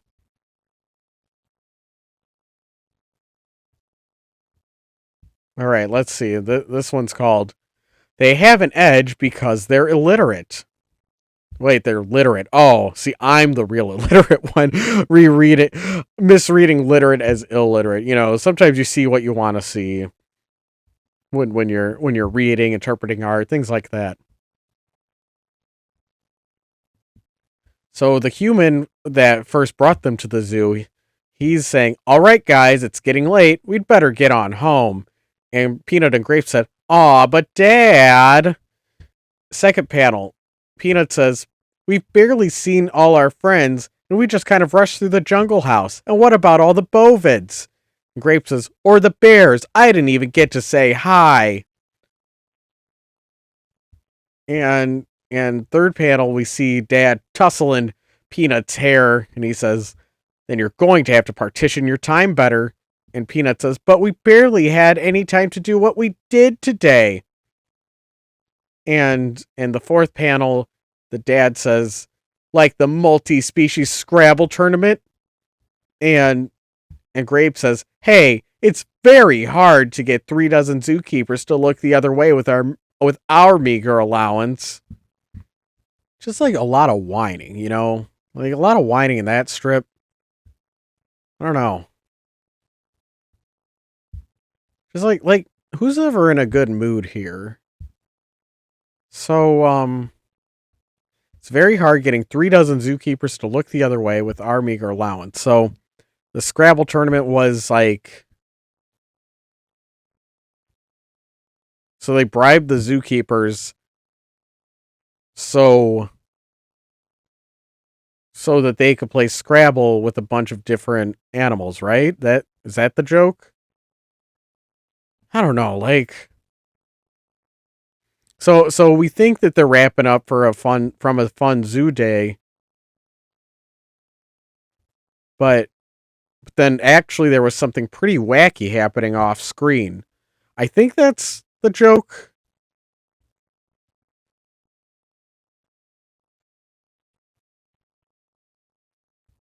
All right.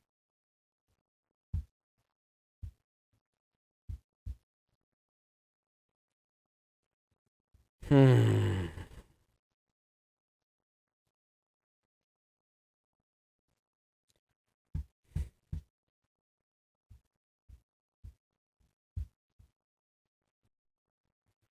All right, let's look at this next comic. Pretty sure this is starting a new arc. Hopefully they didn't interrupt the plot for National Teddy Bear Day or some malarkey like that. So this one is called "Nothing Strange Here at All," and we open with I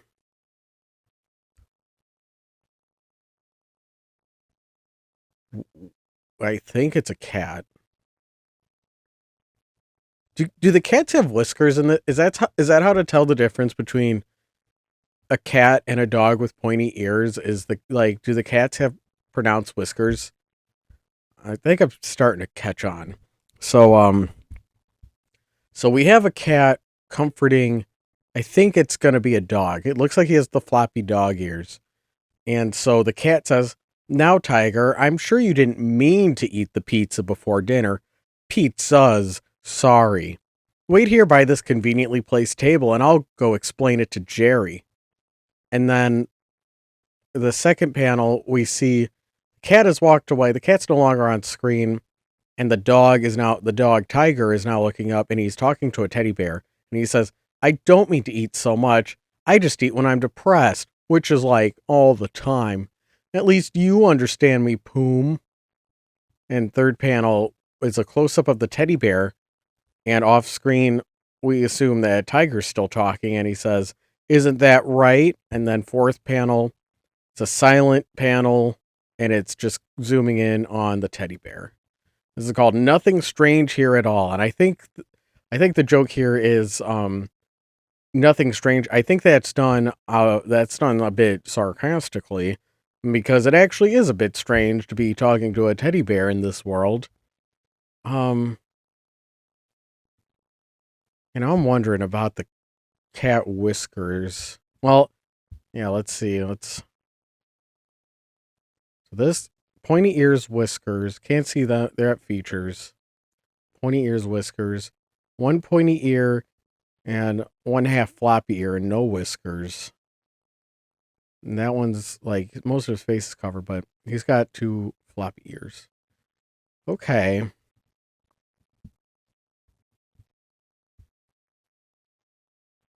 So yeah, so the joke here is nothing strange here at all, but it is a little strange to be talking to your teddy bear like that. Which I'm saying that sarcastically because I think it's okay to talk to your teddy bear like that. I think more people should do that. Let's see, and this new panel, this new strip is called Monkey Business. And it starts with Grape the cat and he's standing in front of a sink. And Grape says, "Hey Dad, I dot dot dot," and off screen we hear, "Ah, Grape, I'm in the shower." And so the second panel, Grape the cat looking a bit defensive. He's gonna explain why he was there. And Grape the cat says, "Yeesh, Dad, I just needed to get a tissue. I'm a pet. It's not like I care whether or not you're covering your weird furless body." And then off screen, the dad says, "Well, get your tissue and close the door behind you." And then Grape is looking up. He's interested. He's looking at his dad, and then we just see I don't see any characters on this panel. Um, and it says, "Grape, ha! I knew humans didn't have thumbs on their feet. Get out! I never really looked, but out!" So that means the third panel he's probably looking at them toes. See, it was called Monkey Business. I think that's a callback to the zoo one, and Grape was talking about how about the human the connection between human and apes, and they were like, do humans have thumbs on their toes? And now that question's answered because Grape the cat saw his owner in the shower. Um, there was something there was something. This is an awakened memory.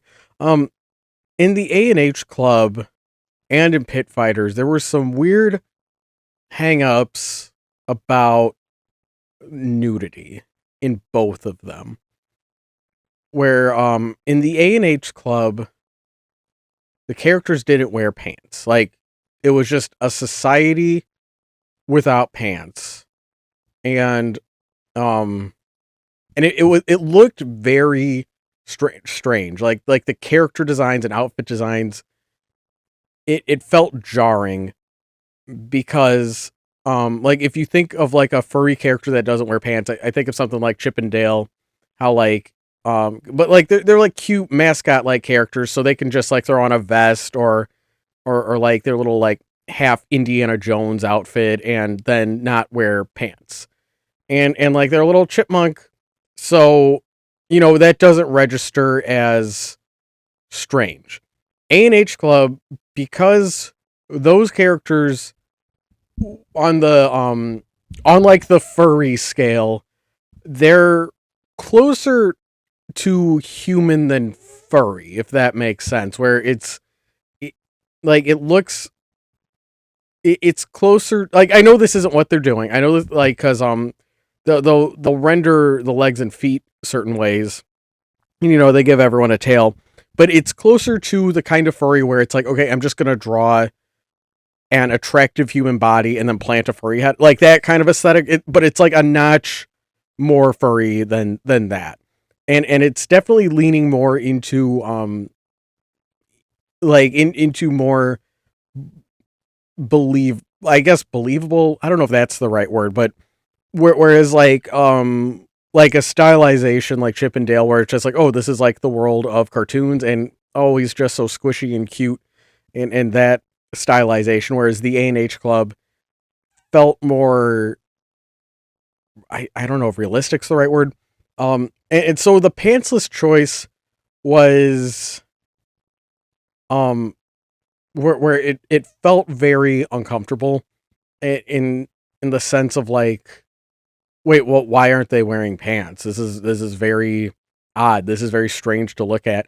And it was to a point where like on that webcomics FAQ, that was like one of the top questions where it says, question, why aren't the characters wearing pants? And answer was, because it's my webcomic and I want to make it fun for me. And that was like the answer that the mangaka put. And then in the and then in Pit Fighters, there was also some like pro nudism sentimentality in like the it looked like the world was progressing towards nobody wears clothes, and and the main character thought it was silly that anyone would wear clothes, and that like and if you wanted to wear clothes, you are a freaking dinosaur stuck in the past. And and like and to kind of like further his point, like most of Pit Fighters takes place on a tropical island where it's very hot, so it is one of those like, yeah, why should we be wearing clothes here, like it's freaking hot. So that like helps his case. um and now we're seeing the oh right, then there was that other gag. House pets are naked all the time. We're naked all the time, but like, but Peanut didn't realize that Grape's a girl, even though they're naked all the time. And so we see Grape saying, "I'm a pet. It's not like I care whether or not you're covering your weird furless body." Um, so I do wonder where like what nudity stance we will see from House Pets, because I don't I don't know if I don't know if this is if they can say like what they want to say, um especially since like the the animals, the house pets themselves, they feel very child coded.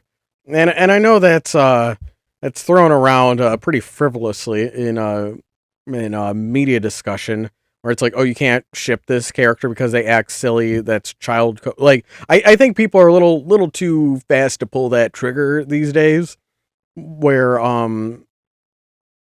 where it's like, where if any adult character acts like a goofball, then it's like, oh well, that's child coding, so that's uncomfortable. Where it's like, I mean, it's one of those like, yeah, I guess I see where you're coming from. Like, I'm thinking specifically of like that. Like, full disclaimer, I didn't watch it. Maybe I'm totally in the wrong, but I was thinking of that girl from She-Ra with like the big pigtails, and apparently there was like discussion like, is it okay to ship her, because and it was like it was the most fucking online argument I've ever seen, and it's like, well, if the character acts childlike, then you can't ship them, and it was fucking dumb. But like this, okay, I'm giving all that prelude, um, to say like, you know what, maybe that had a point, because there is something kind of uncomfortable about like, okay, we're gonna kind of write this character as like the fur baby, and we're gonna make the pets act like little kids, and then but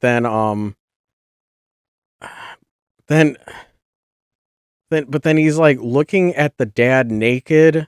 I'm very uncomfortable by that. Um, like the dad. pushes back and says, don't do this. This is wrong. Um, so we have the parental interference there saying that that's wrong, but but the cat being like, it's not like I care whether or not you're covering your weird furless body. Let's see.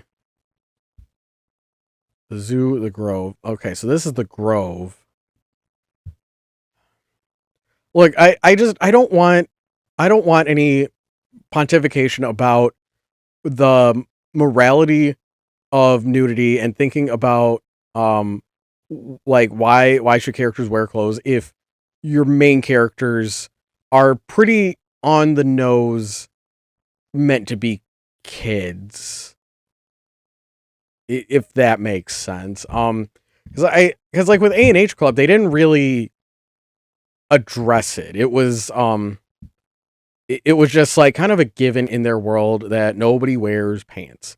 And they do a really funny joke in that where a character says like, who wears the pants in the relationship? And then they go, oh, I wonder where that phrase came from. And the joke was, because there's no pants in their world, who knows where that turn of phrase came from? See, that was the joke in the A&H Club. And in Pit Fighters, they make more of, there's more of an attempt to world build and explain how society can arrive at a pantsless conclusion, at a full nudity conclusion. So this is something very much on this mangaka's mind. If they're gonna explore it, I do hope, because this webcomic runs for fucking ever. So, if we do explore it with these characters, hopefully hopefully they stop acting like basically the fur babies. Next one, deep thoughts. Deep thoughts.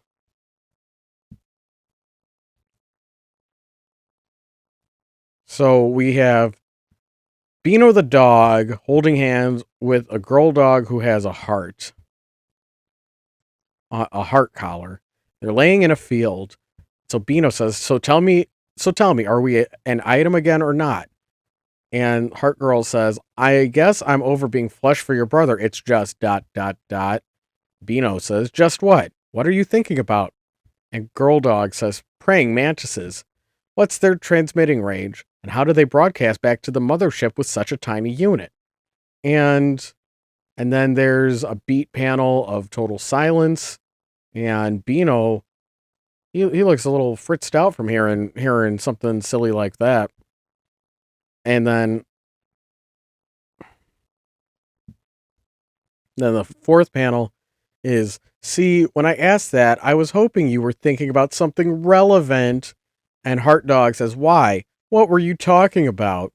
So I think the joke here is, and this is called Deep Thought. So the joke here is Beano wants to ask his girlfriend if they're dating, but she wasn't even listening. So I guess that's the joke. I guess the joke is that she wasn't listening, but he asked something really serious.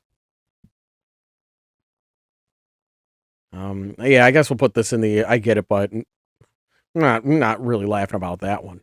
All right, so this one's titled Before That, It Was All a Weird Mushroom. Let's see. So we open with Peanut talking to Grape, and Grape's curled up on the couch. And Peanut says, hey, Grape, I have a thing to show you. And Grape says, oh, I won't say anything because it doesn't help. And you're not going to stop till I get up anyway. Oh, boy. What a fucking bummer, dude. So, second panel, we see Grape looking out the window and it's snowing. And Grape says, hooray, it's snowing just like it did last year. And Peanut says, no, it's out in the forest. Come on, get your scarf. And Grape says, can I go back to the couch now? And third panel, we see them getting their scarves on. And Grape says, the forest, huh? What is it? Did you find a particularly interesting tree? And And Peanut says, now come on, I wouldn't interrupt your nap for something as silly as that. And the fourth panel is Grape saying, you didn't think it was silly yesterday when you interrupted my nap for that exact thing. And Peanut says, really? That was yesterday? Huh. Time flies. And the title of this is Before That, It Was a Weird Mushroom. There's just no joy in this. Just um there's just no whimsy, no fun. No no merriment to be had. And like, okay,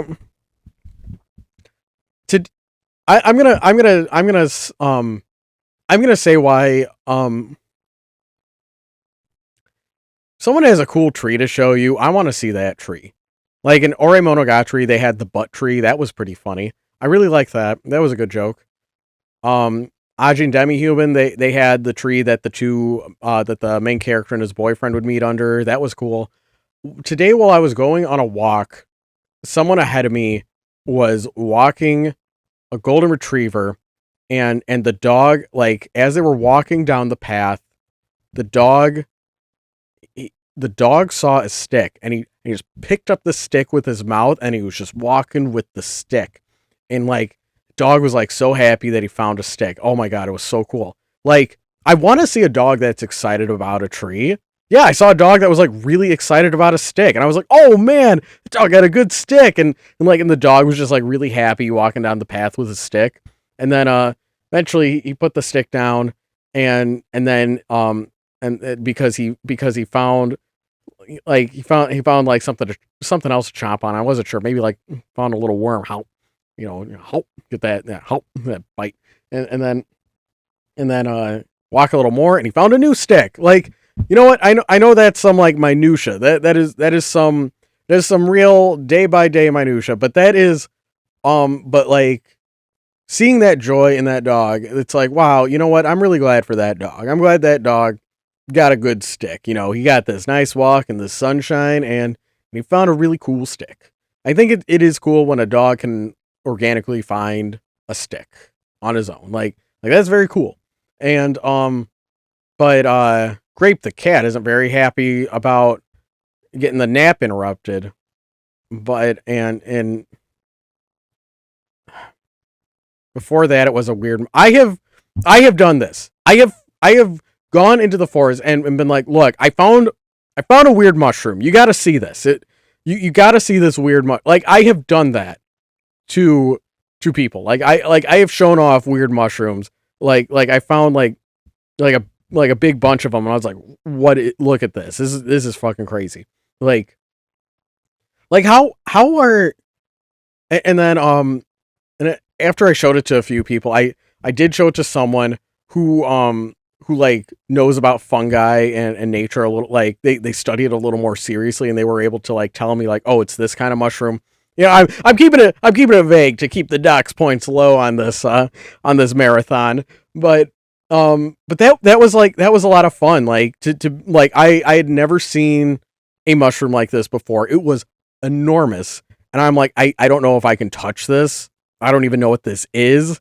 Oh my god! And then that nature nerd was showing me the other day that they found like a big mushroom, like one that was like the size of their torso, and they were like holding a big one, and they showed me that, and they're like, yeah, unfortunately, like we couldn't eat it or do anything with it because it was because we picked it up and realized it was rotten, and it's like, oh man, that's such a cool find, like a giant mushroom like that, holy shit. Like it was that. So I like why are you so unimpressed? I feel like Peanut needs to get better friends, and I don't understand why Peanut, because we've established that Peanut has a crush on Grape, which is, ooh, some forbidden love. But like, is it because there's nobody else around? Is it because um it's like, the mom and dad are out living their lives, so he only has He only has Grape. Well, I guess he has the neighborhood dogs, right? Like he could hang out with them. Like, or is he doing this to Grape because he likes Grape and wants to spend time with her?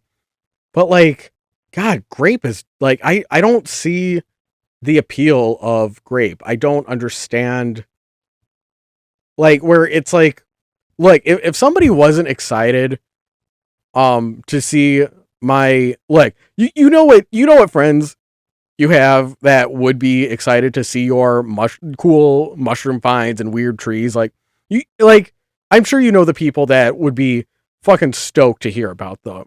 And you know what? Maybe some people like they're just not gonna get it. They're just like, okay, it's a tree. Or like, you know, if they have that reaction and then it's just like, okay, well, I guess we'll just have to talk about Marvel movies, like you know, where it's like, I guess that's not something the two of us can relate to, and that's okay. Like you know, you can have friends with different interests. Like not everyone is like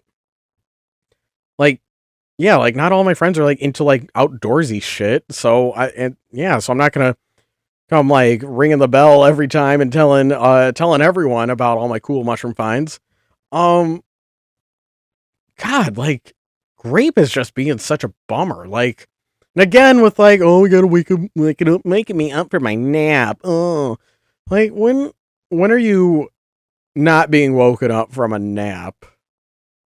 And it's like again, I get it. It's the cat.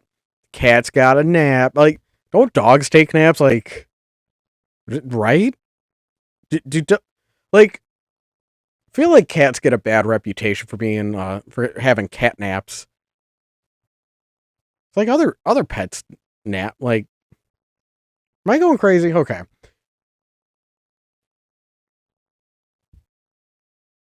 Let's see. This one's called Sylvan Glen. Let's see. So we have the two main characters walking around in the woods. And Grape says, "Is it just me or did it become unseasonably warm the moment we stepped into this grove? Because it was like snowing hard 10 seconds ago." And And Peanut says, "Yeah, I'm not sure what that is all about. Come on. Thing is this way."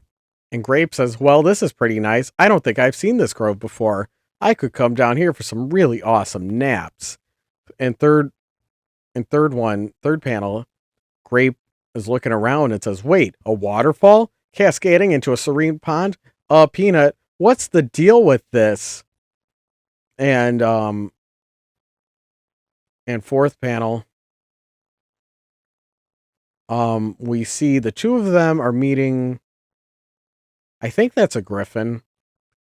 So they're meeting a griffin, and Peanut says, "I'm going to call him Pete." And the griffin says, "I already told you my name is." And then Peanut cuts him off and says, "I can't pronounce that." And the griffin says, "Oh, well, okay then." Well, it's nice seeing Grape having fun. You know, I'm glad. Like I could come down here for some really awesome naps. What was What was the name of that anime? I think it was like Tanaka-kun is always restless. Oh fuck, what was the name of that? And it was like, and it was about this boy that he wanted everything. Like he would go to the most extremes to make sure he was cozy, and it just took that joke to the farthest extreme. Let me look that up real quick. I think I have my one Google per chapter. I haven't been cashing that in lately.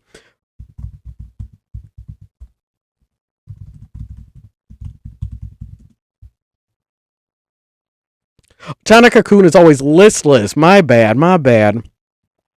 Yeah, that was a really funny anime. Yeah, and it let's see. So episode 1. Let me read you a brief summary of that. This is from 2016, so boomer shit, but Tanaka Kyoji is a listless teenager who can fall asleep anywhere and seems to be exhausted even while awake. His chronic sleepiness means that his best friend Ota looks after him frequently and frequently carries him from place to place. Tanaka notes that Ota is actually a caring person ideal for marriage. Tanaka's sleepiness is such he considers it a philosophical approach to life, confusing his classmates as he seems to put great amounts of effort into being as lazy as possible. On one of his double listless days, while sleepier than normal, Ota notices he is listless that Tanaka loses his appetite, despite being obviously hungry. She manages a sudden outburst despite the increased listless personality. With help from his classmates, Shimura and Kato, Ota determines Tanaka is in love.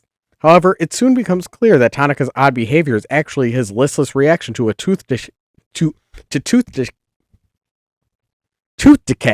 So Ota carries him to the dentist. When Tanaka lays out a plan to avoid cavities in the future just to avoid the effort of making it to the dentist, Ota decides to completely support Tanaka's listless life. Yes. Yes. Um yeah, just like the gags were just how can I be comfy? And him being as comfy as possible. I really like that. That was a very funny anime. Um Now, if they could take that direction with Grape, I think that would be a good twist for the character, where Grape is actively strategizing how to take the optimal ideal naps. I would like that. I think that would be a good turn for the character because, so far, total bummer. All right, let's go to the next strip. This one is called "And She Said It Had No Practical Value."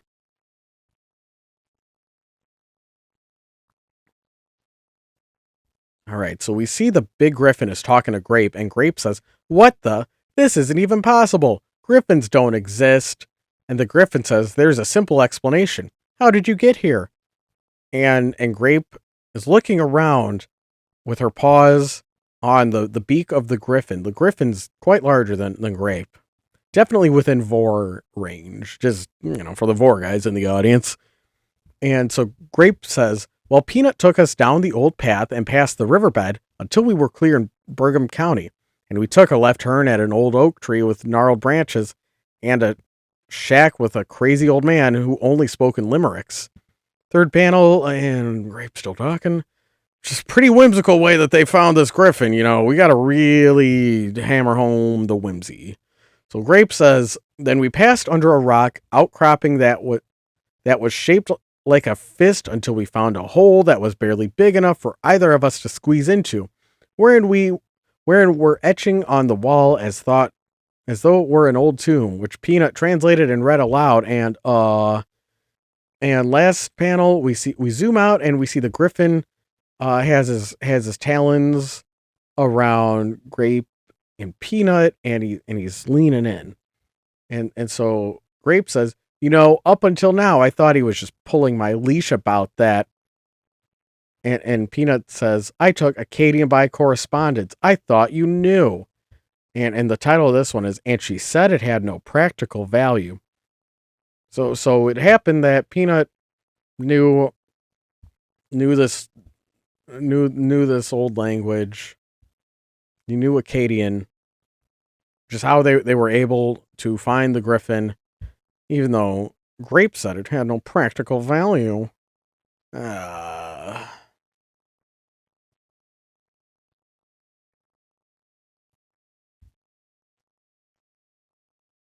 um, this isn't even possible. Griffins don't exist. So the griffin, instead of vouching for his personhood, instead asks Grape to say it, to explain it. Okay. Again, it's like these two panels say, like, they kind of do the same thing, right? Griffins don't exist is the setup. And we take a detour, and it's a very whimsical way that they found the griffin. And it's setting, like, the setup punchline is the old etchings that Peanut translated. Up until now, I thought he was pulling my leash about that. I took Acadian by correspondence. I thought you knew. Well, I thought. So the joke is that Peanut knows this language, right? That's the joke. But We don't, but we don't see it. We don't like. I'm thinking like, what's like a similar joke? What's like a similar joke or moment that where it's like, I didn't know you knew this language. I did. I thought you were joking. Like what comes to mind is like there was a moment at Adventure Time where where like Finn and Jake where and Jake's like he's like reading Braille and and like Jake says like, "Oh, my ex taught me Braille." And Finn says, "I didn't know your ex was blind." And Jake's like, "No, she wasn't blind, just cool." And he's like, "Oh, okay." And like where and like that was a nice moment where it's like, "Oh, that like, oh, it's like it's cool to know Braille even like oh, that was a cool thing that Jake learned from his ex." It wasn't like even meant to be like the surprise was like I'm like breaking down this like Adventure Time joke that I like it wasn't meant to be a joke. It was like this like kind of like just slight twist in expectations that like, oh, you don't need to be blind to know Braille, but like, if someone's cool, they'll be studious and they'll learn this disability accessibility thing. And that was nice. Adventure Time has like a lot of nice little moments like that, and this is like I don't know, like to compare, this is just kind of more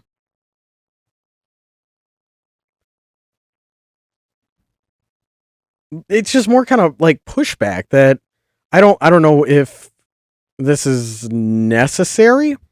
Because griffins exist. That's the big shock. That's the oh my god. That's the surprise here is that griffins exist. And so that's the setup to make Grape talk about how they got there and then reveal that Peanut knows Acadian.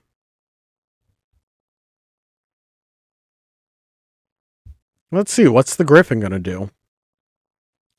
Let's see. We are starting the new strip. We'll read the title at the end. It seems like the titles have been like a little extra punchline, a little extra treat for us. So let's see. So Grape is very happy and clinging onto the griffin's talons, and Grape says, "This is amazing. Nobody's ever met a real life griffin before. I mean, there's so many questions to ask." We zoom in on Grape's face, and Grape says, like, "How do you fly if you're so large? Or without tail feathers? Do dragons exist? Or chimeras? Or unicorns? Do you like to eat birds or like lions? And if like birds, where do you get that much seed or insects? And if you like lions, how do you tear meat without any teeth?" And then we zoom out and we see Peanut and Grape talking to the big griffin. And Grape says, "Are there other kinds of griffins, like with tiger back sides or bald eagle front sides, or is it all generic birds and big cats? Are all mythical animals completely enormous?" And the griffin says, "One at a time. What do you wish to ask first?" And Grape says, "Can we ride you?" And then we have a panel of Grape and Peanut riding on the griffin. And the title of this one was Most Pertinent of Questions. Um, okay. There's so many questions I have to ask, and all the questions that Grape is asking, that they're all like more serious questions, but then which do you want to ask first? And it's, can we ride you? And then the last panel is the two of them riding on the griffin. Okay, so we're having a little bit more fun now. Um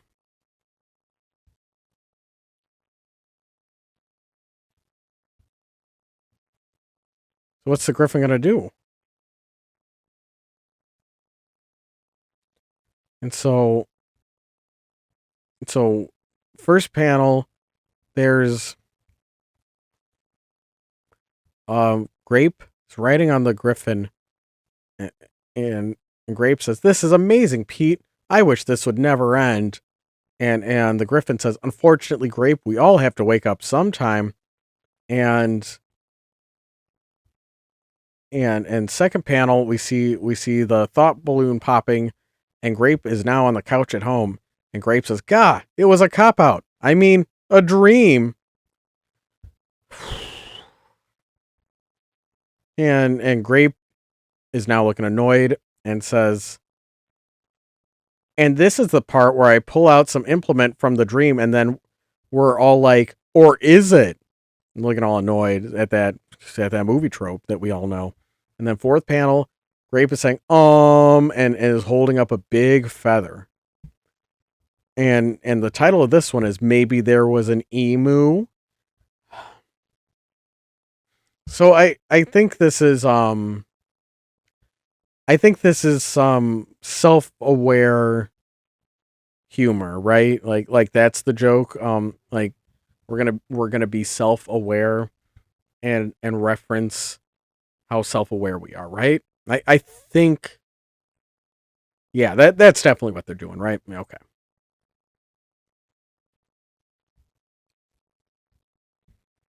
So we start our next strip with the mom sitting at one end of the table and the dad sitting at the other, and the dog and cat are sitting in the middle. And the mom says, "Now let's go around the table and all of us say what we're thankful for." The dog says food, the cat says also food, and the dad says, "I'm thankful that our pets are easy to please." The dog and cat being a peanut and jelly. And the title of this one was Delicious, Delicious Food. I guess this was their Thanksgiving special, posted November 28th, 2008. I think that's about the time.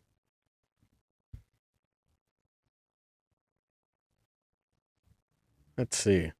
So next strip, we start with Peanut the dog writing a letter, and we see what Peanut's writing. And he says, "Dear Santa, this year I learned that I could write to you so you would know what I want for Christmas." Second panel, he writes, "So I guess all I want is a new rawhide bone and a DVD set of Justice League and a copy of Animal Crossing City Folk." And third panel is, "And that you could give Grape some awesome cat things and deliver righteous justice judgment unto your enemies." And fourth panel, "For yours is the kingdom and the power and the glory forever. Amen." And then he licks the envelope. And the title of this one was A Reverent Respect.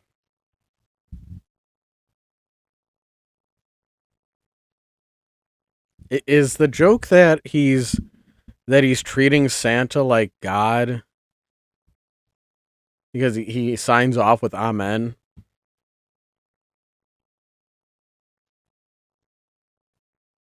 Um, Deliver righteous judgment unto your enemies, for yours is the kingdom and the power and the glory forever. Amen. Um, well, we'll see what they got to say about Santa. Let's see. So we got Beano wearing a Santa hat and a scarf, and Beano says, "Merry Christmas, Fox," and Fox says, "Beano, we were just passing around the good old Dogs Club secret Santa hat, but since you sleep till noon, we're down to the last one." And the second panel, and so first panel, I think the character's name Fox, right? And he's wearing a Santa outfit. So, and he's got, I think he's holding a hat. So second panel is Beano is digging into the hat, and he says, "Perfectly fine. We're all buds, right? It's not like I wouldn't buy a present for every one of my best friends if I could." And Fox says, "Yeah, about that." And third panel, um we see Beano, and he's got his name out of the hat for the Secret Santa Club. So this is who he's going to have to get a gift for Secret Santa. We see the name is Peanut. Ooh. And fourth panel, Fox is walking off screen, And he says, Fido said that Peanut is back in the club. Hope you don't mind. And we see he's crunched up the paper and doesn't look very happy that he got Peanut in Secret Santa. And so as Fox is walking off, it says, Hope you don't mind. And the title of this one is He Minds. See, that was there's some silliness, you see. And he says, Hope you don't mind, but oh, he minds. He minds.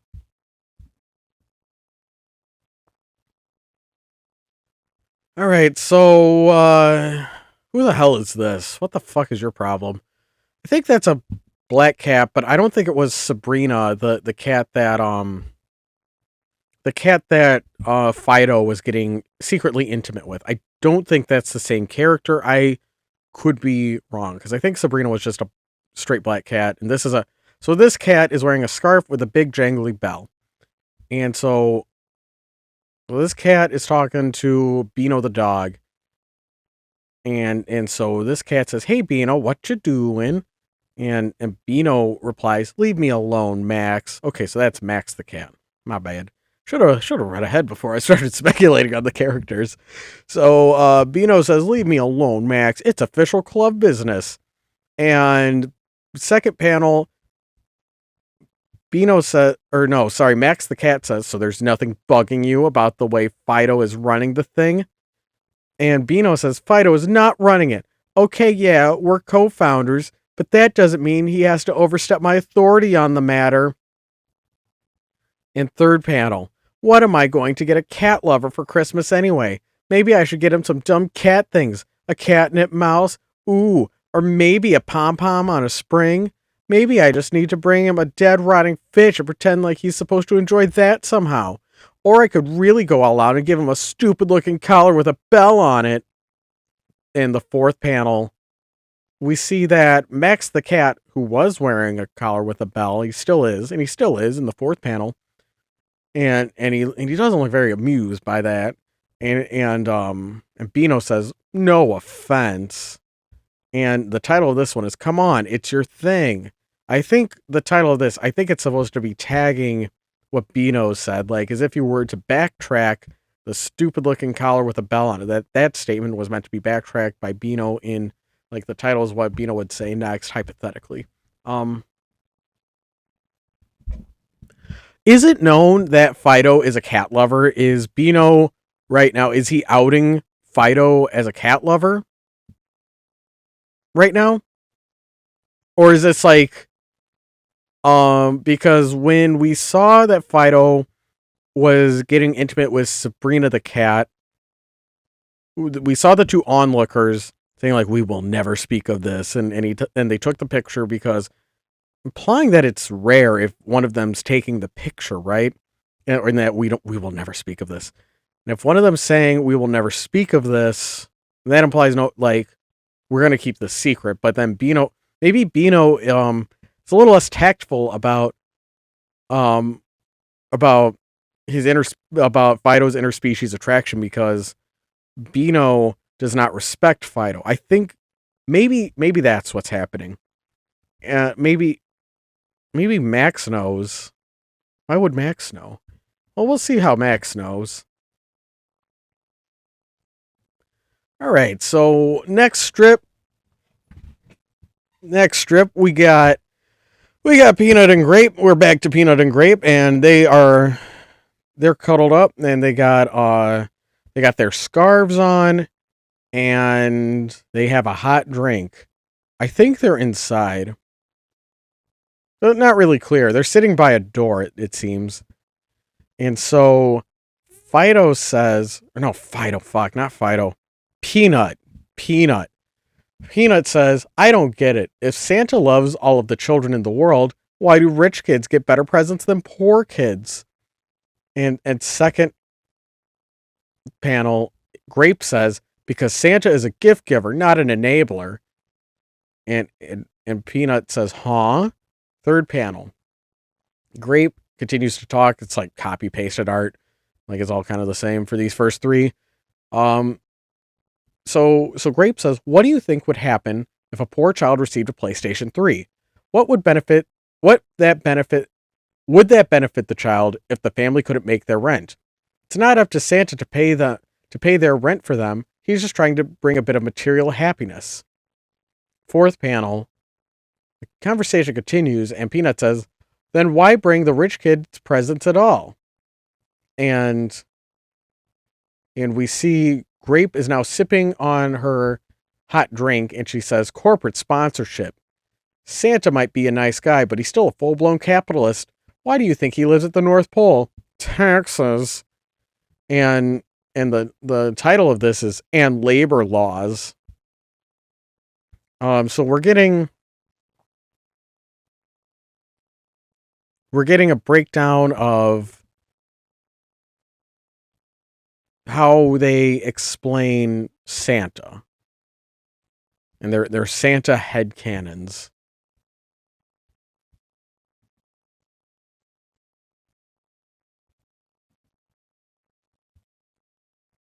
Yeah, I get it. I mean, um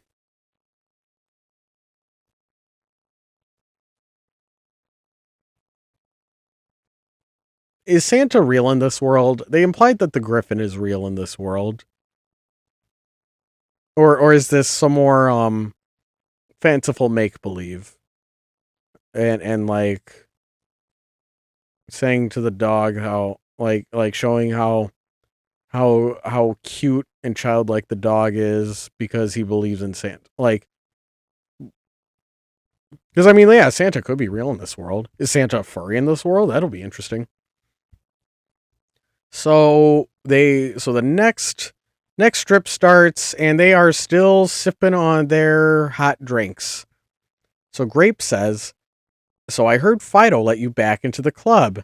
And Peanut says, "Yeah, yes, he did. It was awfully nice of him at that." Second panel.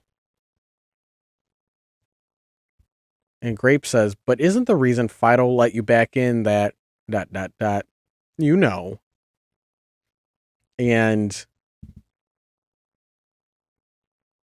and Peanut says, "Huh? Oh, oh no. Fido's a swell guy. He'd he'd have let me back in even if he wasn't a yeah." Third panel. Peanut continues. "Besides, he told me to take Beano's name for our Secret Santa thing, and he figured if he and I can accept each other in an exchange of dog brotherhood, we could overlook the conflict we had in the past." And Grape says, "Aw, how sweet." And we cut to Beano at a store, and he says, "Do you have any catnip? I need to humiliate a rival." And the store clerk says, "We're not allowed to sell that to pets."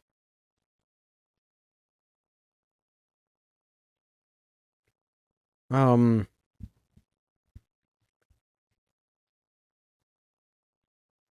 so so it is known that Fido's a cat lover, right? If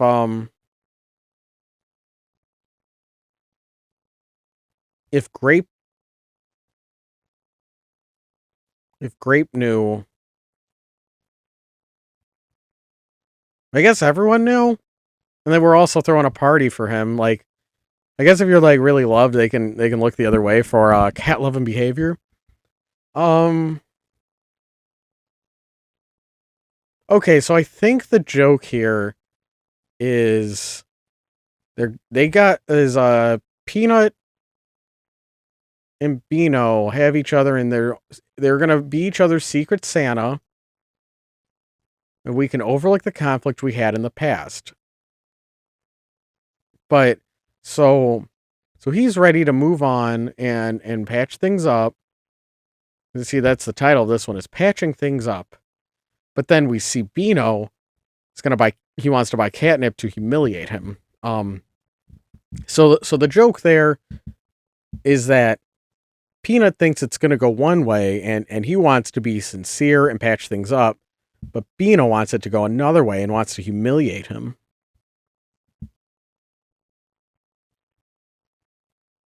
All right, so now we open the new strip with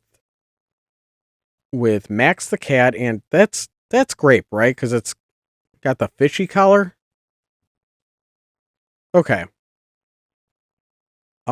So we got we got Max the black cat saying yarn ball, New Year's Eve, tell your friends. And Grape says, I don't really know any cats. In the second panel, they continue to talk, and Max the cat says, what, seriously? You're like the coolest cat I know. And Grape the cat says, well, I know of you, I know of Marvin, and I know far too much about Sabrina, and that's it. And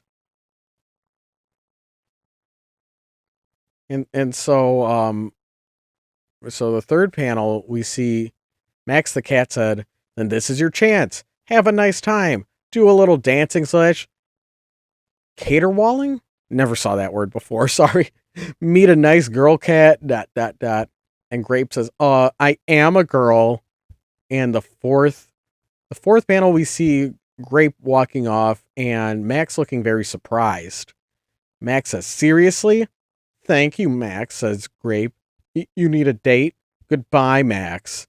And the title of this one is So That's a No. Ah.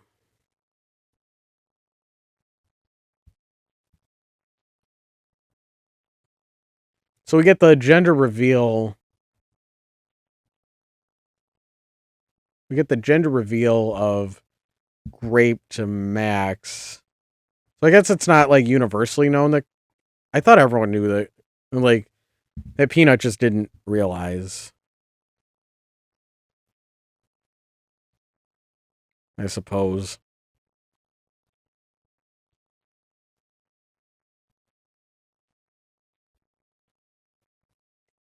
And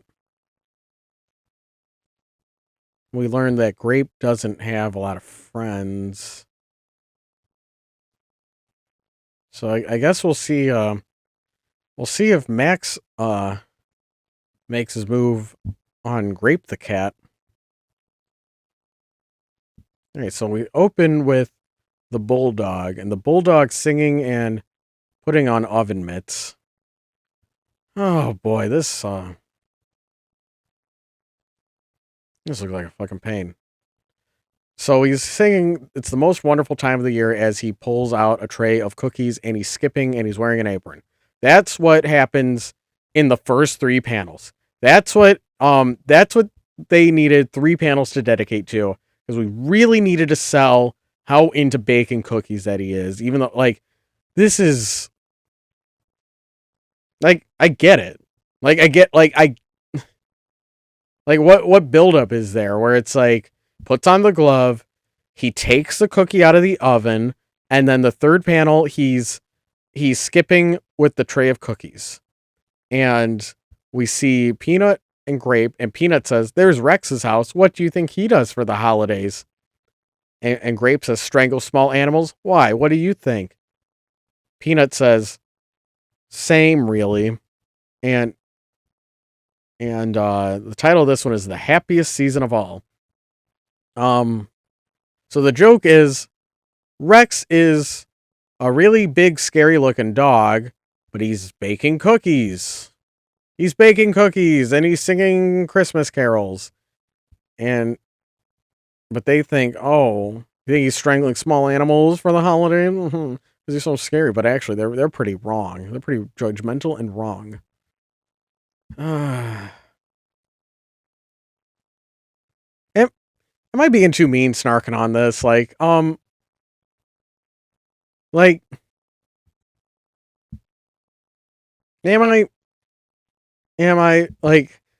I feel like if I was eye rolling at this and it was like, someone in high school, like, making their first furry comic, it's like, oh yeah, that was a good try. Like, where it's like, wow, this, you sure have potential.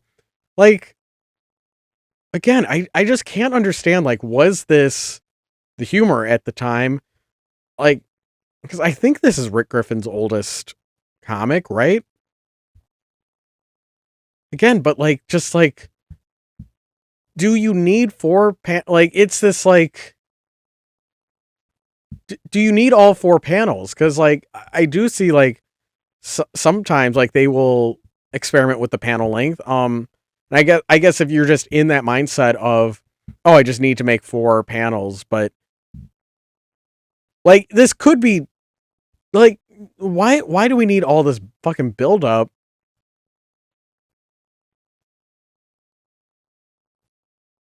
I think maybe if maybe if they walk past, I'm thinking like, how can this joke?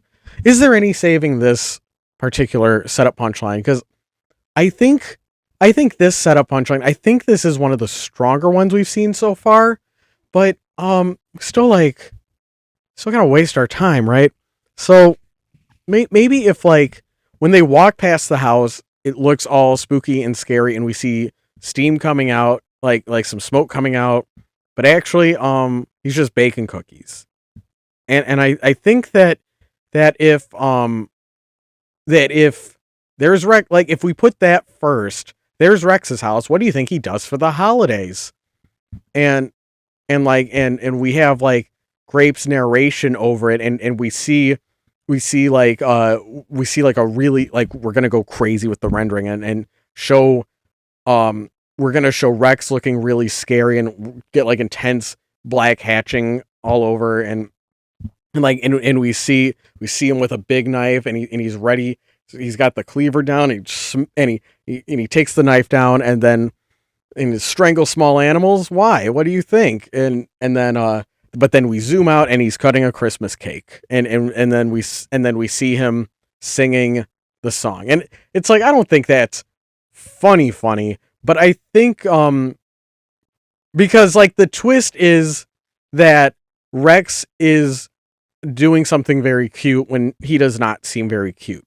That's the joke. But we learn the joke in the first panel, and then we drag out only to see Peanut and Grape remind us that they think Rex is scary. And it's like, well, we kind of already knew that. So I think that's my attempt at resuscitating this this strip. Let's see. What do we got next? What do we got next? This one's titled Lame Joke Number 83. You gotta think you've had a little more than 83 at this point. All right, so we see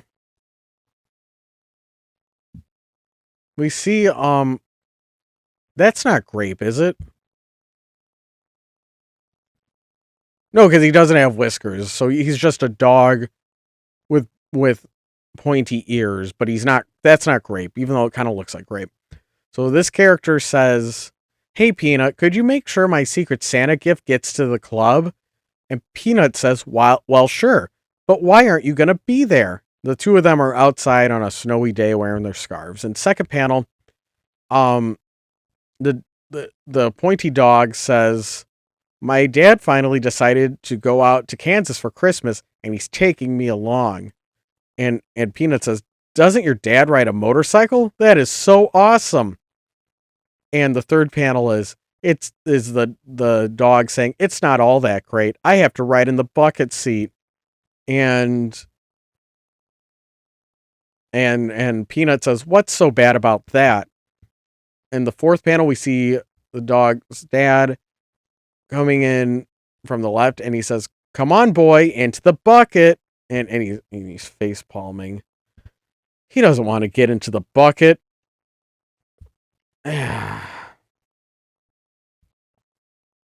So Peanut thinks it's going to be awesome because he thinks he's going to go on a motorcycle, but actually he's going to go in a bucket. Um, would how now how is that? How is this salvageable?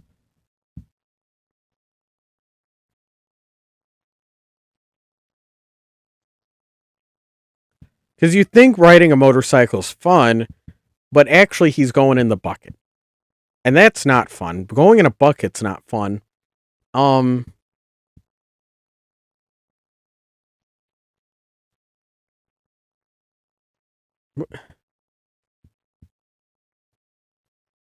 I think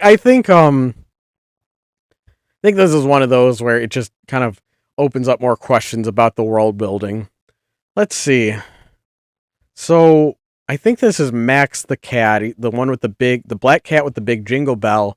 He's laying on the couch and he's talking to Beano the dog. And Max cat says, "How is your nefarious plot coming along?" And Beano says, "It's not nefarious, mean spirited perhaps, but not nefarious." And Beano says, "Basically, I was going to take 4 pounds of catnip and make that explode out of the box all over him when he opens it, but I couldn't get any catnip. Then I tried to get cat hair instead, but since it's winter, there isn't much shedding going on." All right, then third panel, and Beano's still yapping, and he says, "Then I tried kitty litter, but nobody has any extras. So I finally settled on cat snacks, TM, only to learn that it's a lot harder than it looks to rig a package to explode, so I'm just going to give the snacks to him." And the guy at the pet store laughed at me. And the fourth panel, we zoom out to see Max not looking too impressed by this plan while Beano looks around. And Max says, "Wow." And Max says, "It's deceptive in its simplicity." And Max the cat says, "I will grant you, it would take a simple line of thought to come up with that." And the title of this one is Best Laid Plans. See, instead of best made plans, it's best laid plans. So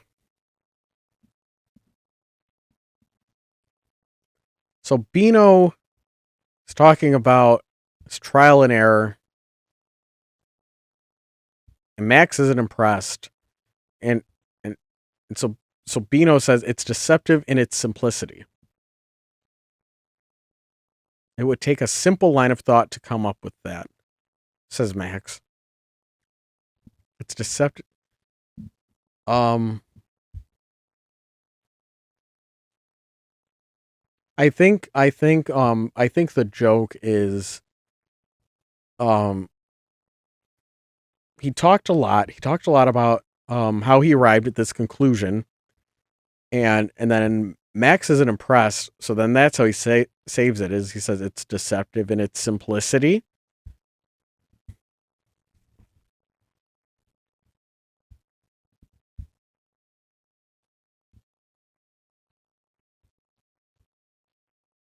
Let's see. So now Beano. All right. So we see Beano and Peanut are. Let's zoom in. So I think they're at a party. I see that the two of them are holding gifts.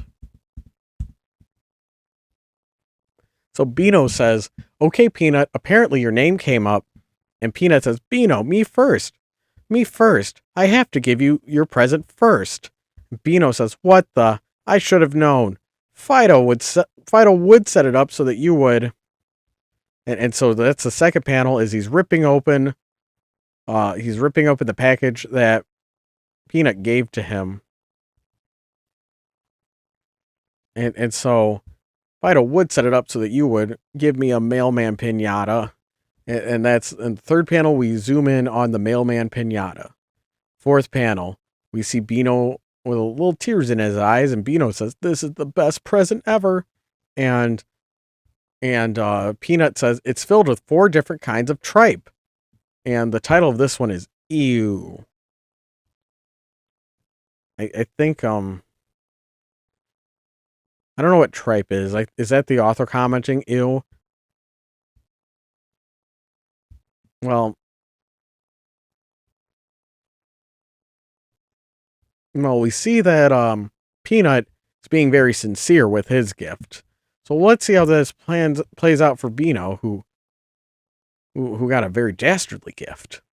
So same pose. We see Beano and Peanut at the party. We see Beano crying, and Beano says, "Peanut, I don't know what to say." And Peanut says, "You could say, 'Hey, Peanut, here's your present.'" And second panel, "What? Your present? Is that one for me?" And we see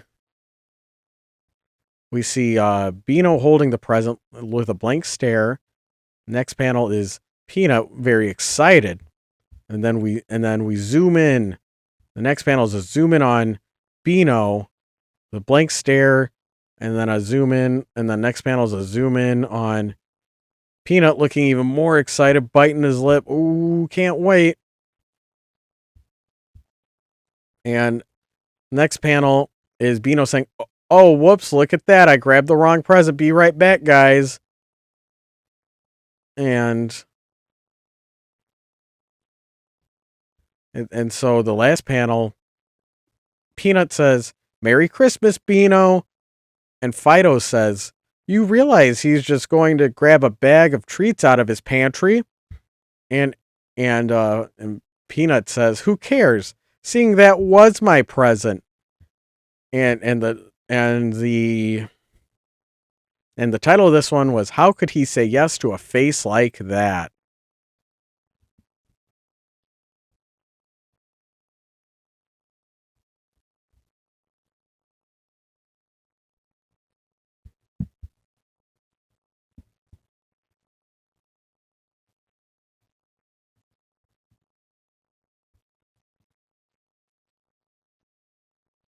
Ooh, we get our first color Housepets comic. This is good.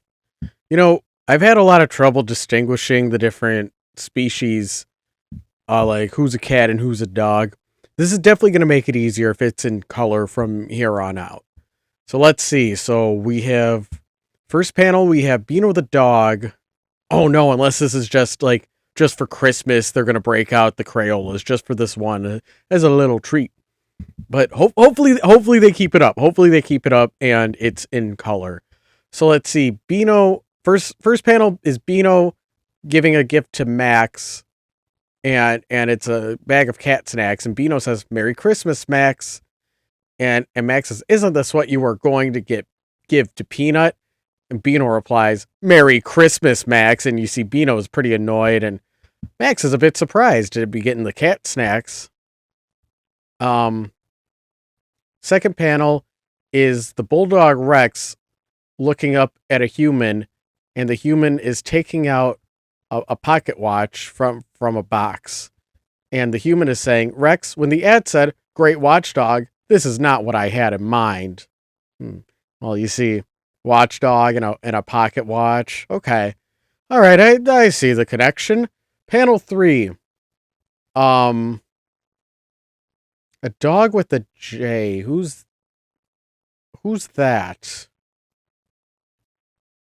Well, one of the dogs has that, and he's in a dog house, and he's talking to a mouse with a big thing of cheese, and the mouse says, "The cheese thing is a stereotype, you know."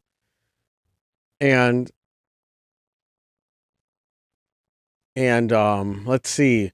Fourth panel is a human holding a bunny. The bunny looks like a dog. let's zoom in on this bunny. Oh, fuck. Little doodad over here is censoring him. All right. He looks like a dog. That does not look like a bunny. Come on. Come on, dude. Come on. You got to try a little bit. Come on. Dog with long ears has entered the fray. Come on. Come on, man. You're killing me here. You're killing me. Oh, man. You can't. Oh,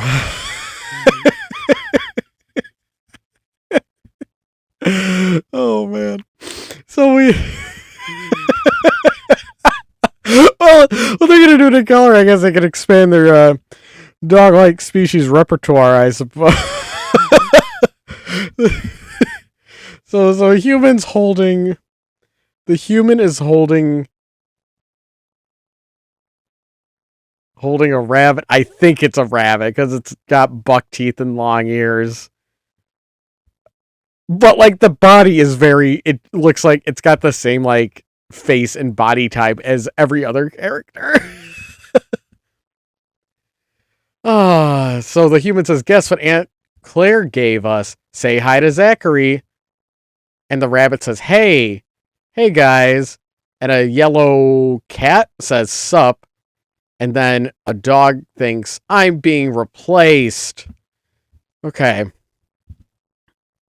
So, all right, our next panel, we have a doggy, looks like a girl dog. She's looking a little sad. And we off screen, um, we see the text dialogue for pet friendly neighborhood. You would think there'd be more single women at the parties. And the dog says, I'm sorry, Daddy. And the off screen text says, give me a beer, would ya? And the girl dog says, yes, Daddy. I love you, Daddy. Uh-oh. Looks like she's not having a good Christmas. That's too bad. I hope somebody can cheer her up. I hope her life isn't just fetching beers for Dad, because that sucks. That definitely sucks. Um Man, well, maybe she can hang out, have some fun on New Year's. New Year's is right around the corner. Just because Christmas sucks doesn't mean you're gonna have a bad New Year's, right? Let's see. In the next panel, we have um Fido and Sabrina, I believe, and they're cuddling up. And Fido says, "Merry Christmas, Sabrina," and Sabrina says, "Merry Christmas, Fido." And they're being pretty close, pretty cozy. Um, next panel, we see.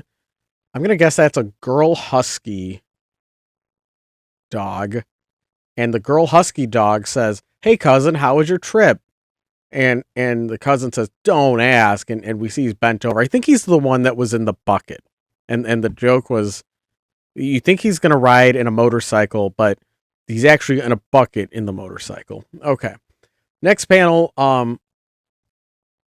is a dog, and the dog says, "Hi, I'm Daisy," and she's giving a big gift to a raccoon. And the raccoon says, "Merry Christmas, Daisy." Okay, so Daisy's giving a trash bag to the raccoon. So the raccoons get a good Christmas because the raccoons like trash. And so we see Grape and Peanut. Grape is sleeping, as just a cat. Gotta have her nappy. And so then Peanut is playing the Wii. And we see that see Grape's got some yarn and a bag of something. And then Peanut's got a Feast for Crows, Justice League, and Animal Crossing Wild World, and a big bone.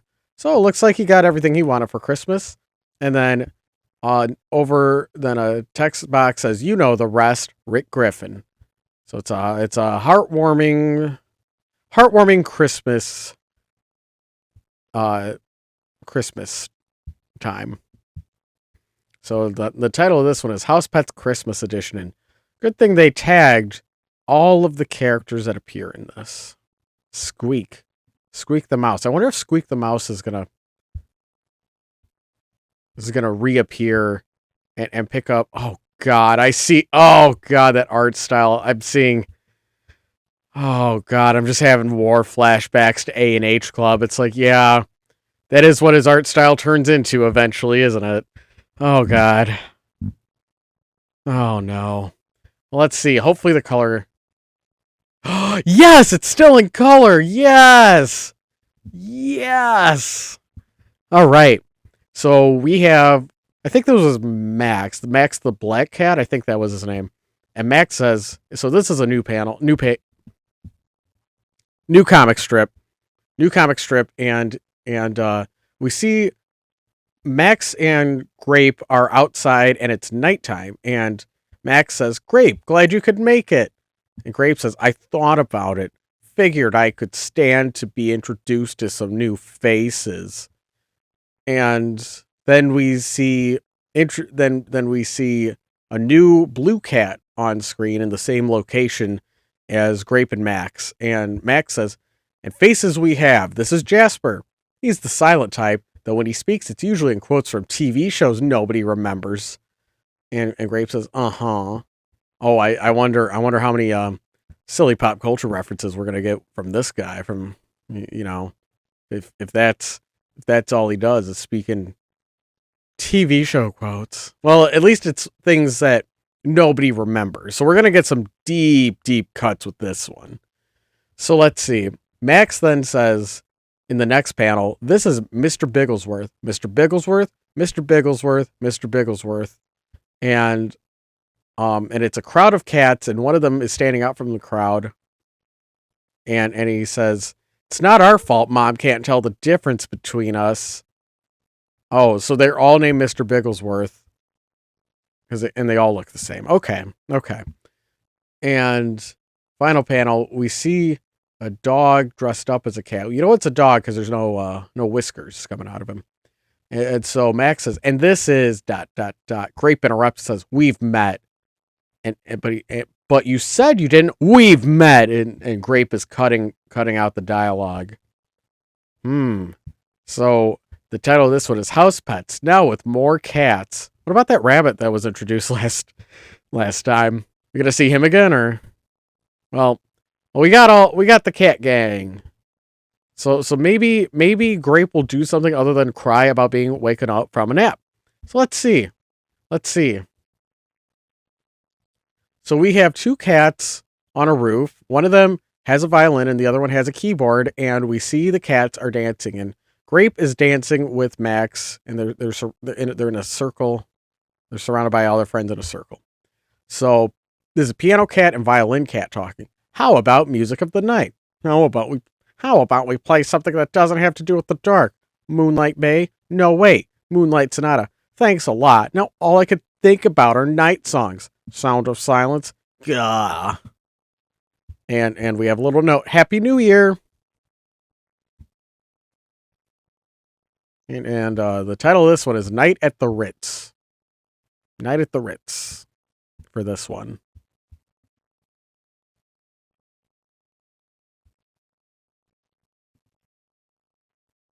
Yeah, I'm keeping an eye out for the bunny. And I'm keeping an eye out for you. I want the mouse to pick up the revolution. I want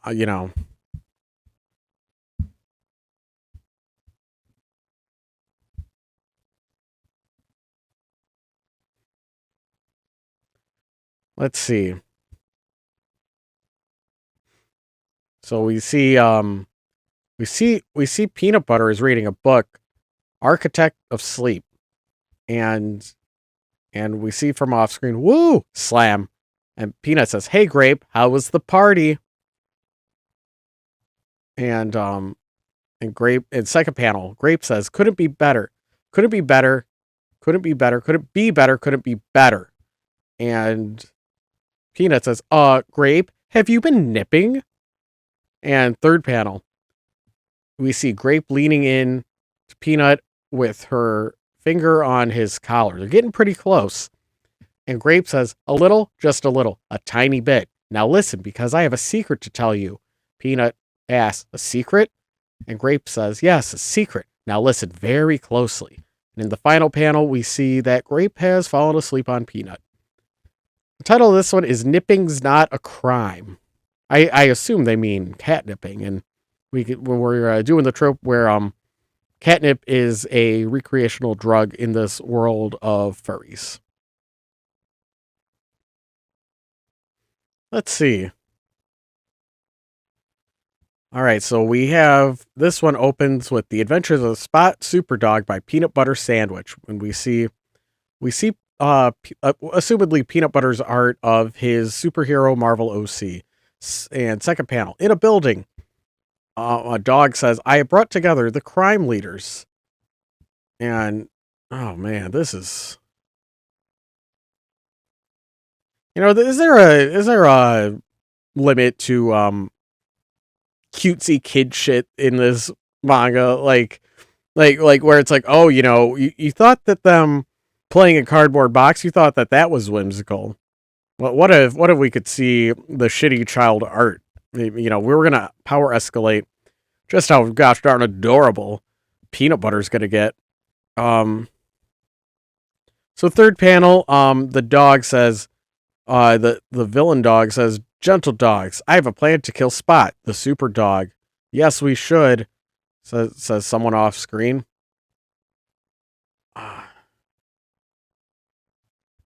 Orphanage is the establishing text. And the dog says, "Spot loves orphans," and then we shoot him. And it's pointing to disguises. But one of them has hesitation because he says, and this one's titled "Stunning Masterpiece." Is um is the name of this comic strip. I think the title's a little sarcastic because it's implying to be shitty kid art, and so therefore it is not a stunning masterpiece. And is this it's like I never understood the whole making fun of bad kids art. Like that always felt very mean spirited. the like like like the so I like are we gonna get more insight into Peanut Butter's thinking? Because last Superdog comic, he was letting it slip how much he loves cats. Oh, good, it continues. Meanwhile, mild mannered Professor Spot, and we see Spot, and he says, and that proves the formula.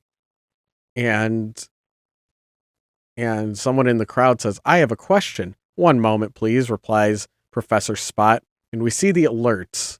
It says boat, airplane, miscellaneous transport, bank, orphanage. The orphanage alert is going off. World part, world whole, and other.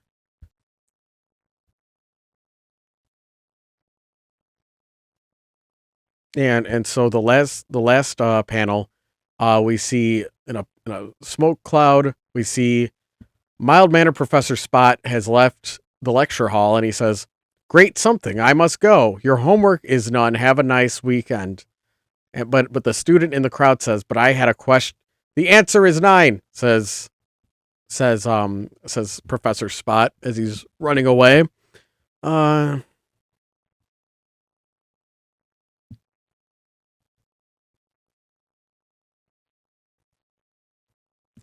I kind of like this. The alert panel: boat, airplane, miscellaneous transport, bank, orphanage, world part, world whole, and other.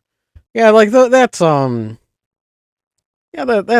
those are certainly different places that where dastardly things happen, so the superhero has to step in. Um yeah, you pointed out that TV trope. When did TV tropes start? When did TV tropes start? Like, was again with like me trying to figure out, like, was this revolutionary work at the time? TV tropes Wikipedia. I'm gonna type TV tropes Wikipedia and see if there's like a Wikipedia page on TV tropes. Okay, TV tropes is a wiki founded in 2004. Okay,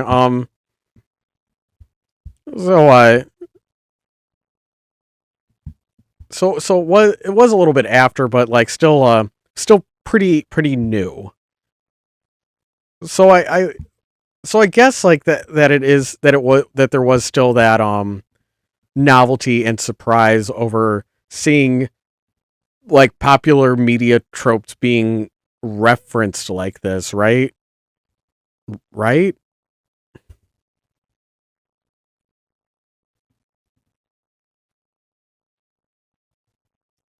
All right, so we see the villain dog wearing a dress as a disguise, and he says Spot is falling right into our trap. And and villain dog says, and now we will shoot him with our special guns and kill him with regular bullets. And it's pointing to him and says, still in a dress. Third panel, is this the end of Spot? Super dog, in parentheses, question mark, to be continued. And and then we cut to Grape and Peanut reading. We see Grape is reading the comic, and Grape says, I think you need to work on your cliffhangers. And and, and Peanut says, not enough foreshadowing, right? And the title of this one is no, it's not.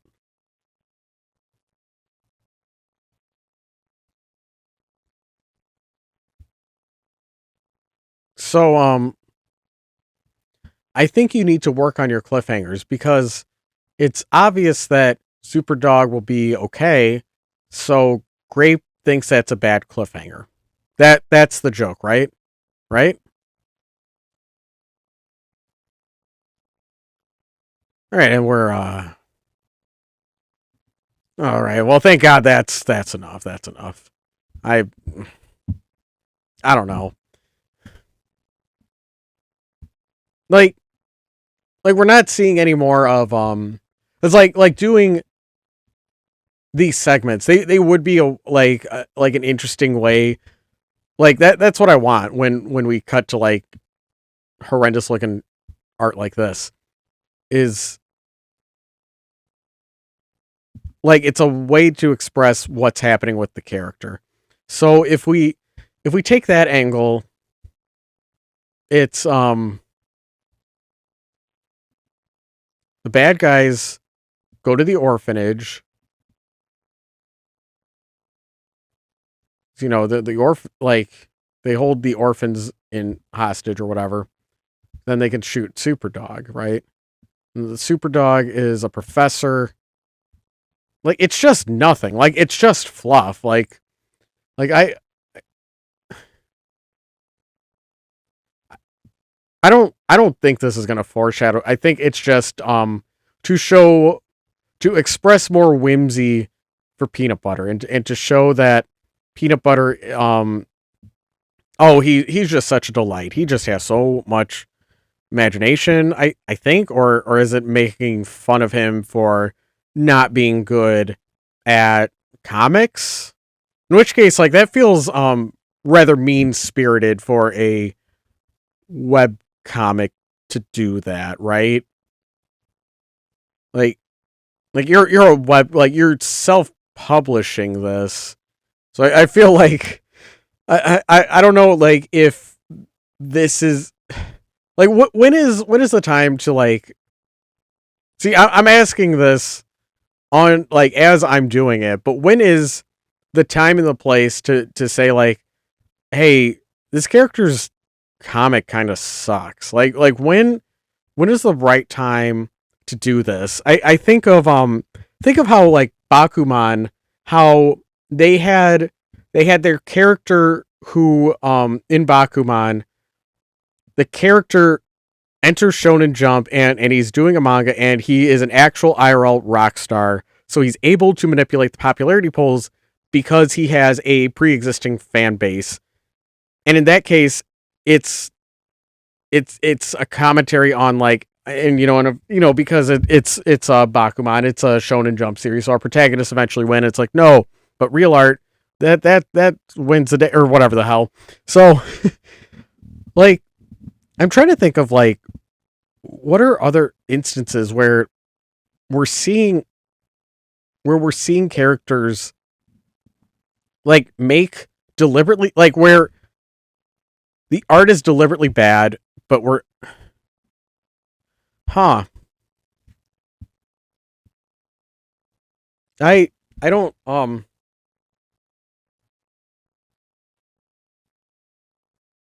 like I get that Peanut is like he's he's a dog, so he's not about his wits all the time. Um but like this doesn't go anywhere. Is this just like was this just filler? Like like like more of hey, we got like I'm just going to crank out some super dog panels so cuz cuz we just switched to color, so maybe this was made as a buffer,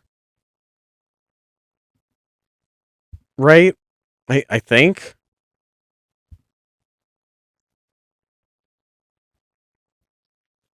Let's see.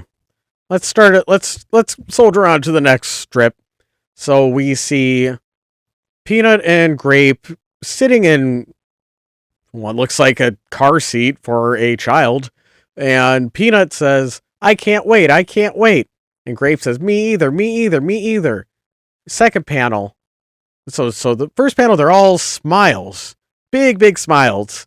And second panel, the two of them look at each other pretty surprised, and Peanut says, "I'm kind of surprised you want to go. I didn't think you were into, getting wet." And Grape says, "What?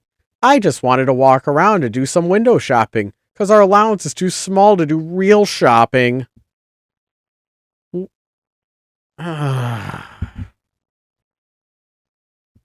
I I don't know. Like I just get such an eye roll when Rick Griffin characters talk about money.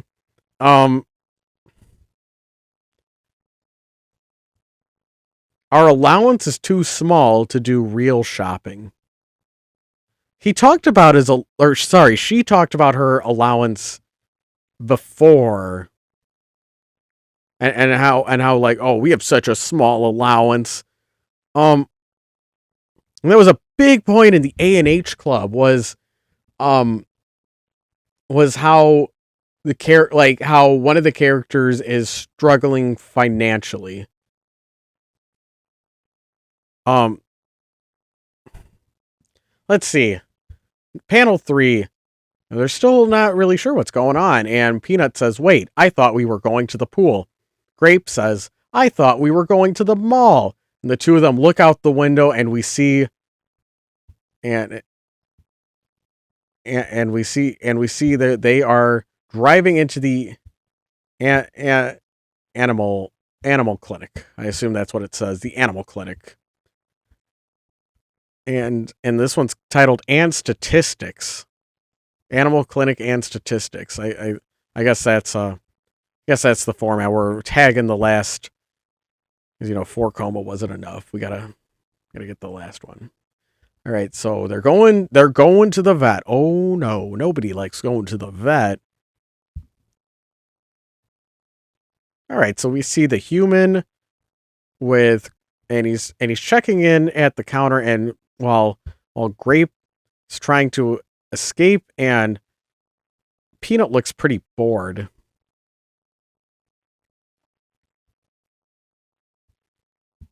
And so the dad says, "Hello, I'm dropping off my dog and cat for their shot renewal and checkup." The receptionist says, "Can I have their names, please?" Second panel. The dad says, "Peanut butter and grape jelly, but Grape hasn't been here since she was a kitten at the shelter." And the receptionist says, "That's fine. What was her name then?" And third panel. The dad says, "Princess Periwinkle." And and and and Grape Jelly says, "Dad." And the receptionist says, "Spell that." And the dad spells the name, while Peanut, while you see Grape is quite embarrassed about getting dead named, rightfully so, while Peanut is being a real fucking asshole, trying not to laugh. And the title of this one is "Haven't You Caused Enough Pain?" Oh, Secretary gets a tag. You're gonna see a lot of the Secretary. Oh, okay. So just that one rare Housepets character. Does she have any spicy art of her? Anyone do anything neat with that?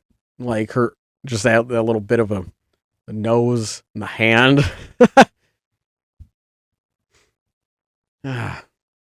So that's a joke. It's a joke.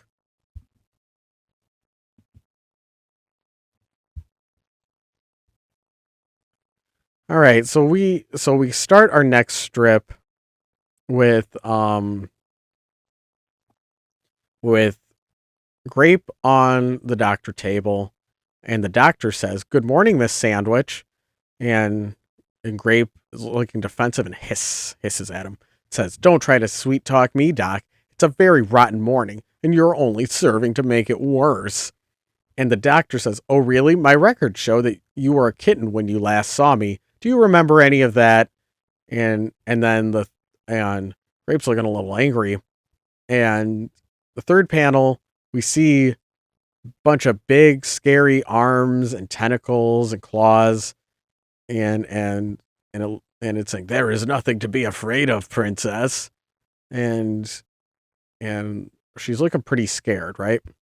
Fourth panel, Grape says, "Not a thing." And the doctor says, "It's a typical occurrence." And the title of this one is "Sweet Memories." And Eldritch Abomination. That's the tag we're using for. Okay, he only shows up in this one. Man, a lot of one-off characters in this vet arc. Wow. Um so I guess it was really scary when she was a kitten, and so she blocked out the memory and she can't remember it today as an adult, I suppose.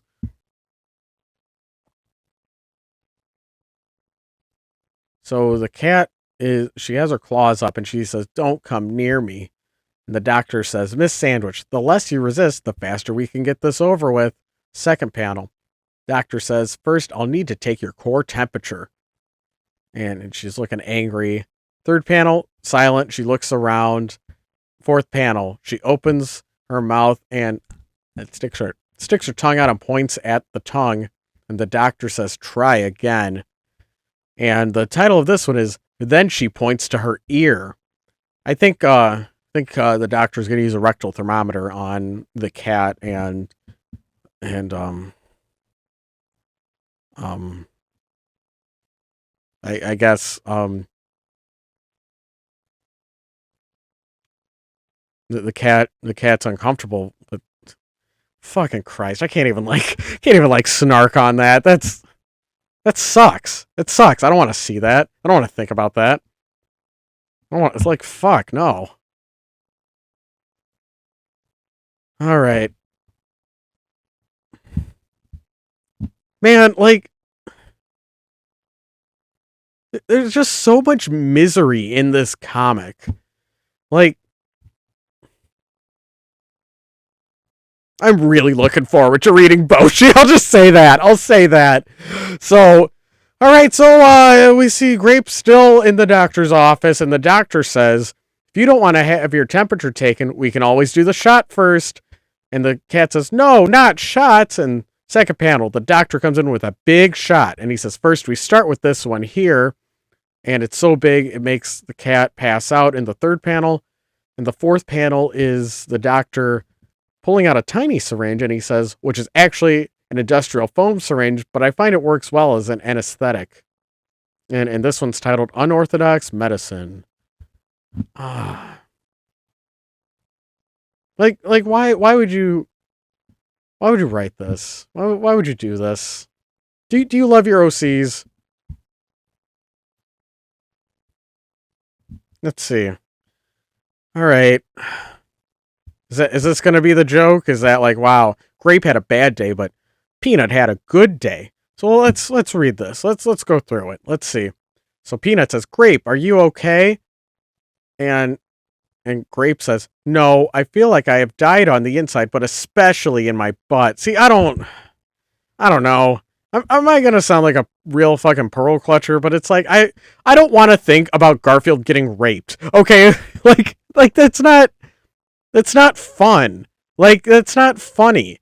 Like I don't want to think about them in pain. It sucks. Like that's not the intent of the comic. And it's one of those like if you're going to do that, like don't do it in this style of like cute animals in a Sunday morning like like gag a day Sunday funny paper kind of style. Like where like am I taking this too seriously? Am I wrong? Am I out of touch? Or is it the furries that are wrong? So let's see. So the cat says, escape while you still can."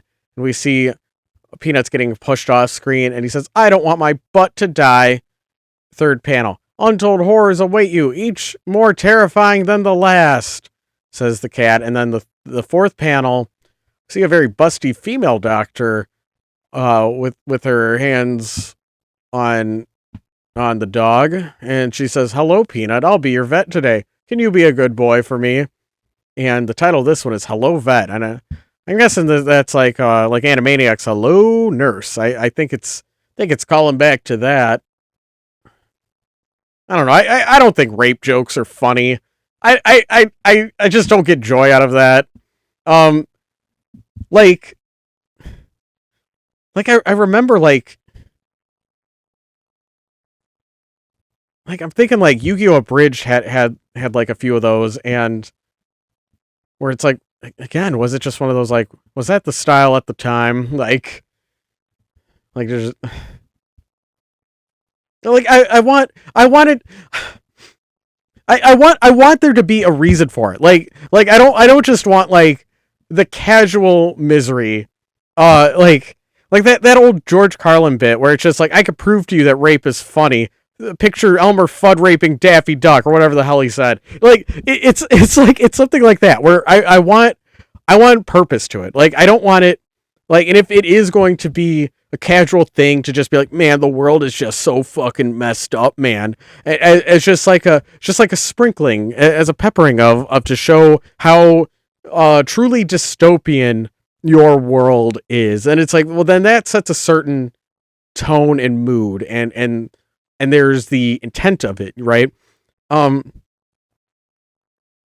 where like this is just like, it's going up my butt. Like is that the joke? God damn, dude. It's just like this comic has just had. It's just been so miserable. Like that has been. It's just a very grouchy, crotchety comic, and now where it's just like, oh, it's just this constant, I don't like that, and just like nobody's like getting along with anyone, and now where it's just like, okay, is Santa, where it's like, okay, we've established that griffins are mostly real in this. That is what we've established in this. I'm not sure about Santa Claus, if Santa Claus is real, like if they're gonna do a Santa, like any more Santa Claus stories. That was a question when they were bringing it up in the Christmas episode, right? Um, now, now we gotta like how it's like, okay, this is all part of the world building. Like as we're learning more, and that the and that the and how like what are the animal interactions with the humans? What is their society like? And also just like setting the general mood, and just this like, oh, the animals are going to the vet, and the vet's not, it's not a very good time at the vet, and it's like, oh, sure does suck going to the doctor. um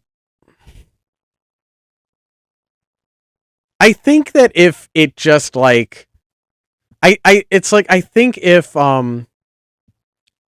like, yeah, this is kind of like kind of rapey language in this first panel, honestly, and but I think if they just kind of dropped it here with like, oh, the cat's just gonna point at the tongue to be like, oh, I need to take your temperature, and so you think it's, and she points to the tongue, and then he says, try again, and then if it was just like, okay, that's that, but then they bring up the butt stuff some more in this one, and so she feels bad because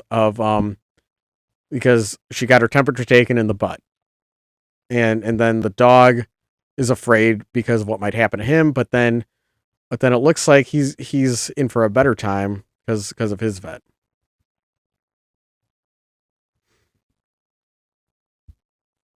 Like if it's going to be a comic of mild discomfort and like, oh, I can't believe you said that, and being upset about like, I don't have a big enough allowance, and oh boy, my nap sure is, I got disturbed for my nap, and also the doctor raped me. Like what the fuck are you doing, dude?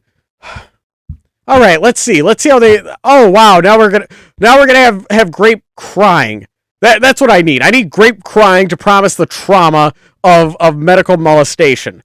So Grape starts this by telling to her human, says, you monster, you monster.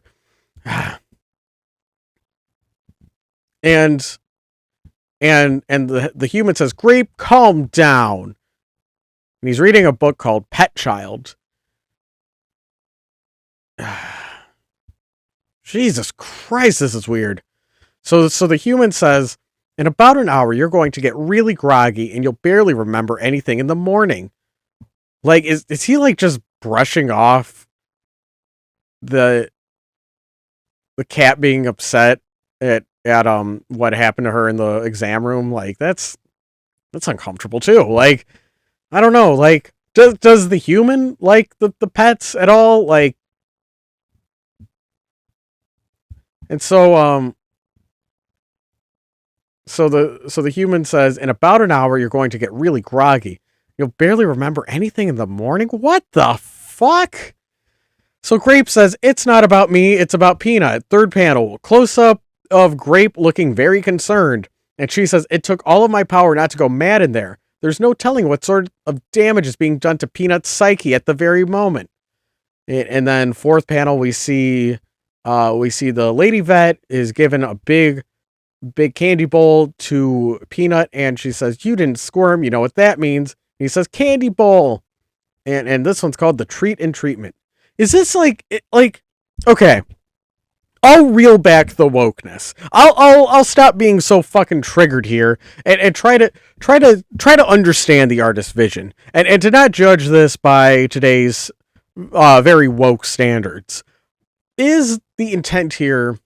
It's like, wow, your pets really freak out at the vet's office, but like, so let's take the typical pet freak out at the vet's office and let's give human characteristics. I think, like, I don't know, man. It's like going to like dark place where it's like it just feels unnecessary to bring these elements into it. Where like I feel like it would be funnier if like I guess that's the joke is Grape had a bad time, and Peanut's having a good time.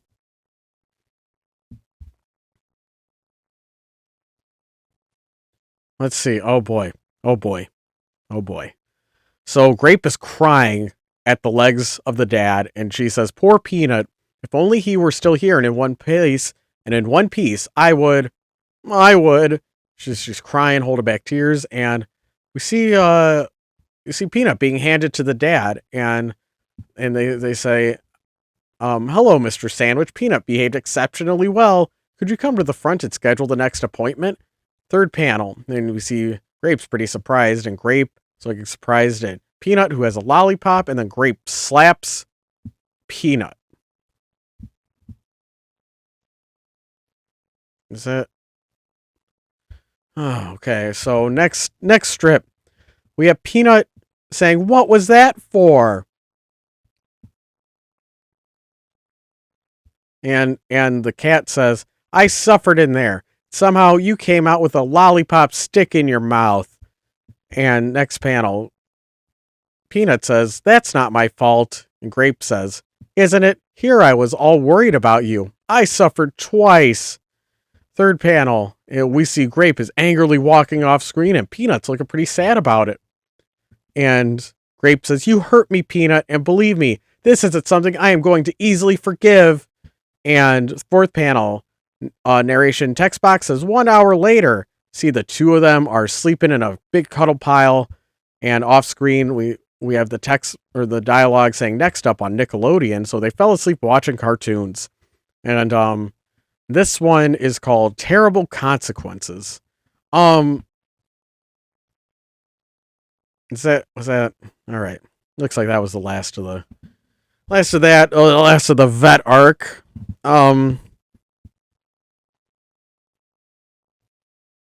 Well, why didn't it have consequences?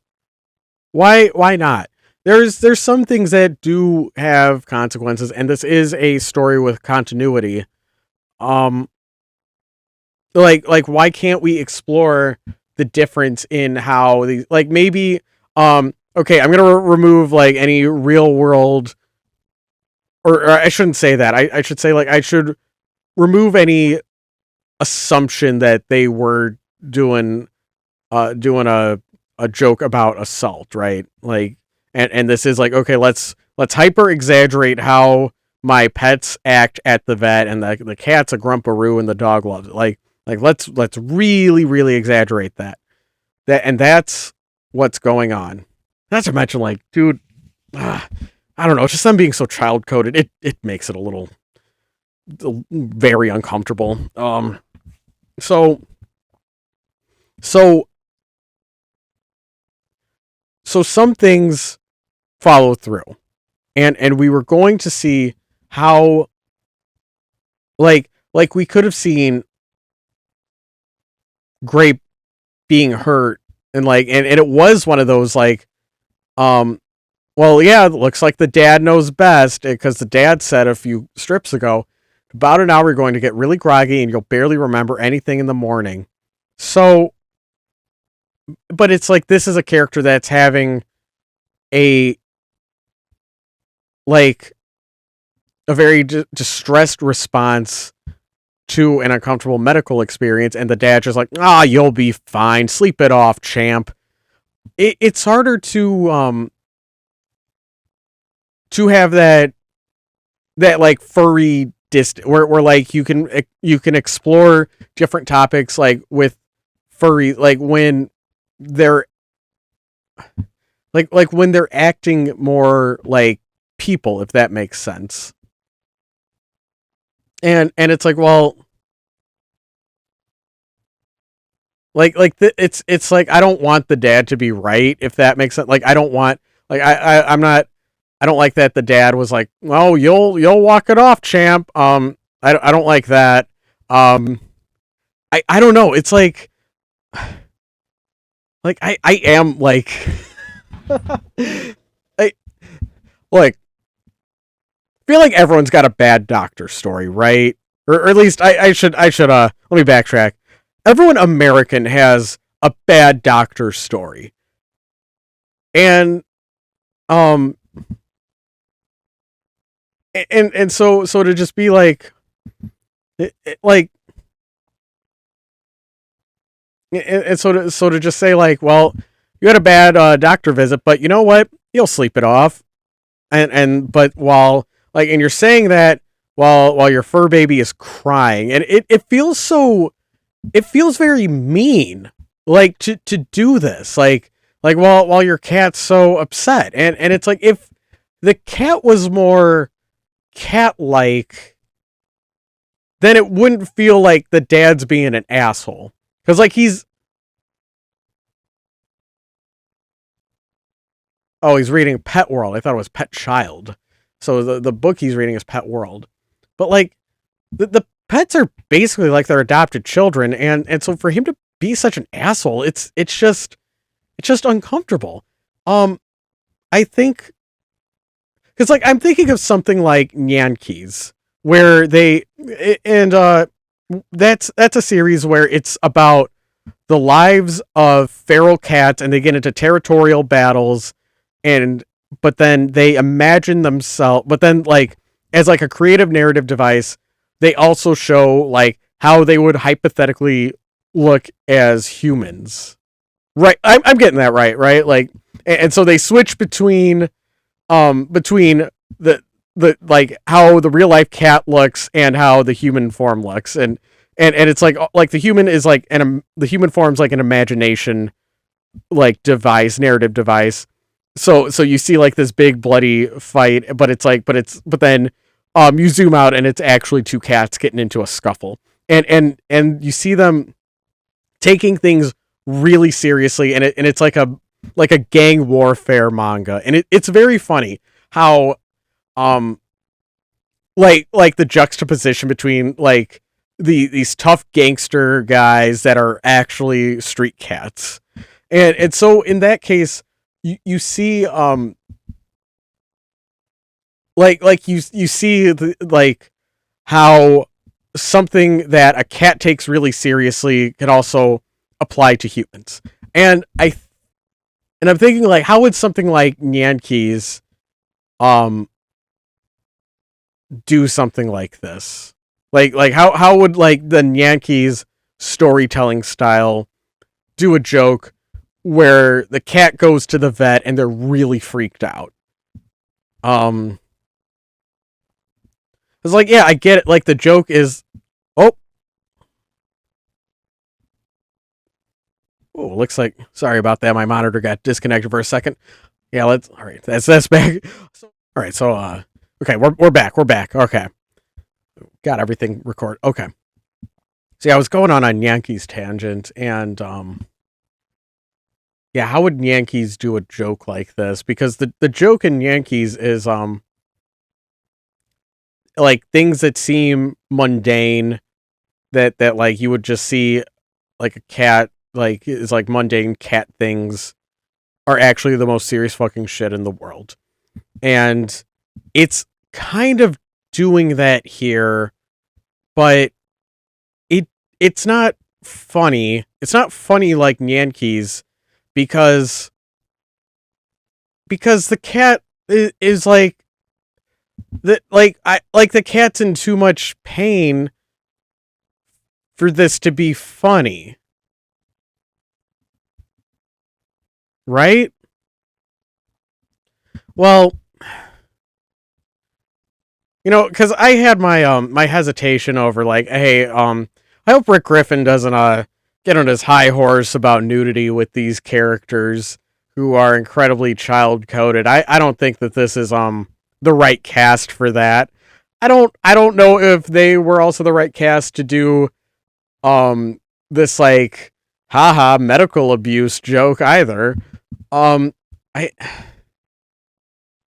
Man, like I know I'm taking this too seriously. I know, but like it's really been a miserable experience. Like where I think they're trying to be cute. I really think that's the intent of this comic is to be like, "Aw, aren't they just precious?" But like it doesn't give me any of those feelings, and it's not even like I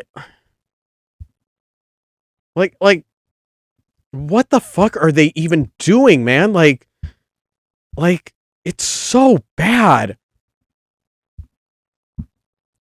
Well, let's soldier on. I saw the bunny was in the next strip.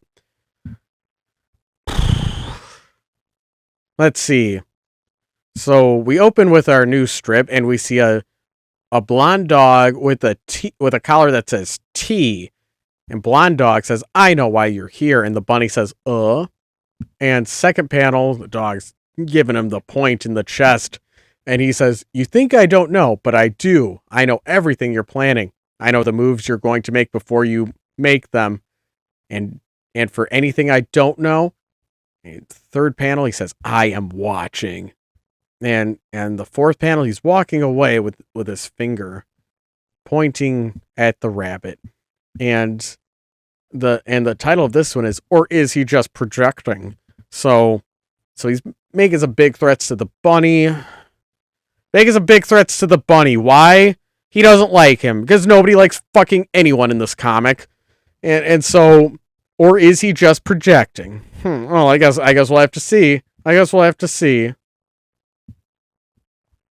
Let's see. So let's see.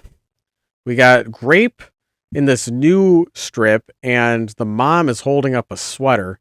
And the mom says, "Grape, I found this stuck in a corner of the basement. Didn't you get this for Christmas?" And Grape says, no." And the mom says, "No, I think you did. Put it on, and then we could take some pictures." And Grape says, "No, Mom, it's okay." Third panel, Grape's going, "Ack!" Presumably while the mom puts a sweater on her. And and off screen, the mom in the fourth panel says, "Now say cheese." And Grape says, "Mom, I love you, but now I have to plot your demise." And now Peanut's in the same frame and says, "Hey, I didn't know you got one too." And you see Grape is wearing a red sweater with stripes, and Peanut's wearing a Charlie Brown sweater. See, it's very funny seeing the two of them together because they look like Charlie Brown characters. Um, and the title of this one is "Love in the Stitches."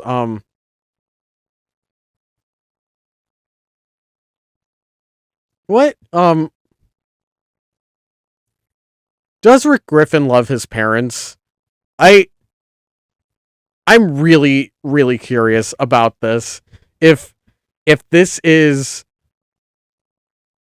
if he is someone that gets along with mom and dad, or if this is like wish fulfillment, like I'm gonna write the ideal family life that I didn't have.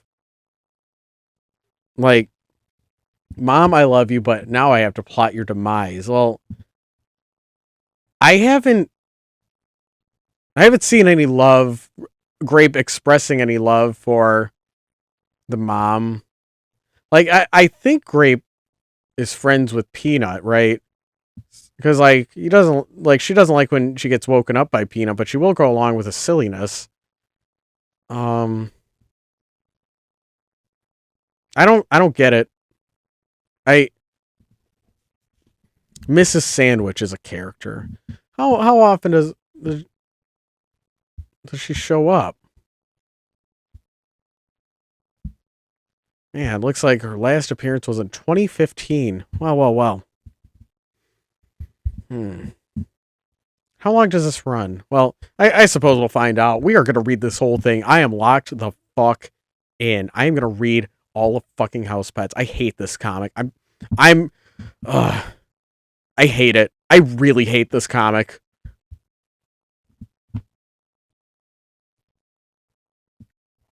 Oh boy, we got some Valentines. We got some Valentines. Oh, and see, we have copyright 2009 Rick Griffin. In case you do hand these out to your sweetheart, we gotta know who owns the IP for these. So let's see. So we have Peanut putting his hands up looking silly, and it says be heart or be square. And next one we see is Grape sticking her tongue out looking sassy, and it says I could have gotten you candy. Okay. Okay. So there's Grapes being a big old tsundere. And let's see, we got the girl dog with a heart. I forgot her name. And it says roses are red, violets are blue, and so is this card. Red, I mean.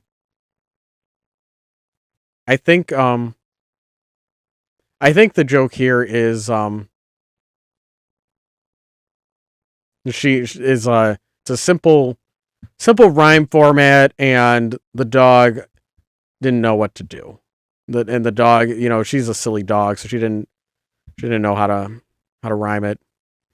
Let's see, and then we have Max the cat, and his Valentine's card says, "The entirety of my feelings for you can be summed up on a tiny paper card written by someone else." Oh, that's very snarky.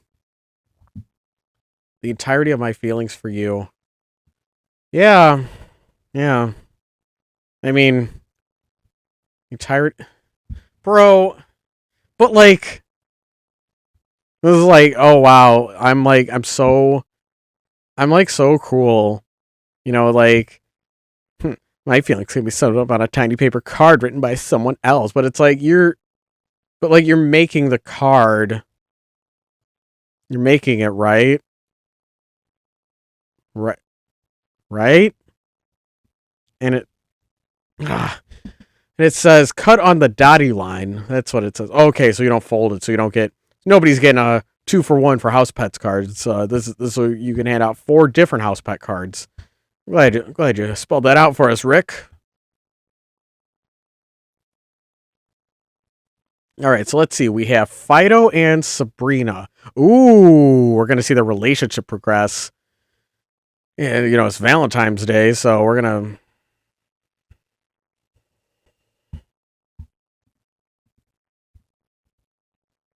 see. We're gonna see how things go. All right.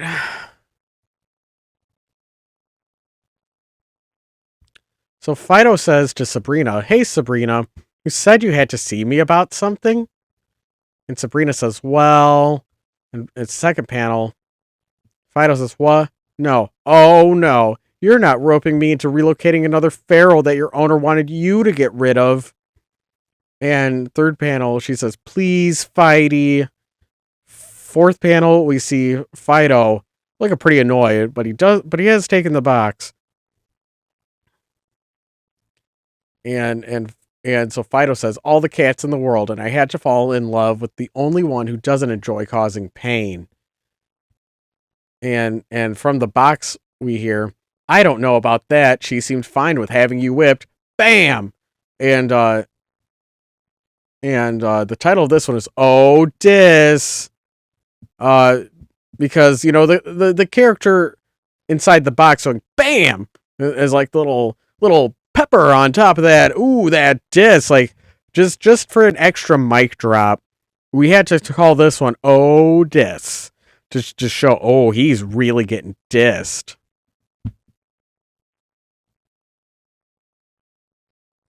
Oh, there's no way Rick Griffin doesn't play D&D in real life, right? Like that. Like I know I've made a lot of bold speculation.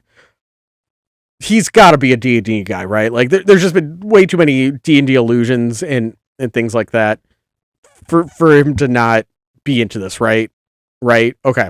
So so we see the humans are sitting at a table playing some dungeon dice, and a human says, "And then I will apply all those to locate city and cast it." Wait, what? Locate city? I'm just gonna, you know what? It's just the humans fucking talking, and then the last panel. It's they're just giving me a play by play of them playing Dungeons and Dragons. Who cares? Who fucking cares?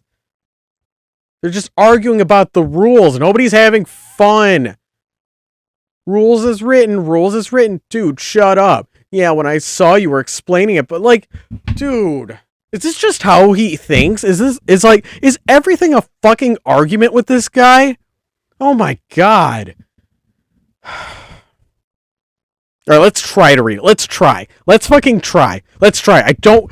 So far, I've been pretty good. I've been pretty good. I've been reading most of them. You know what? I don't want to rage quit. I don't want this to get the better of me. Let's fucking zoom in because there's so many words. Because D&D is just so precious. We need to really lay it out.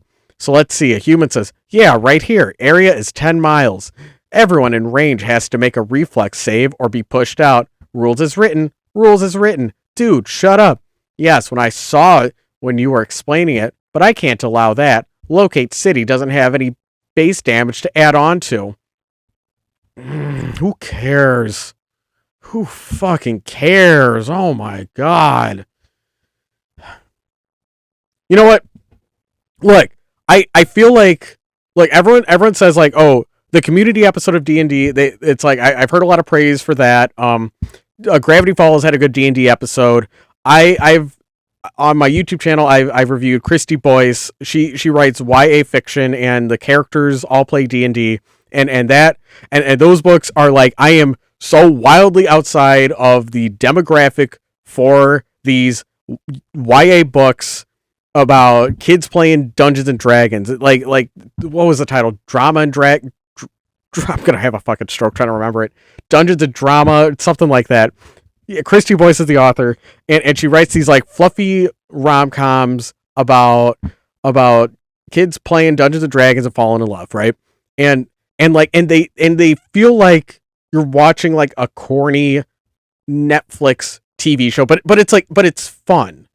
Like every once in a while, like you get that, like I'll read like a YA book where it's like, oh, like I don't know if that's like the right thing to compare to, and I think of how like, oh, this would be a perfect like Netflix popcorn flick, like with how it's structured and how the characters are interacting and you know the feel good vibes and things like that, and I feel like how like I feel like that's like my standard. That's my standard for Dungeons and Dragons related media. Where like you don't have to have you don't where it's like I'm not asking for my mind to be fucking blown. I'm not asking I'm like I'm not like doesn't have to go too over the like you don't have to get all smart with like, oh, I'm gonna do this crazy meta narrative. I'm gonna really change the game. Like I don't like I want that. I like that is my baseline for like this is good enough Dungeons and Dragons related media, right?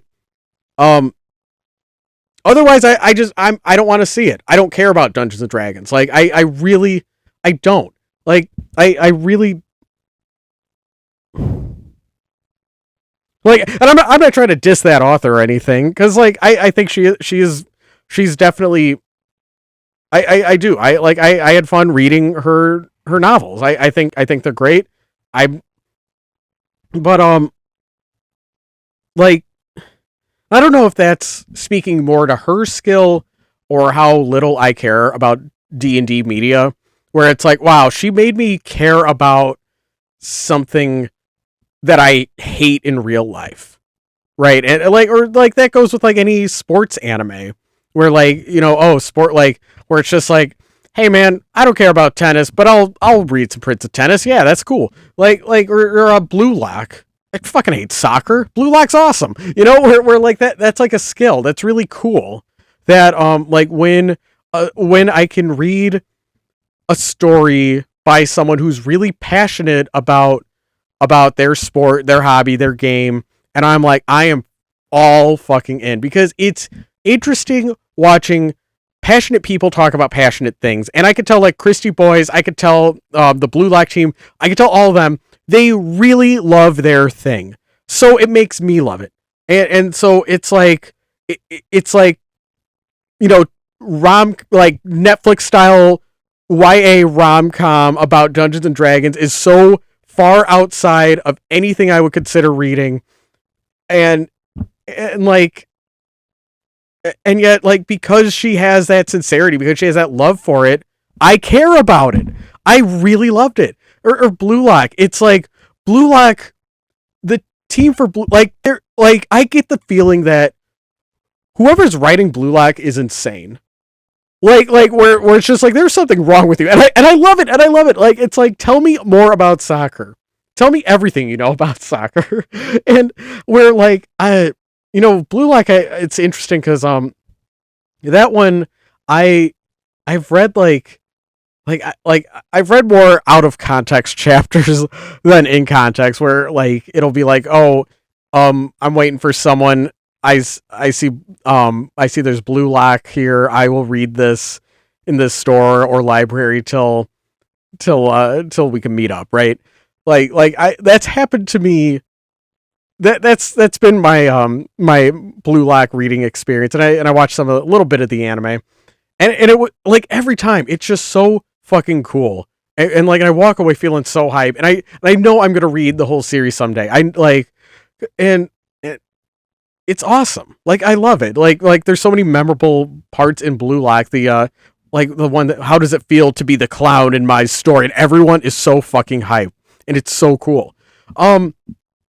What am I supposed to get out of this? What am I supposed to get out of this? Um, oh look, we're getting flavor text with the alt text. Oh boy, because like, look, this isn't making me excited about Dungeons and Dragons. This is like reinforcing like my suspicion that you're a huge fucking pain to be around. And so the alt text for this, can you figure out which argument is the best one? Trick question. They're all stupid. Well, like, why don't you love your friends enough to have a good time playing D&D with them? Because if you're having trouble playing D&D with your friends, you gotta stop playing D&D with them. Like, that's the solution. You gotta pick up your bindle, and you gotta hit the road. You gotta find some new people to hang out with. You gotta find a better D&D group. So third panel says Flash Frost says nothing about base spell needing to cause damage. Bogus. So what, you think just because you were clever enough to browse D&D forums, I'm going to let you get away with making a 4th level nuke? And another person says, plus everyone gets pushed away at terminal velocity, so they all have to save or roll max falling damage. Like, I don't know what this means, and I don't care. You haven't given me a reason to care. Like, wow, I know you play Dungeons and Dragons and you like getting into petty fucking arguments. Like, yeah. And the title of this one is a real 3rd edition game breaker. Yeah, I'm sure this really meant a lot if you're into D&D. And so the voice from the box that Fido is carrying, this is 4th panel, the voice from the box says, your owner is a total dork, and Fido says, you don't even know which one is. It doesn't matter, does it? Oh, yeah, it kind of doesn't. Kind of doesn't. Like, everyone just feels very difficult in this manga. Let's see. Let's see. Is Dungeons and Dice going to be... is that going to be relevant again? Are we going to get more? Here, I wonder. Dorks, Fido, Ryan, Spo. That Dorks. That's a tag. The Dorks only show up in this. Okay. Ryan. Who's Ryan?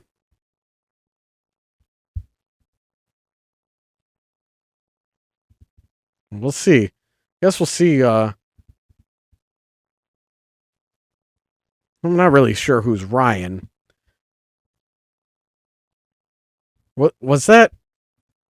Yeah, that was Fido, right? Okay. Dorks Fido. Yeah, I see Fido. All right. So let's see. Let's see. Our next strip starts with Fido talking to the box, and Fido says, "My dad isn't going to allow mice in the house, so you're going to have to be discreet." And the box says, "What do you take me for, a hamster? I ain't got to be discreet to no one."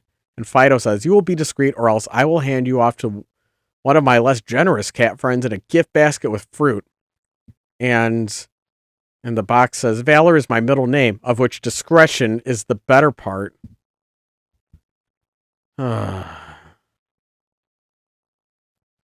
So Fido picks up from the box and sees there's a little mouse inside. And Fido says, or sorry, the mouse says, "Well, aren't you going to say I'm rather small for a mouse?" And Fido says, "I was going to mention something, then realize that it makes perfect sense." And the mouse says, "You're all heart." And the title of this one is Compensation. Compensation. Well, let's see how the Mouse Society unfolds in this comic. All right.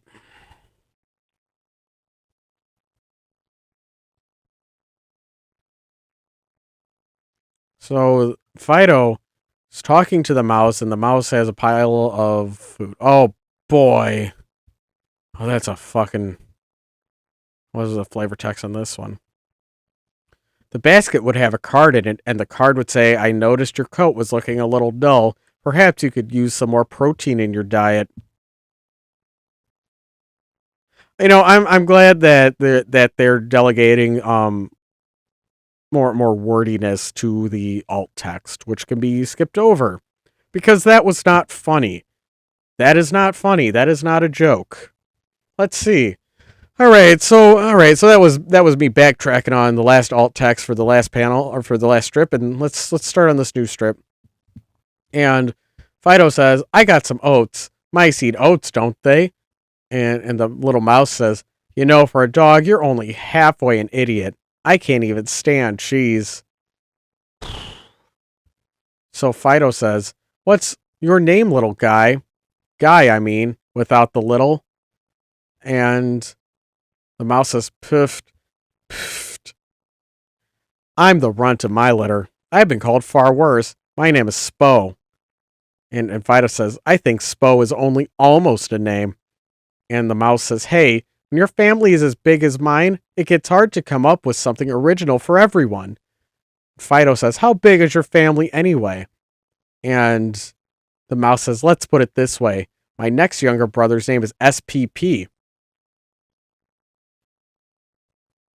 And it all text looks like a. Is there a way to zoom in on that if anyone wants to read that alt text? It's just like listing food. Anyway, like I was saying, Mom fed us cheese like all the time. She would barbecue it, boil it, broil it, bake it, saute it. There's cheese kebabs, cheese creoles, and they just go on. Cheese and potato, cheeseburger, cheese sandwich. That's about it. Like is like excessive talking, is that funny? Is that a joke? Um it's like I've seen that a few times now in this comic where character just like starts blabbering on and that seems to be the punchline, and I see this in the in this alt, like this hover text for this comic. It's like, they're just listing things, and I think okay, I think when you go on and on and on and you have a character like you don't see that in a lot of If a character just keeps listing things and it like nervously like that joke with where it's just like, oh, what has Fido done for anyone here except for um eh, eh, eh, eh, and then he lists all of the heroic things, but except for that, and I think like I think I think the joke is like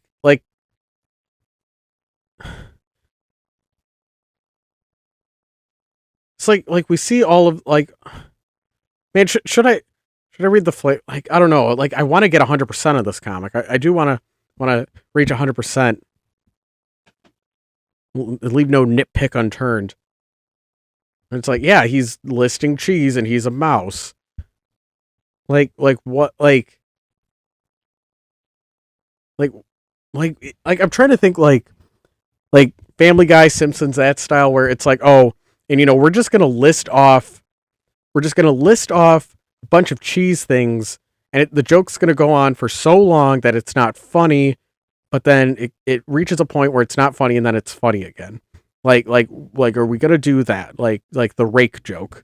Like, are we gonna do a rake joke and that's like, with the excessive listing or but like you got to fire those very carefully, and I don't know if it necessarily works in web comics, because like you can make it as long as you want, whereas like a TV show, like if a character is like rambling on it's happening within the confines of a 20-minute episode. That and none of their ramble sessions have like ever had like a twist, like a funny third thing twist. It's just like it's just listing things and just buying time. So this one's called Their Naming Conventions Had a Cover Charge. All right, so the joke, I think the main joke here, let's fucking ignore that bummer of a alt text. Its name's Spo. The next brother is Spp. So they're just going down the alphabet. See, Fido is getting dressed, and he's wearing a little vest. No pants, don't worry. No pants on these animals. And so the dog's putting a vest on, and the mouse says, feeling cold? What's with the jacket? The dog says, I have a night shift at the police station in an hour. Second panel. The mouse says, you're a cop? And in an illicit interspecies relationship? And the dog says, don't breathe a word about Sabrina.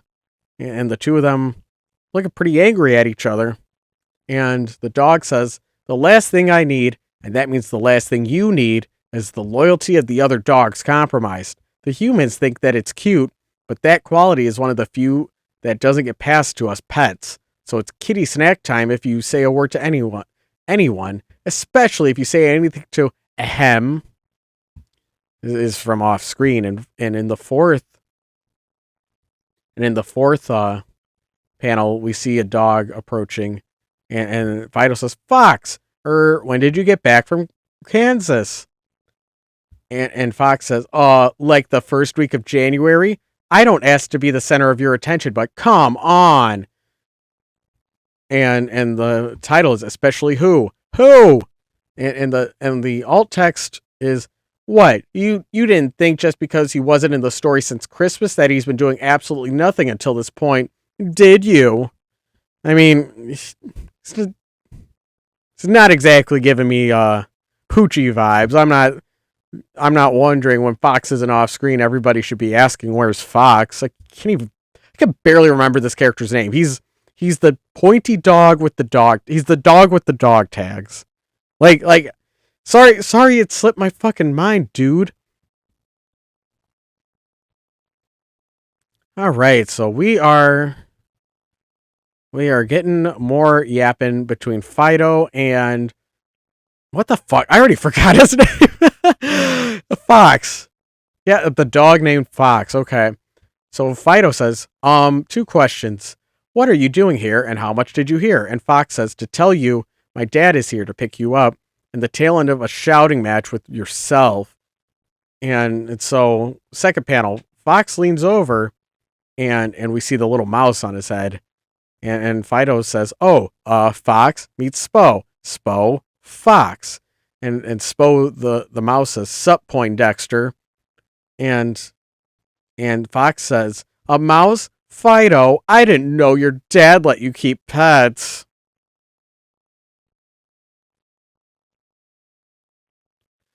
Which, sounds really weird when you think about it.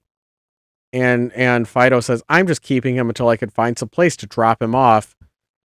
And and Fox says, "Oh, like the pigeon you nurse back to health." And fourth panel, we see Fido pushing Fox off screen as Fox continues to talk, and the rat and the chipmunk and the robin and the squirrel and the rabbit. And Fido says, "Ha ha ha, what can I say? I'm all heart. Go tell Dad I'll be there in a few minutes." And and Spo the mouse says, "Hey, that was my line." And and the title of this one is "And the Finch and the Shrew and the dot dot dot." And the alt text for this one is "A sub pet?" question mark. I don't know really. Um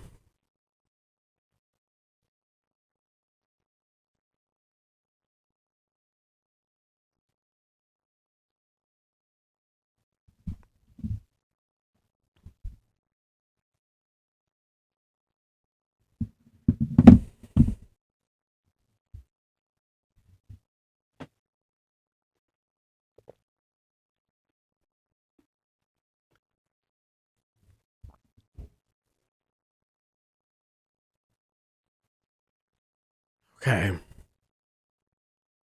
So we have a single panel. We have a single panel, right?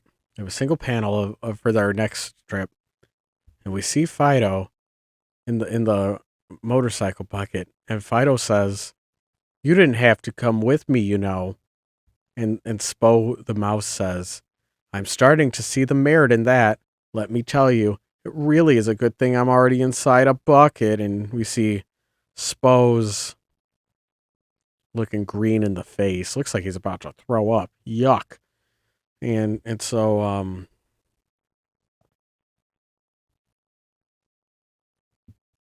this one's called "Wonderful Night for a Bike Ride." And the alt text is, "Bill hasn't been able to find a helmet that could cover his manly chin." Well, we're getting more detail about Bill. Oh, I'm glad that Bill's got a character tag. Whew.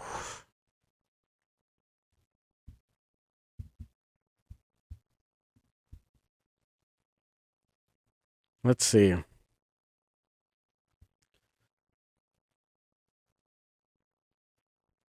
So we see Fido being dropped off at his cop job to be a cop dog. And Fido says, "Thanks, Bill. See you tomorrow." And the mouse says, "What was that? Can't you, like, ticket him or something?" And Fido says, and then the second panel, we get a close up of Fido talking to the mouse. Fido says, "No, I can't do that. I'm only a K9 unit. I'm trained to sniff out drugs, track people, and attack suspects when ordered." And Spo the mouse says, "That's whack. What's the point of being a cop if you can't rub it in people's faces?" And Fido says, "Probably because some of us like keeping friends." And the mouse says, "What do you mean, some of us?" And the last panel is Fido saying, "You mean you're not actively trying to get me to throw you out at my soonest convenience?" And Spo says, "I get very lonely." And the title of this is "Midnight Confessions." I suppose that was the midnight confession is Spo admitting that he gets very lonely. And the alt text says, "Spo wants to rub his face in something, you see." The sum is capitalized. The sum in something, that's capitalized. So that's where the emphasis is. Let's see.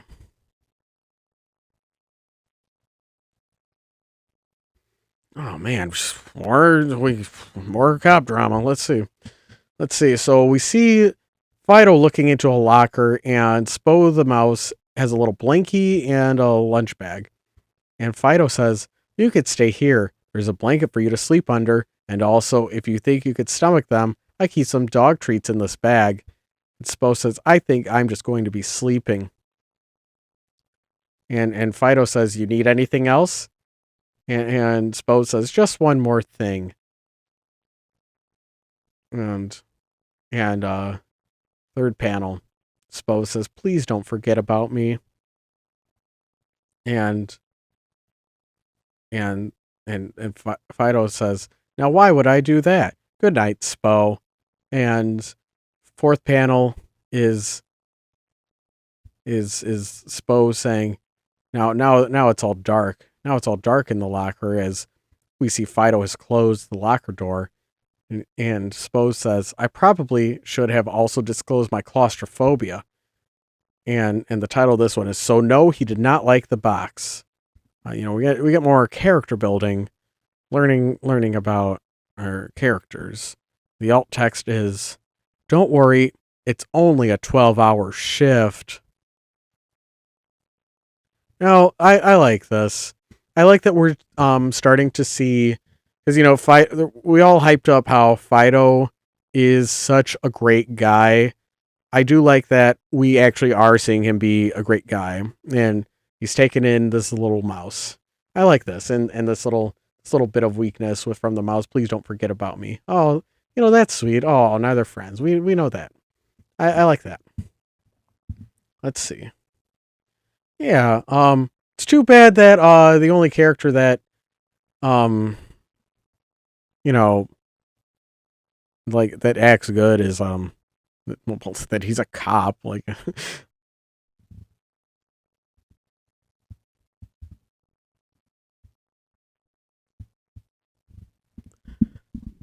so the next strip opens with, we see a close up of a paw holding a buzzer, and second panel we zoom out to see it's Peanut holding a buzzer, and Grape scrou-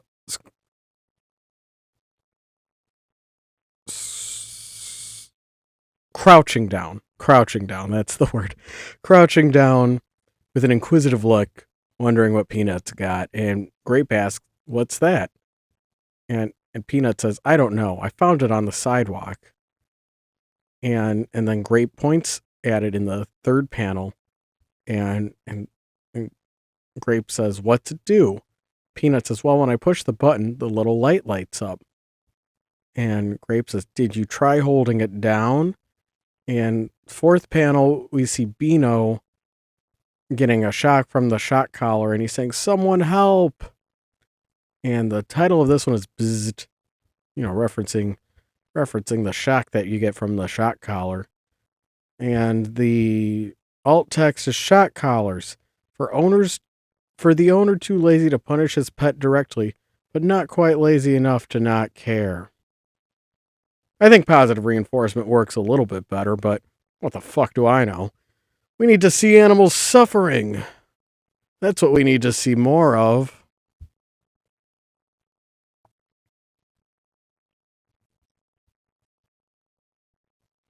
Start of a new strip. We see Beano tugging at his collar and Peanut pointing at himself, discussing an issue with Beano. And Beano says, "So in order to curb the problem, my dad gets me the shot collar, but then he loses the remote and it keeps setting off somehow." And Peanut says, "A remote?" Second panel starts and they're still talking. And Peanut says, "Was this remote small, gray, and have a red button with a lightning bolt on it?" Beano says, "How would I know? It's not like my dad would let me have it or anything."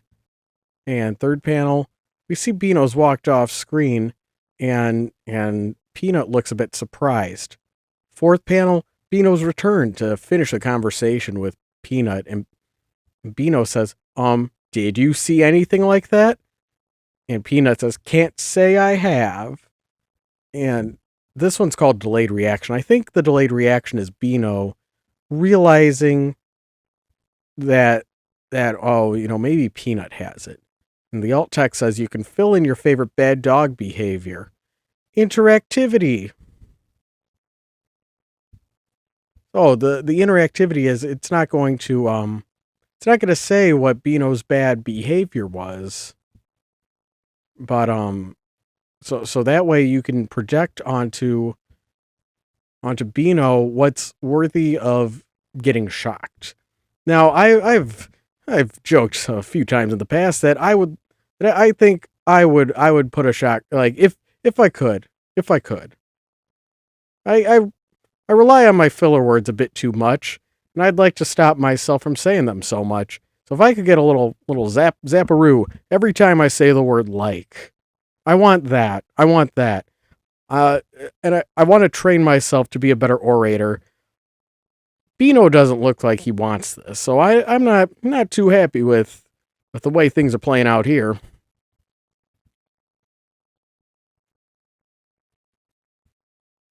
And so we start a new strip with Peanut walking in on Grape on the comfy chair, and Peanut says Grape, and Grape replies, "Ha! I was only about to take a nap, and dot dot dot. Well, I would rather be taking a nap. What do you want?" See, instead of Peanut interrupting Grape's nap, instead he interrupted Grape almost about to take a nap. You see his gag's gone on quite some time. Um I don't remember feeling distraught when I read Garfield. When I would read the Garfield comics and I would see Garfield kick Odie off the kitchen table. Um I don't know why.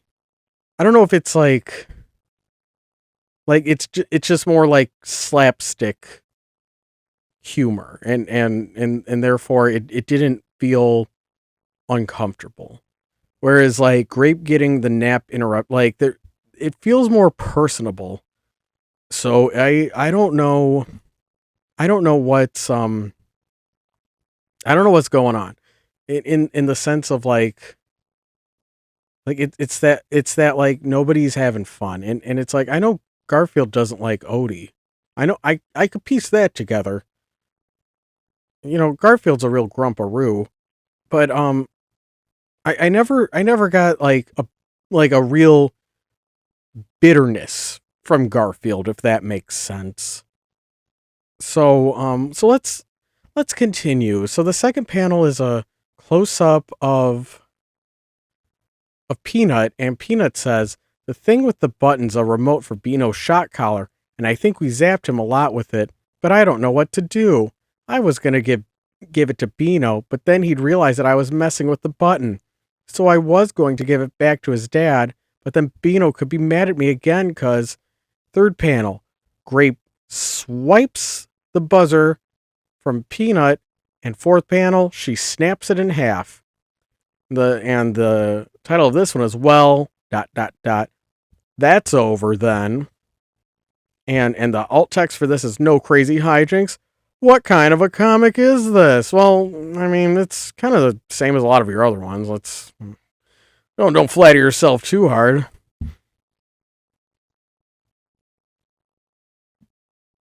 So now we see we see Grape at the side of the couch or comfy chair, and Grape says, "Mom, the midnight release of the new Pride Lands is tonight. Can we please go?" And Peanut is sticking in from the side, and he says, "Pride Lands?" In the second panel, the two of them are now talking. And Grape says, "Yeah, the third book is out. I haven't been this excited since I first read it as a kitten. Since I read the first as a kitten." And Peanut says, "No, I mean, what is Pride Lands?" And third panel, Grape the cat says, "The book series. I've been talking about this for at least a month." and Peanut the dog says, doesn't ring a bell. Fourth panel, I have a huge poster over my bed. And to which Peanut replies, I thought that was just eye candy. And Grape says, it has more than one function. And we see Jelly's bed and a poster of a buff anther lion standing on the poster. And this one's called Book Smarts, right? And the alt text says, no, this story arc is not just an excuse to draw buff lions in tribal clothing. At least, not entirely. Hmm.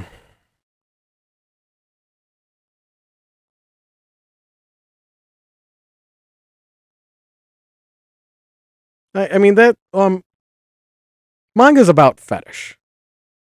And it does not and I always say, like, it does not necessarily mean the sexual fetish, but it can. In that, like, when you draw a manga, you should express what you're into. And I think that is the greater sin. That is probably the greatest sin of manga, when I read something and I don't know what the author is into. And it just kind of like blends together into this fucking mush.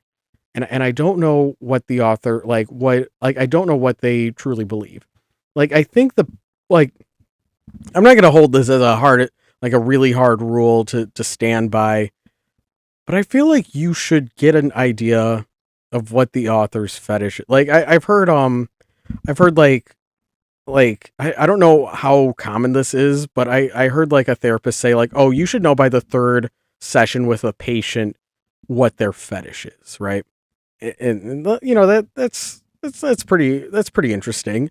Um and Man, I don't know if all manga needs to go that extreme, and sometimes you do want to make just polite commercial art, and you know, you only get a little bit of your personality in there. And the fun of webcomics is you really can do anything. You can do whatever the hell you want, and that is the appeal of webcomics, is you will see a wider range of, well, or I shouldn't say that. I don't know if it's entirely right to say it's a wider range, because I mean, um but I guess you get that rawness, you know? And so no, this story arc is not just an excuse to draw buff lions in tribal clothing. At least not entirely. That's what the alt text says. Um, I mean, Rick, buddy, you could just draw that. Like, you didn't need to, like, timidly sneak in your excuse or your reasoning in the alt text. Like, it's fine. Like, if that's what you want to draw, if that's what you want to express. And I bring up the manga is about fetish idea because it's like, um, most people would point to this as like, oh, is this the fetish? Is this like, are we touching on an author? Like, oh, here's the author having a little bit of fun. Like, the author's gonna have a little bit of a fun time, draw something they're into for this one. But I feel like the greater fetish expressed in Housepets is nagging irritation. And I'm not getting much more than that, where it's like, where we can throw, it's like, it doesn't matter what's on this poster, because the build up to it has been like the same character exchange that we've been seeing, right?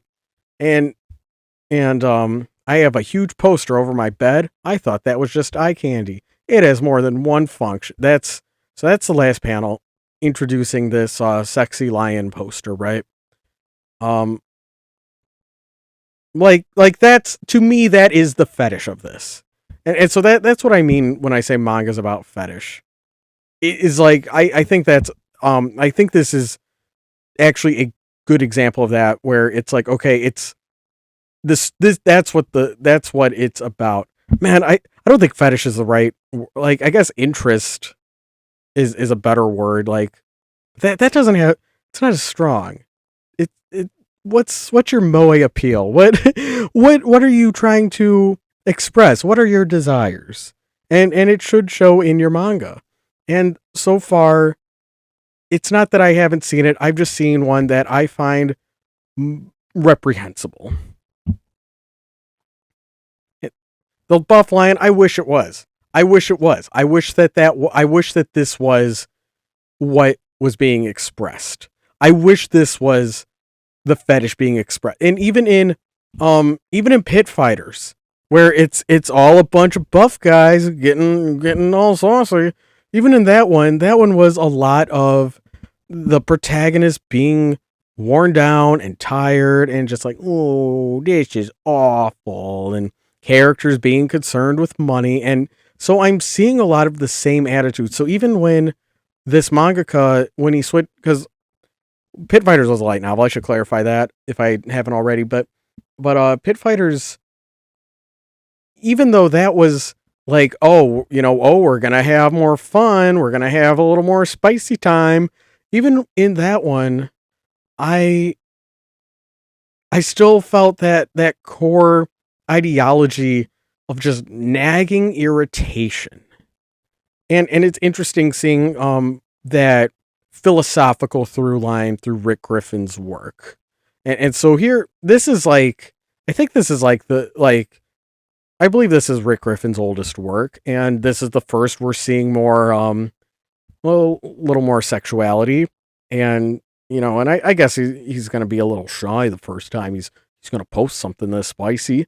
um and so it's like, so okay, and then like years later in the 2020s, he writes a novel that's just full of these big buff lions. It's got all these big buff burly guy illustrations, but this this still attitude, it's still the same. It's still the exact fucking same. I'm like this. It like from House Pets, this House Pets strip in 2009. It's the fucking same as what I'm seeing in Pit Fighters, and I don't like that. I don't like that. So let's move on to the next strip. Let's see. So we see Peanut and Grape. They're outside in what looks to be the dark. Oh, I guess the Grape did go to the midnight release. So Peanut says, "Look at all the cats around here. Are they all here for the release?" And Grape says, "They aren't here for discount on meat byproducts. That's a tie-in promotion and is incidental." Second panel. Grape says, "You don't have to come to the bookstore with us."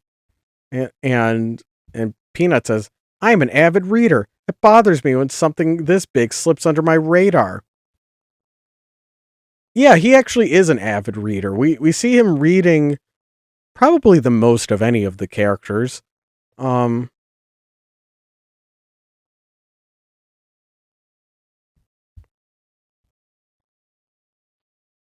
but like that doesn't mean he's keeping up with trends. He's not like on Book Talk. So third panel, we see Grape is going a little off screen. I presume she's walking off somewhere. She's had enough of this conversation. So Grape says, "Peanut, if you had a radar, you'd be distracted by the little blipping dot." And Peanut says, so this one time, that doesn't mean I'm unobservant all the time." And fourth panel, there's a cat, and they say, "Excuse me, dog. You've been standing on my tail for the last 5 minutes." And Peanut says, "Whoops, he." And the title of this one is, "Hey, it's that cat again." I think this was the cat playing the music, the playing the music in the New Year's party. And the alt text says, "Tripe lay up deal. Tripe 341." I don't get that. I don't understand that joke. I'm not even going to attempt to take a crack at it because it's not funny. Um, so I think the joke is, he says, "I'm not unobservant all the time," but then he's being pretty unobservant by stepping on the cat's tail. That's a pretty unobservant move.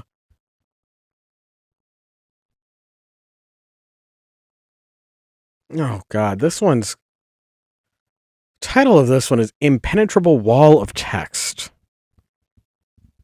Just what we needed. Just what we needed. So Grape is talking to Max. And Grape says, Max, can you believe it's almost time? Max says, I know. I know. I'm totally stoked. And the two of them are talking amongst there's a close-up of Grape's face in panel 2, and then a close-up of Max's face in panel 3. So let's read what they have to say. I can't stop thinking about it, says Grape. There are so many questions about to be answered, like, do you think the hyenas are part of the deer order? I read on the internet that laughing face and the order are actually the same thing. Those two factions are mortal enemies, unless the prophecy was wrong. No, according to theory, the prophecy and all the history is correct. At least everything that Parnock revealed. The key is that the Marubian eye is sort of a touchstone for social hierarchy. And we see Peanut is listening, and we see Max's tails. So Max is slightly off screen to where Peanut is, and they're all in a bookstore, and we see a lot of books on the shelf, but one of them is called Wheel of Time. So that way all the Wheel of Time fans, we gotta, get a little crumb there. And so Peanut says, that sounds incredible. I wish I knew what they were saying.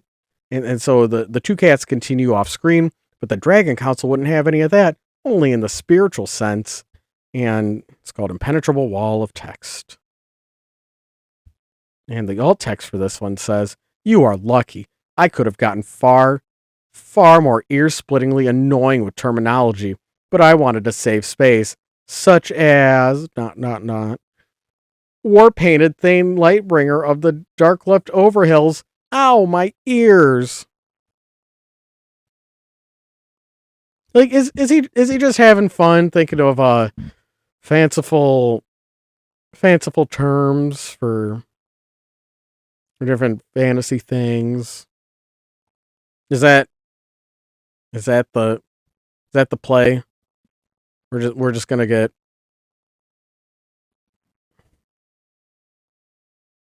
like is that fun? Like, is that just like amusing to him? So he's like, oh man, that sounds really cool. I'm really cooking with this one. But then there's also like that kind of self cringe at like, you're lucky. I could have gotten far, far more ear-splittingly annoying.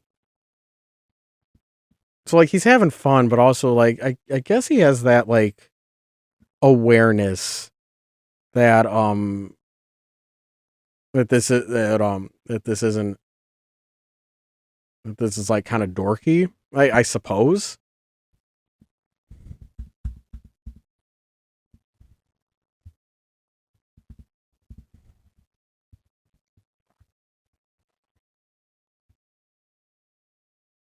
So they're in the bookstore. There's a lot of people in the bookstore. And Max the cat says, attention, cats. And a new Siamese cat, they're saying, so we're all out of fan series, you see, but mom will only spring for one. So we're all fans of the series, see, but mom will only spring for one. Okay.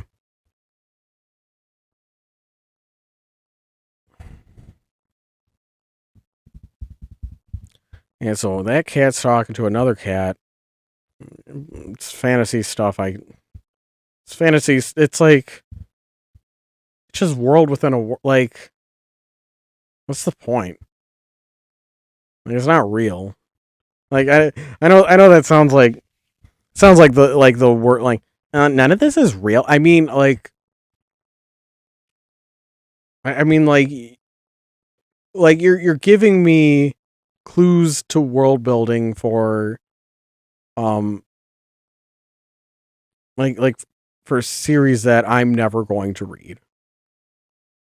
Unless you really get cracking with them light novels. Maybe this is some high IQ foreshadowing, and 20 years later, we're gonna get it. So second panel, the cat yells, Kurak dies on page 42. and all the cats hear it. And now third panel, they all look pretty mad at that spoiler. And Max the cat says, haha, I'm just kidding, of course. I haven't actually read any. And they all look pretty mad. So fourth panel, we see Grape sticking her tongue out, and Max is going for his wallet. And off screen, we see, ow, my kidneys. And Grape says, $10, pay up. And Peanut says, no fair betting half of that with Max. And the title of this one is 5 Weeks of Allowance Down the Drain. And the alt text is, ow, ow, this is so worth $5, ow. Was it like a $5 entry fee? Because, like, I assume the ow, ow comes from Max, right? Was there, like, an entry fee for this, like, midnight release party? And he just went to spoil it and get beat up, and it's funny to inflict pain upon others. $10, pay up. No fair betting half of that with Max. What did they bet?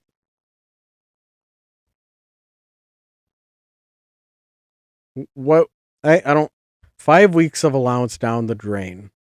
So $10 is 5 weeks of allowance. Okay. I mean that is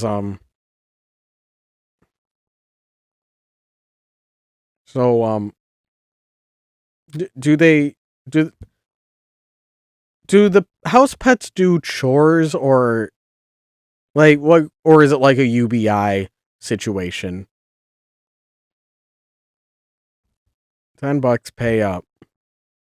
No fair betting half of that with Max. No.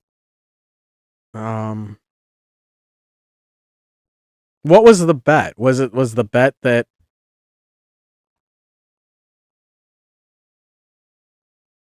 I don't get it. I don't. This isn't even like a like I just don't understand this character interaction of no fair betting half of that with Matt. Well, so she was so these two were collaborating, and Peanut's not happy. What the fuck? So I think this is like a Snape killed Dumbledore kind of reference, right? Like, cause that was real, right? That somebody like at a Harry Potter midnight release party like yelled out that spoiler, right? And like,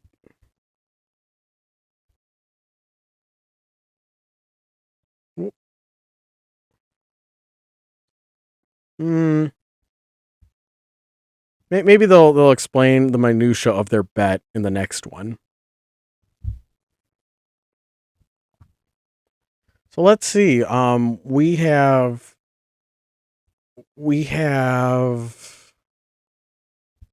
I keep wanting to call him the dog Peanut, and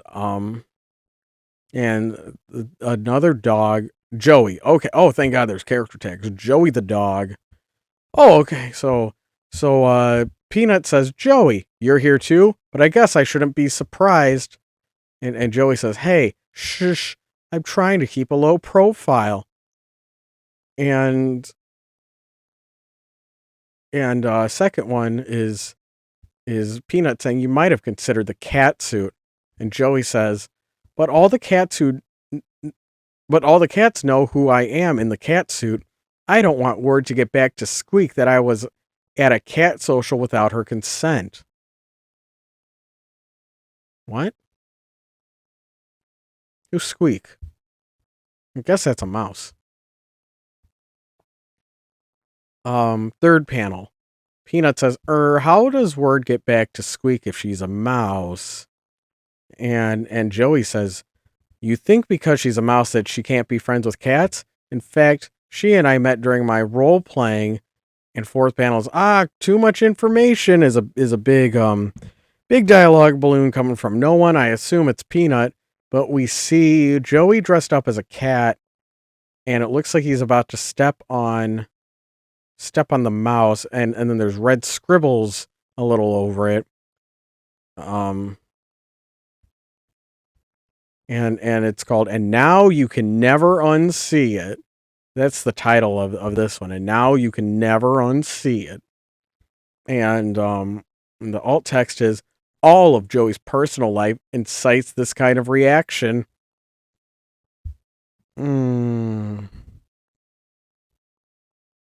Chad, is this sex shaming?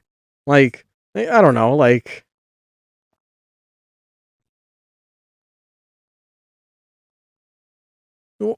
well,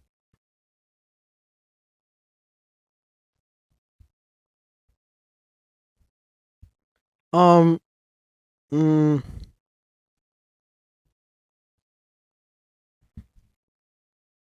yeah, I guess it's too much information. She and I met during my role playing. Yeah, I guess not everyone needs to know that, but I guess the joke is like, oh man, isn't that like just so fucking weird and gross? But um, like you're a furry comic. Like there's people that just look at this art style and think gross furries. Like it does, but it doesn't even need to like incite a fetish thing. And here they are. It's like too much information. Like, and I think it's like the viewer being like Peanut is kind of like the audience stand-in because we the audience are supposed to be grossed out by this. I think, or are we supposed to be like, oh man, that sure is kooky, sure is weird. Or are we supposed to feel bad that Peanut, who is very child coded, that he had to hear about these shenanigans? And the age thing is getting weirder and weirder in this comic. Where, like, if they're gonna start bringing this shit in,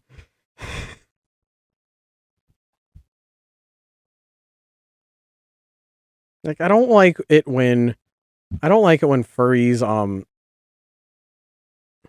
feel like furries are like the last people that have any that can wag their finger and be like, hey, don't be too weird. Don't be too weird.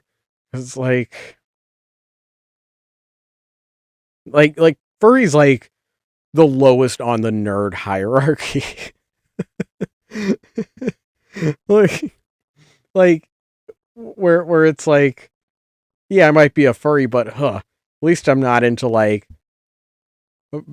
micro getting stepped on by interspecies micro getting, like, where it's like the increasingly niche qualifiers where it's like, sure, I'm a furry, but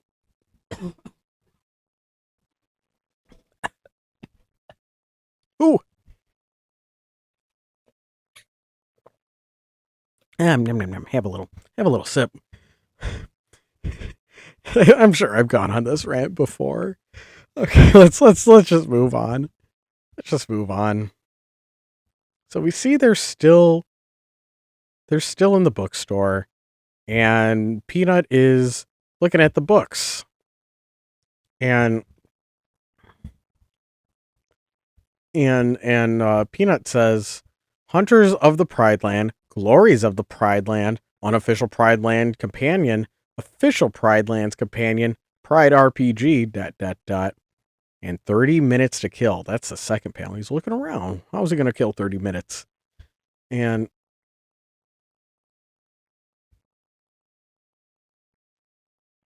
and um and the third one, he picks up a book and he says, "I guess it couldn't hurt to get a taste and see what all the fuss is about." Fourth panel, we see 5 minutes later. He's crying and laughing, reading a book. and it said Pryland for imbeciles. And Peanut says, I must know what happens to Arath. What will become of his son? And Grape says, I would have had you read the book sooner, but I remembered you do this stuff. Like, what, get too excited about the book? Sorry, he's showing a little bit of joy. So then it's titled Therein Lies Madness. And alt text says, and Karak, how could he involve himself with the cheetah? Even though I've read 6 different guides to the stories, I still don't have an adequate explanation. It doesn't make any sense, so why am I so involved? I think that this is meant to simulate the feeling of fandom and hype moments, right? Like he doesn't have like some fantasy series like that he's cooking in the background and cleverly alluding to, and so we saw this character reading Game of Thrones earlier, and there's like Harry Potter parallels, um but like there's just like a lot of terminology being thrown around, and it's like, and I guess that's the joke. Let's see.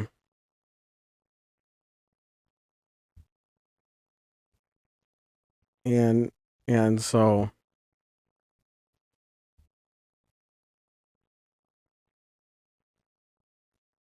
we see Peanut is pleading with Grape. Peanut says, Grape, please, can I read the new book first? And Grape says, what? No.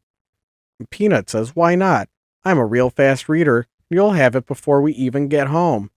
And Grape says, because, Peanut, you can't keep your mouth shut when it comes to spoiling a book that you're giddy over. In the third panel, we see Peanut putting his hand on his chest and one hand up. He says, then I double extra mega promise not to speak a word about any details whatsoever until you're finished reading.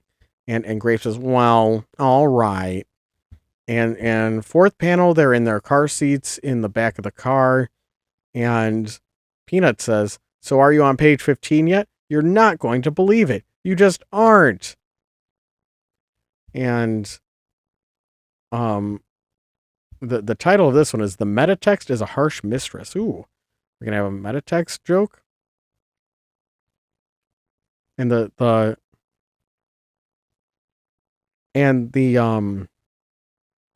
metatext for this says, in the absolute least spoilerist way possible, I'm just saying that page 15 is so awesome. Just saying.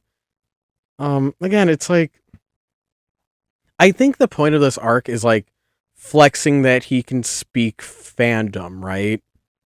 That he's like, oh, I know how nerd conversations go, so I'm going to use my characters to express this. That I understand the flow of a nerd conversation in fandom. Therefore, and that's interesting, right? Oh boy. So we get Peanut talking to the neighborhood dogs, Beano and what's his nuts. And so Peanut says, oh, right. Okay. So Beano says, so Joey told me you were reading Pride Lands. And Peanut says, what? No. Well, yes, but not like you guys think. And second panel is Peanut says, if you would just read, but he gets cut off by Beano. And Beano says, newsflash, we already did, and it was just as stupid as we expected. And one of the neighborhood dogs says, yeah, we might be biased, but we're not hypocrites. And oh my god. Oh yeah, we get more fandom talk. More fandom talk. So we zoom in on Beano and Fox the dog as they're talking. So they go back and forth. I mean, even though the Cape dog was awesome incarnate, it's not like I'm going to go gaga over the other 90%. And the Fox says, except the King Cheetah who had the Mask of Fear, which was pretty awesome. And then Beano replies, and the Spare Bearers scene was kind of cool, I guess. And Fox says, and the whole deal with the Dragon's Council's Ward. But that was it. Yeah, feh. Feh. And then we zoom out to the whole gang, and we see the Bulldog say, I liked it. And Peanut's surprised, and Beano's looking a little cheesed off at that. Oh no. Mm. And this one's called Yeah, I Only Read It Ironically, and the meta text says Feh. Yeah, it's just flexing that he can speak fandom. All right, I think now that I understand the point of this arc, I think it'll make soldiering on easier. So yeah, that's the joke. That's the joke, you know. Oh fucking Christ. Come on. Come on, we gotta get more of this horse shit. Alright. So we see Peanut's art, and it's a comic drawing. It's Peanut's comic. He made a doujinshi of the Pride Lands light novels. And so the adventures in the Pride Lands. Suddenly, that's how the opening narration starts, and we see the buff lion, and he's saying, You have betrayed us, Sasso, and now must pay the price. And he's pointing a spear at a hyena. And Sasso is crying in the next one with the spears pointing at him, and he says, No, please, I'm so sorry for everything I've done. Third panel. Suddenly, again, Spot Superdog, you have saved me. And zoom, we see Superdog swooping in and picking up Sasso. Superdog says, Just doing my job. And so we then zoom out in the fourth panel, and we see Grape is reading Peanut's comic, and Grape says, So you lifted the plot of the entire 8th chapter and wedged Spot into it just so you could have him rescue an unimportant minor villain that you particularly liked. And Peanut says, No, it's more than that. Okay. Yeah, that was pretty much it. And this one's called AKA The Non-Canon Adventures of Spot. Okay. And the alt text for this is, as I recall, his actual last words were, Rot in a croc's stomach, you decrepit son of a... And then he was speared through the face. Well, I think that you should use your art and comic skills to rescue villain characters that you love. I think that is always good and always moral. And you're just making me more on Peanut's side here, because this is something that I encourage everyone to do. That you should steal characters, and you should rewrite them to your liking. I think that is something everyone should do. Hey, sorry about that. I had to walk away, get a little sip of water. You know, I realized I needed a breather when I saw this comic doing something that I sincerely, truly love. Something that I do. It's like, yeah, I love this character, so I'm gonna make a comic with this character. Like, fastest way for me to follow you forever is if like we have similar tastes in favorite characters, and then you're like, I'm gonna take this character and I'm gonna XP them into an OC. You know, it doesn't even need to be. It doesn't even need, like, we don't even need to have our favorites be the same. I just really vibe with that concept, and yet when I looked at Housepets, I was just filled with defeat, just sadness. Like I didn't feel that exuberant joy that I usually get when I see people expressing fandom. It's just so snooty in its delivery, and felt oddly judgmental. And we see so I suppose this is the end of that arc. See, we're going to some new characters now. they were back to the bunny.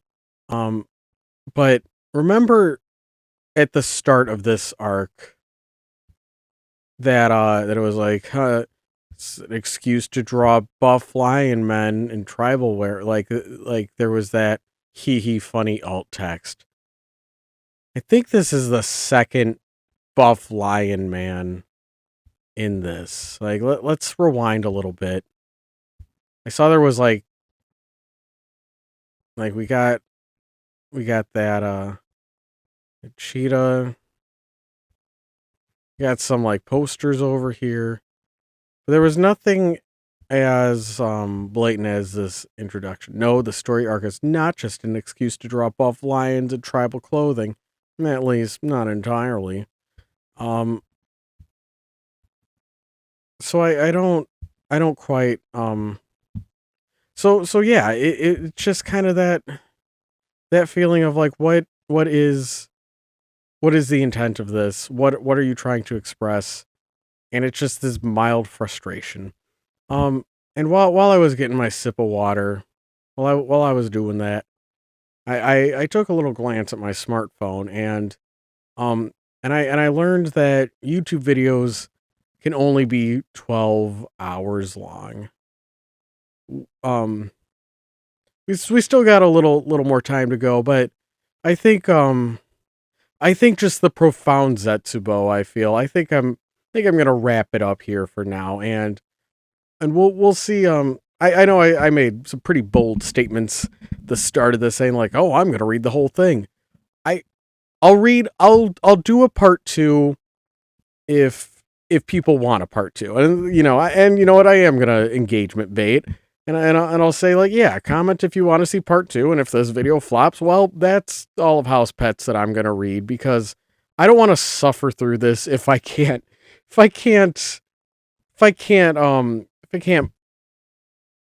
if I can't monetize it in some way, like if I can't get something out of it, um, because like yeah, I could read the whole thing and write a review of it, but oh, that's oh man, there's a lot of this web comic, and then rolling the dice if the review is gonna take off or not. So look, uh, comment if you want to see a part two. If you're not subscribed, you got to subscribe because um why would I take channel suggestions from people that aren't subscribed? Fuck you, fucking tourist. Sorry about that. Sorry, I don't mean to be too much of a groucher. Just being uh I think I have a visceral reaction to like smash that like and subscribe button that I think I would rather hear somebody give a hearty fuck off when making the appeals, making the engagement appeals. That's what speaks to me personally, but may not work for everyone, especially since I just a big part of this review has been me saying like, God, everyone's so fucking bitter. Well, also fuck you. Like I that might come off as a bit crude. So we'll so I got up to April 3rd, 2009 in Housepets. So I got about a year into it, right? Let's see, archive. Let's see, when did it start? Oh man, if I read 2 months, I will have exactly a year of Housepets in part one. Oh man. Oh. No, they post too much. They post too much, man. There's just too much shit happening. I'm not gonna be able to get through all of that. You know, how long has this video been? How long has this video been going for? All right, we're past the 8 hour mark. I don't think I can contain my yapping long enough to read that much and not talk for that amount of time. So trying to think what if well, let's see. The mouse subplot that didn't go anywhere. That hasn't gone anywhere, I should say. Um, um, the um, the homophobia, or I guess not homophobia. I guess it's like the interspecies xenophobia. I guess would be uh, like can't dogs and cats can't be smooching. Um, that feels like that's been a bit inconsistent with the way the series handles it.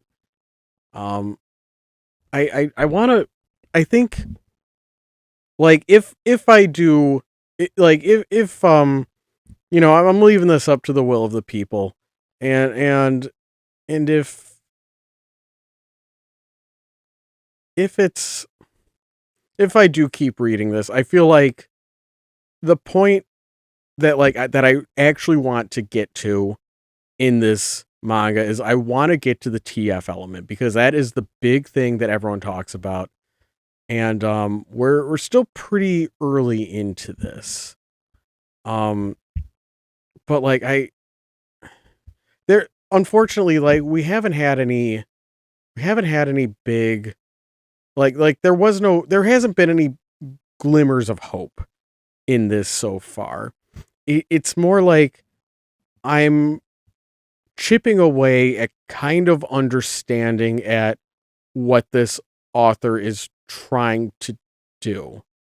I feel like that's about as close to like an intrigue as I can get in this comic so far. And again, like man, I'm like thinking about this like what,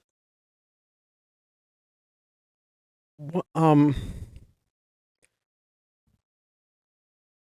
I don't know how old Rick Griffin was when he made this.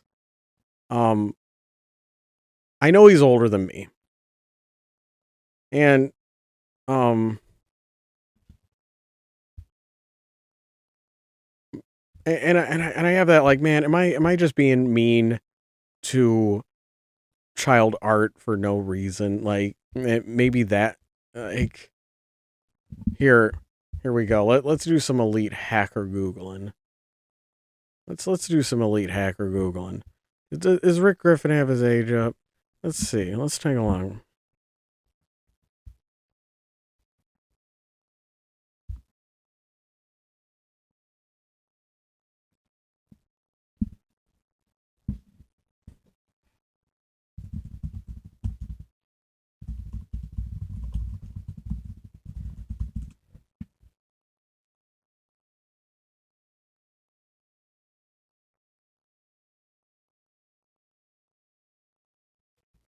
So he was born 1986.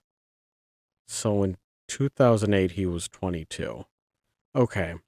So I can at least rest easy that I wasn't being a total asshole to to a child trying to make a comic. I at least have that. And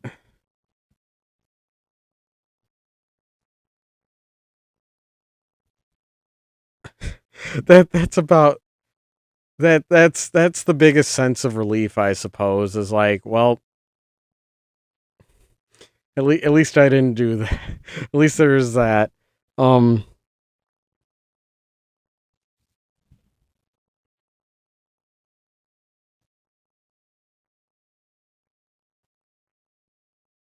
Rick has created several webcomics and written/illustrated for several books. Bibliography. Okay, so there's Housepets and A&H Club. Several but you only say two.